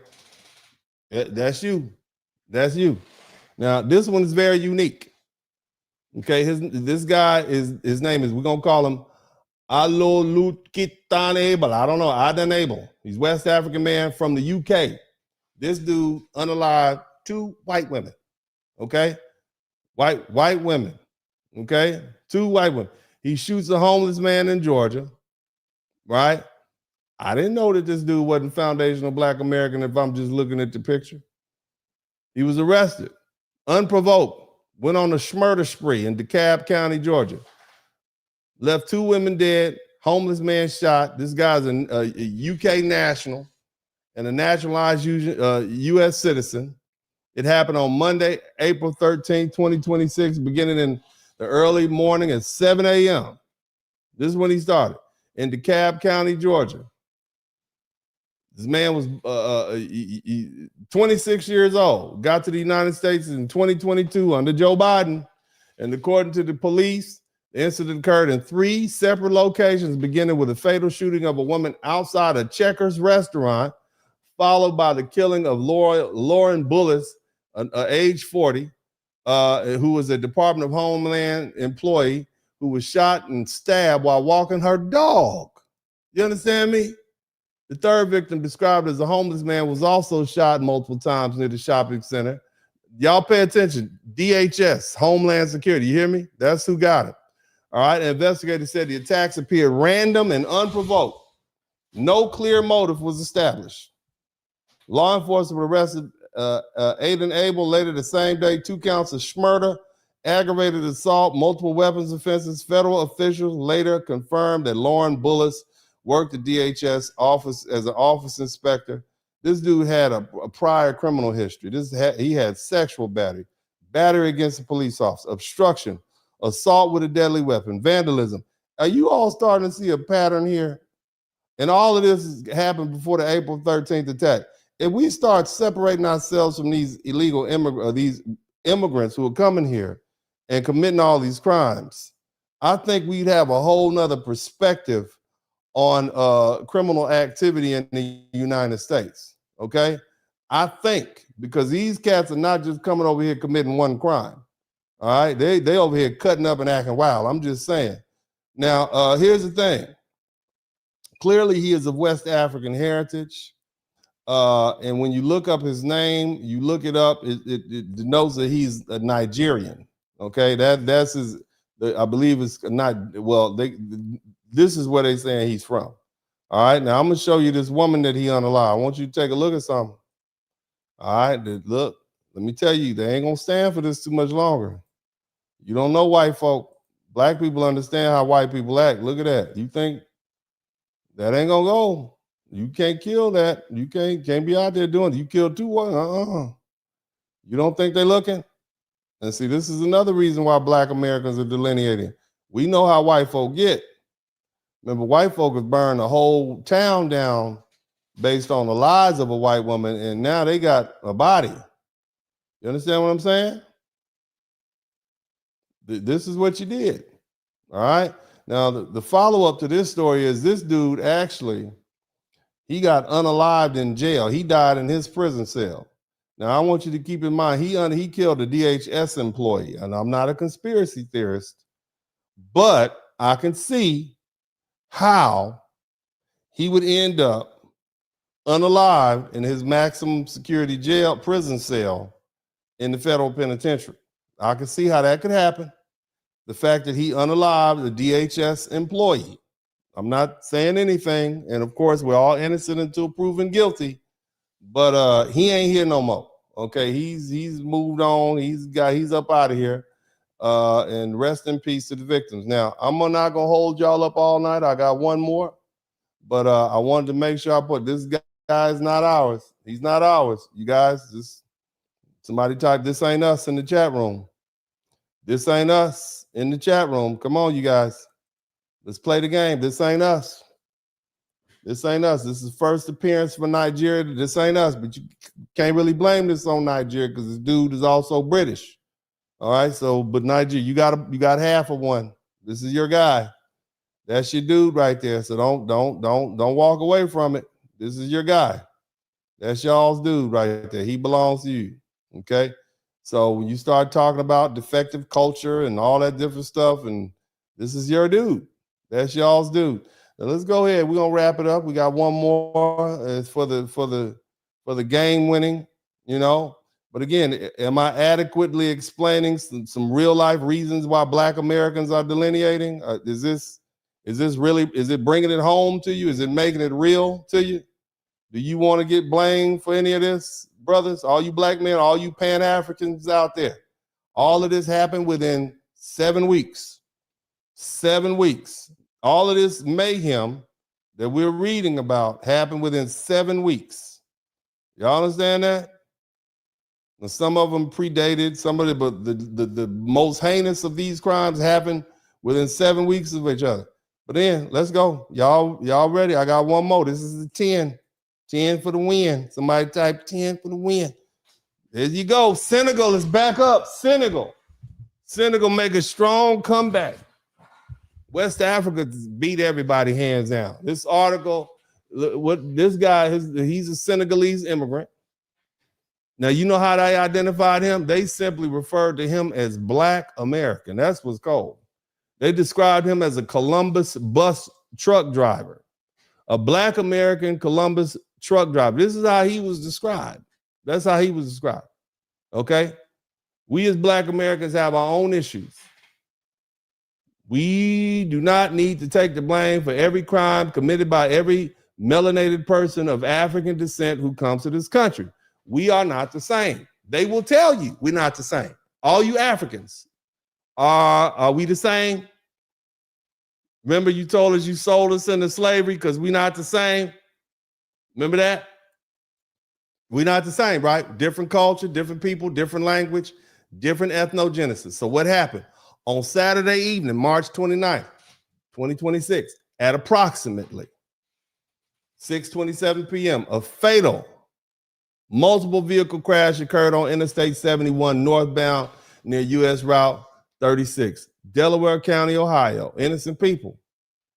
Okay, it happened within an active construction zone. You know how the streets get small, the highway get. This dude, Ohio State Patrol said 2006 Freightliner. It's basically a 18-wheeler. This guy named Mudal F. Nogum, 50 years old, from Columbus, he failed to slow down, so he just come barreling through the construction site. Okay, this is according to the police. He didn't slow down for traffic that had backed up in the construction zone, and the semi-truck slammed into the rear of multiple vehicles, and it triggered a chain reaction crash involving 9 cars. And the most severely impacted was a 2016 Chevy Silverado carrying a family from Ashley, Ohio. 3 other people were killed. Can you imagine 3 of your family members were killed? 37-year-old man, 36-year-old woman, 1-year-old child. You just riding down the street, riding to the highway, on your way, enjoying your family. It's in the evening, and an 18-wheeler with this dude from Senegal comes and runs into the back and kills 3 of your family members. You understand what I'm saying? You see that? Think about that. Think about that. Think about that.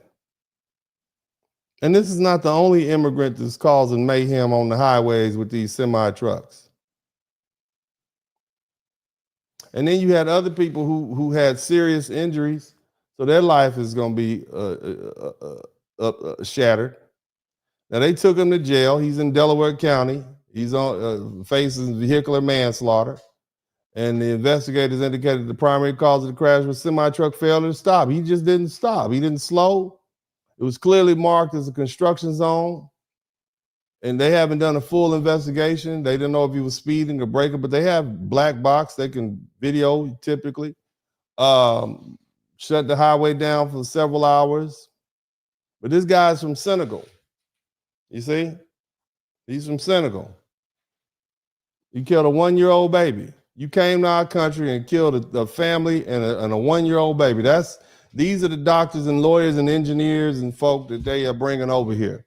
And they keep in mind, they identified him as Black American. You understand me?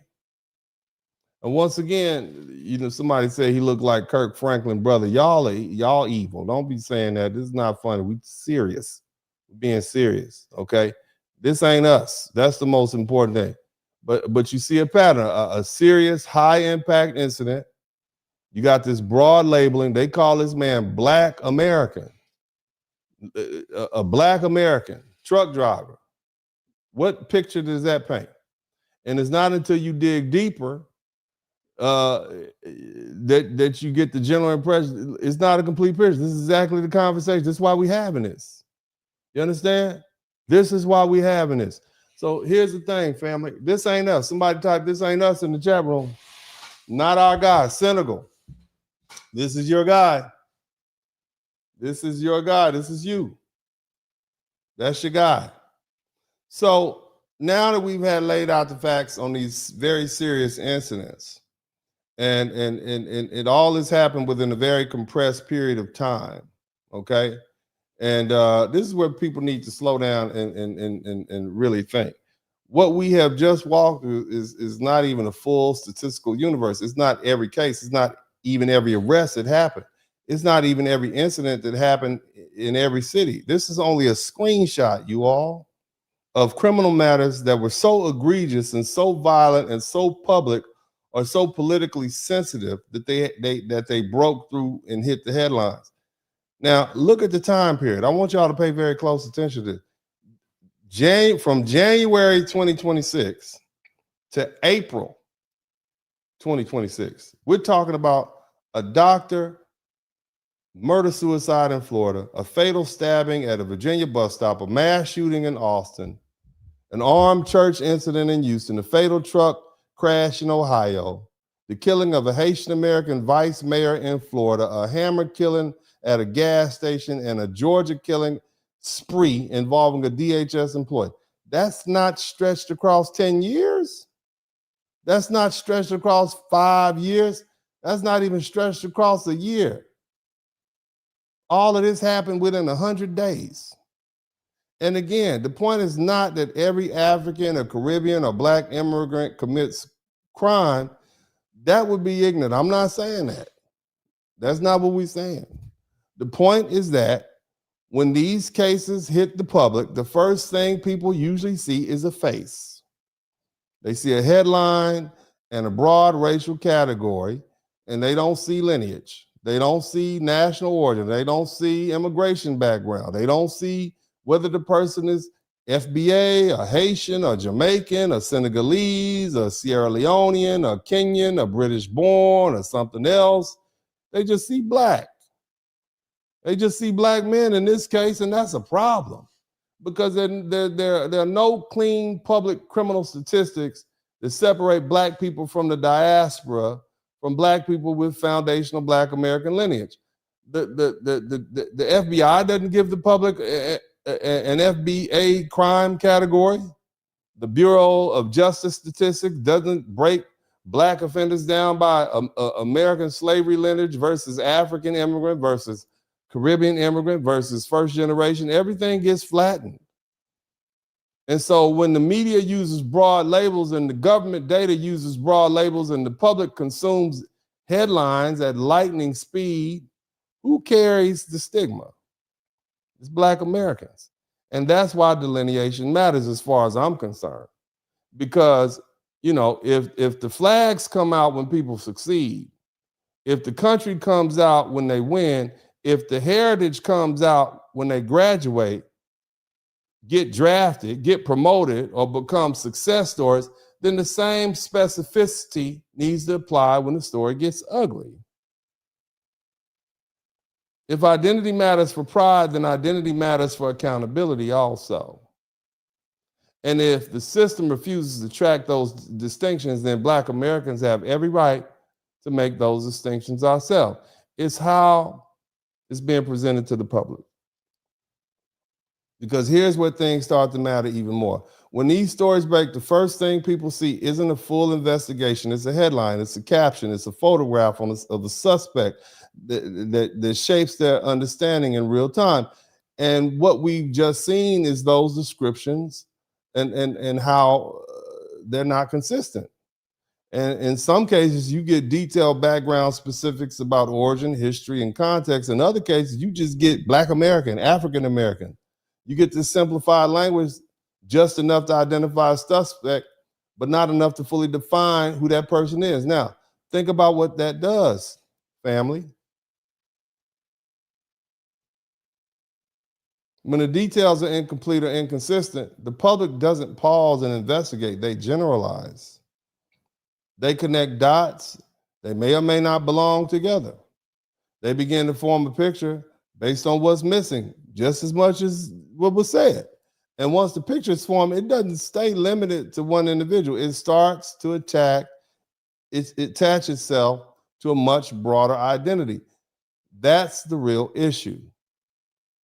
Not just crime, but the categorization. Not just incidents, but how those incidents are framed. Because if identity is being communicated in a way that's vague and inconsistent or overly broad, then the responsibility, at least in the public mind, can become just as broad. And that brings us to where we are. We're going to take a closer look at what we need to do to delineate, especially when it comes to the media and the press. And I think that's important because we know how damaging the press has been. We know that the media has never been our friend to Black men or Black women. They've kept wars going amongst us. And I think it's important that we be mindful of how serious this is. So anyway, I want to thank everybody. I want to take the time to read these super chats and cads. We've been here a long time, huh? Did y'all learn something? Was it insightful? Was it insightful? Did you guys learn something? But the first thing I want to do is this. Let me go ahead. I think this is important. Okay. Y'all listening? Y'all listen to me? You listen? Shout out to everybody who's contributed to Super Chat. I'm glad 15 people learned something. I wish more people had learned something, but we're not finished, but maybe some of you all will learn something. But again, I appreciate you guys. But before we get to this superstar, I need you all to make sure you hit the subscribe button if you hadn't already. I don't know if you all have. I have not had an opportunity to check and see if you hit the subscribe button, but I'm looking now. I'm going to look right now to see if you good people care about me enough to hit the subscribe button and help me okay? Because at this point, it's about me. It's about me getting to 100,000 subscribers, and it's taking a long time. I'm just saying, I feel like I should be there by now. As people, I need some more people to subscribe. I need approximately 66 people. Well, no, hold on. I need 63 people to subscribe to the channel right now, and that will get me to 95,000. Okay, I need 63 people to subscribe to the channel. Okay, I need 63 people. Somebody type 63 in the chat room. Chantel Smith, I need you to subscribe to the channel. Dwight Chair, I need you to subscribe to the channel. Okay, who else is in here? Jelena Taborn, I need all y'all to go ahead and subscribe to the channel. Don't hate watch. Okay, don't have me up here forehead sweating, talking to you all about history, trying to make it interesting. I need all of y'all to subscribe to the channel right now. Don't play me. I'm not here for the games. I need my subscriptions to go up. I want a little gold plaque on my wall behind my head. Mm-hmm. Do me a favor, subscribe to the channel. If you have already subscribed to the channel, double check, because YouTube plays these vicious games with me. I need 58 people to subscribe to the channel to get me where I need to be. Okay, 58. Somebody type 58. In addition to that, make sure you like, share, subscribe if you appreciate what I'm doing. Yes. Look, I need faith. Faith is all we need. I need you to subscribe. Q Strange GT 3000. Loretta Howard. Make sure you subscribe to the channel. Okay. Divine Order. Kaylin Barish 9873. I know you've already subscribed. Subscribe again. Subscribe again. Talitha. We know you from Alabama. We know you from somewhere down south. Talitha B76. Subscribe. Live Log TV NY6UQ. Subscribe. Everybody who's looking. Okay. Each and every one of you all that are within my listening voice today. I need you to subscribe to all the people who were busy doing something they probably shouldn't have been doing to listen to me. I need you to subscribe to the channel. Do that now. Do that now. Do it now. Make sure you chop this up and give it to people, okay, who need to hear this. And I wanna take the opportunity to thank you all. And I want to start with Shimmy ER. Thank you. We only have 22 super chats. That's plenty. But it'd be great to have some more. But some people they don't learn. Some people, they can't learn. And I only want the people who learned something to subscribe. I don't want the people who didn't. If you didn't learn anything, that means I need to do better. I don't know how much better I can do because I sat here and talked to y'all for 4 hours. Had 1,000 people up in here. And only 22 people learned something. I'm disappointed in me. I'll do better in the future. But anyway, baby, thank you so much, Shimmy ER. Appreciate you. Gave me $9.99 with a little heart and the praying hands. Look at you with your cute little green glasses on. Thank you. Thank you so much. I appreciate you, Shimmy. Thank you so much for the $9.99. Black Samurai, my man. Salute, Uncle D. People need to put more respect on FBA now. Yes, they do. Yes, they do. Some real life consequences of that. Plenty of light skin number FBA like Jim Kelly, Malcolm X, Smokey Robinson, Tony Brown, Lena Horne, Harry Belafonte, and many more. FBA is Delineate. Yes, it is, brother. We don't delineate. We don't play those codes. We have some light skin, dark skin jokes, but when push comes to shove, we know we all black. We that's what we do. Okay, so shout out to you. Appreciate you. I gotta make sure I read my Cash Apps. Cash App crew came through. Let's get up to the Cash App crew. I'm gonna get back to the super chats, but I gotta always give a shout out to my Cash App crew. Mr. William Best, thank you so much. Rosalind, I learned something. That's what I'm talking about. She said learned with a T. That's what I'm talking about. Kenyatta Floyd, I owe you a couple more. Baby, you don't owe me anything. Kenyatta Floyd, you don't owe me nothing. You don't owe me nothing, baby. I'm glad you're here. I'm blessed to be here with you. I appreciate the fact that you learned. And none of y'all owe me anything. I want you to understand. Nobody owe me nothing, baby. This is part of my legacy. This is what I'm doing. I feel like I'm teaching my people. And, I think it's necessary because a lot of people are not in a position to do what I do. Number one, I'm crazy as hell. Number two, I work for myself, and the Lord has blessed me. You understand? So I'm able to speak this truth to you all, not like many of these media celebrities. And, you know, you don't see me pandering and whatnot, trying to get a bunch of folk to, I don't say crazy things about our people just so I can get a bunch of likes and subscribes. I talk directly to our people because the only people I'm really concerned about is our people, because, you know, I know eventually, you know, that's the only people that's going to hold your legacy. You can pander to white folk all you want, but eventually they're going to turn on you. You see what I'm saying? So the people that's going to hold, as long as my people love me, that's really, all of my people respect me, that's really all I could be concerned about. But nevertheless, I want to get back to that. So Zay, Story, thank you so much. Michelle Edwards, thank you.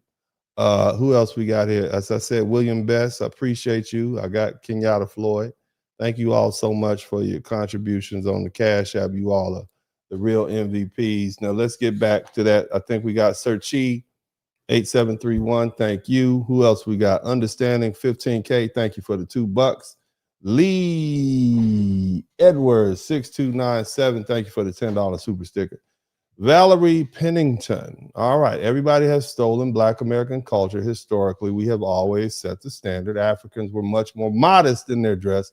What's the, yeah, I know. You see them out there with the, I'm not going to put it back up again, but you saw it. That's not, they didn't dress like that. They used to be, you know, they used to have them little drapes on with the colors on them, man. Now they dressing like Megan Thee Stallion, Timu Megan Thee Stallions. Anyway, FBA freed men, big bro. The Tether mayor needs to hire Benjamin Crump. Thank you so much, brother. I appreciate you. Eddie Washington, I got 5 on it, man. You got the dub. You stay coming through, Eddie. What's happening, Eddie? Eddie Washington, you know where he from. Eddie Washington Jr. I bet he got a junior and a third in his lineage somewhere. Mark Freelance, thanks for the gift, brother. Also, FBA Freedmen, big bro. Salute to all my FBA Freedmen. Stay on code. Nina, what's up, Nina C? 5723-1999 super sticker. Just checking in, fam. I was late, so I gotta watch the replay. Man, it's all good. Shout out to everybody watching this on the replay. Fuquan DTM, thank you for the $5 super sticker. Miss Mix T Lens, thank you for the $4.99. NTZ Claw, Natchez, Mississippi, breeding farm. Sure was. That's exactly right. T-Pat 513, thank you for the $10 super sticker. And Fuquan DTM, thank you for the super sticker, fam. Always appreciate you. Thank you so much. Earth Angel Remix, I learned something. Thank goodness. Thank goodness for you. Thank you so much. I appreciate you, sweetheart. Where is Somalia in all this, sir? They should be in the Somalia is busy, but that's what happened, man. 7 weeks. Brandon Nisbet, look at the Minecraft hairline. You guys are horrible. Thank you so much, Brandon Nisbet. Look at the Minecraft hairline. Melvinia McDonald, thank you for the $10 super sticker. JBT WB62 6FS, thank you for the super sticker. And also Jason Stunt Guy for the $9.90. Those criminals. And Jason, let me see, Sonia Sonjak or Sonia C 969, for those criminals are Democrats, new voters. Thank you so much. We got 25 super chats. That is awesome. Thank you guys so much. I appreciate that. All this hard work, man. Yeah, buddy. I'm gonna give a lecture this week on money because, you know, I'm gonna talk to you guys about this money. Okay. I went to visit how many of you all are familiar with the Links Incorporated? Are you all familiar with Links Incorporated, ladies? Are you familiar with Links Incorporated? Are you all familiar with Links Incorporated? I donated to a scholarship fund for some young Black students at Links Incorporated. And so are you guys familiar with that? I want to talk to you guys about some progress that we made in Black wealth. Look up the Links Incorporated. I want y'all to look that up. It's a great organization run by Black women and Black American women, Foundation of Black American was started by them. Look it up, man. Look it up, you guys. If you're an educated woman, we need to get back involved in our organizations. We need to get back involved in Jack and Jill. We need to get back involved in the Links. We need to get some good people in these fraternities and sororities, some what they would call race men and race women, people who are focused on the betterment of Black. We can't abandon our institutions. Same thing with the church. I'm going to be pushing that. That's going to be my thing. We need to make sure our institutions are strong. We need more Black American people to teach at H.B.C.U.s. We need more Black people to join Black churches, the little ones. Stop making these mega churches rich. You see, they're not doing anything with your money. Go back to those little neighborhood churches that you grew up in the 70s and 80s and 90s. That's where I want you to go. Do that for me. Go find your little Black church. Go do a little visiting. They're going to call your name out. Do we have any visitors today in the church? Stand up. Be proud. Bring your family. All right, you can get a big church hat, okay? But anyway, family, look, let's close this out. I want to acknowledge everybody. Thank you, everybody. I'm humbly appreciative of all the contributions. Again, you guys don't owe me anything. I'm here to teach. And what do you guys like about my broadcast? Give me a few minutes before I wrap this up. What is it that you like about my delivery style? If you will, just give me a couple of little words. What is it that you like about the delivery style? Do you like the information? I know I deliver some aggressive history. I always try to keep it humorous because, who wants to be bored? But are you learning? Real talk, even if you didn't give any money, are you learning anything? Did you learn something that you didn't know? Somebody saying knowledge. What else do you guys like? I cannot hear him all of a sudden. Oh, is the mic bad? Can y'all hear me? Information and entertainment, eloquence and directness. Need information, facts. Yes. What is it that makes my broadcast unique? Because you got literally hundreds of thousands of people, edutainment, humor, and keeping it on point, information, no BS. So you guys like the no nonsense. You like my direct, because people call me mean. They say I'm mean. They like the hard truth. Thank you for the knowledge, information. They call me crass or mean. I'm just an advocate, and I think it's next extensive research, info, humor, consistency, authentic. Okay, cool. I appreciate that. Y'all like the fact that I don't interrupt the videos, and I tell you I'm not interrupt. I know you're mad. Some of y'all want me to. You hold everybody accountable. I sure do. I like the pace, not fast, not slow. FBA living in China, true and factual information, great knowledge. Plus, you break it down in a way we can relate. Please make a short about 1808 slave ballot for 100,000 votes. The bad guy with the truth stick. Yeah, man. Yeah, I do what I do. I've been doing the same thing for a minute. All right, appreciate it. I thank you for the feedback. But anyway, family, let's go ahead and do this. Let's wrap this thing up.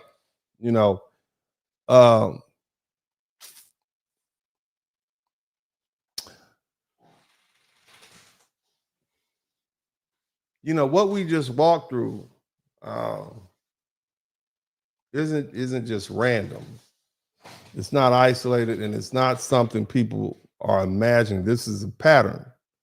And once you see it, you can't unsee it. You all will never unsee the fact that you heard about 10 horrendous crimes, 7 of which happened within the past 100 days. You're not going to unsee that, are you? You're going to remember that. Right? Serious crimes, high impact incidents, domestic violence, murder, attempted mass casualty events. Shout out to I Choose Better. We got 26 super chats. We might get 30. That'd be great, but only if you learn something. But again, over and over again, you saw the same thing, right? These serious, heinous crimes. You saw terrorism. When we know Black Americans, we don't do terrorism, okay? And all this happened within a very short time frame. And every single time, the same process plays out on the headline. You see a photo, right, of a Black person, a Black man specifically. You see broad labels first: African American, Black American, man from Texas, truck driver from Ohio. And then the details come later. And by the time those details come out, the damage is done, because the public has already formed an impression on who did what and when and where. And that we know that impression isn't precise, it's not specific, it's broad. It becomes a Black man, right? Usual suspect. a black man, a suspect, a black doctor, a black nurse, a black truck driver. And once it gets flattened like that, the responsibility doesn't stay with the individual. You saw those children and little black girls behind that counter, them little Haitian girls. But nobody knew. Nobody knew. They're not saying. See, that responsibility for that crime, it doesn't stay with that individual. It spreads across the entire category. Blackness, black men. And that's an issue. Black Americans, we have our own history. We have our own lineage. We have our own trouble. We got our own issues. I'm not saying we perfect. We're a work in progress. We're doing great, despite what you're being told, especially under the circumstances. We've done a lot in the past 60 years. I told y'all the other day, Generation X is the first fully free generation of black people. And the fact that we've only been doing this for 60 years, we're doing pretty great. We're doing good. But white folks have had a 300-400 year head start. Look at how well we're doing. But we're still fighting. And we don't have the luxury of carrying additional weight that doesn't belong to us. We don't want the issues of other people. We don't want whatever problems or conflicts were brought here from somewhere else. We've got enough to deal with right here in this country as it is. That's about survival. This is about social standing. This is about progress. And when perception gets distorted, when identity gets blurred, that has real world consequences. Policy, policing, opportunity for how people see you before you even open your mouth. How you think stereotypes get formed and why they're so dangerous? And this is why delineation isn't some abstract conversation or internet debate. It's a response to what we're seeing in real time. It's about clarity. It's about perception. It's about making sure that when something happens, it gets attached to the person or people who did it and the culture that it came from, not an entire group of people that had nothing to do with it. Because in this environment where headlines are moving quick and images move faster and people don't go back and read the fine print, if you don't define yourself clearly, you will be defined. You're going to be defined. And you probably are not going to like the result. And that's why this matters. This is not hate. Got much love for Caribbeans. Got much love for Africans. Appreciate y'all. Okay? You melanated people. It's not about hate. It's not even about division for division's sake. It's about understanding that if we don't draw clear lines, then everything gets blurred. And when everything gets blurred, the consequences don't stay where they belong. And for the people who are still fighting for full recognition and full equality and full progress in this country, that's not just an inconvenience. That's a matter of life and death. Shout out to everybody who came through. I appreciate you guys. As I always say at this time, I love you. And I'm out.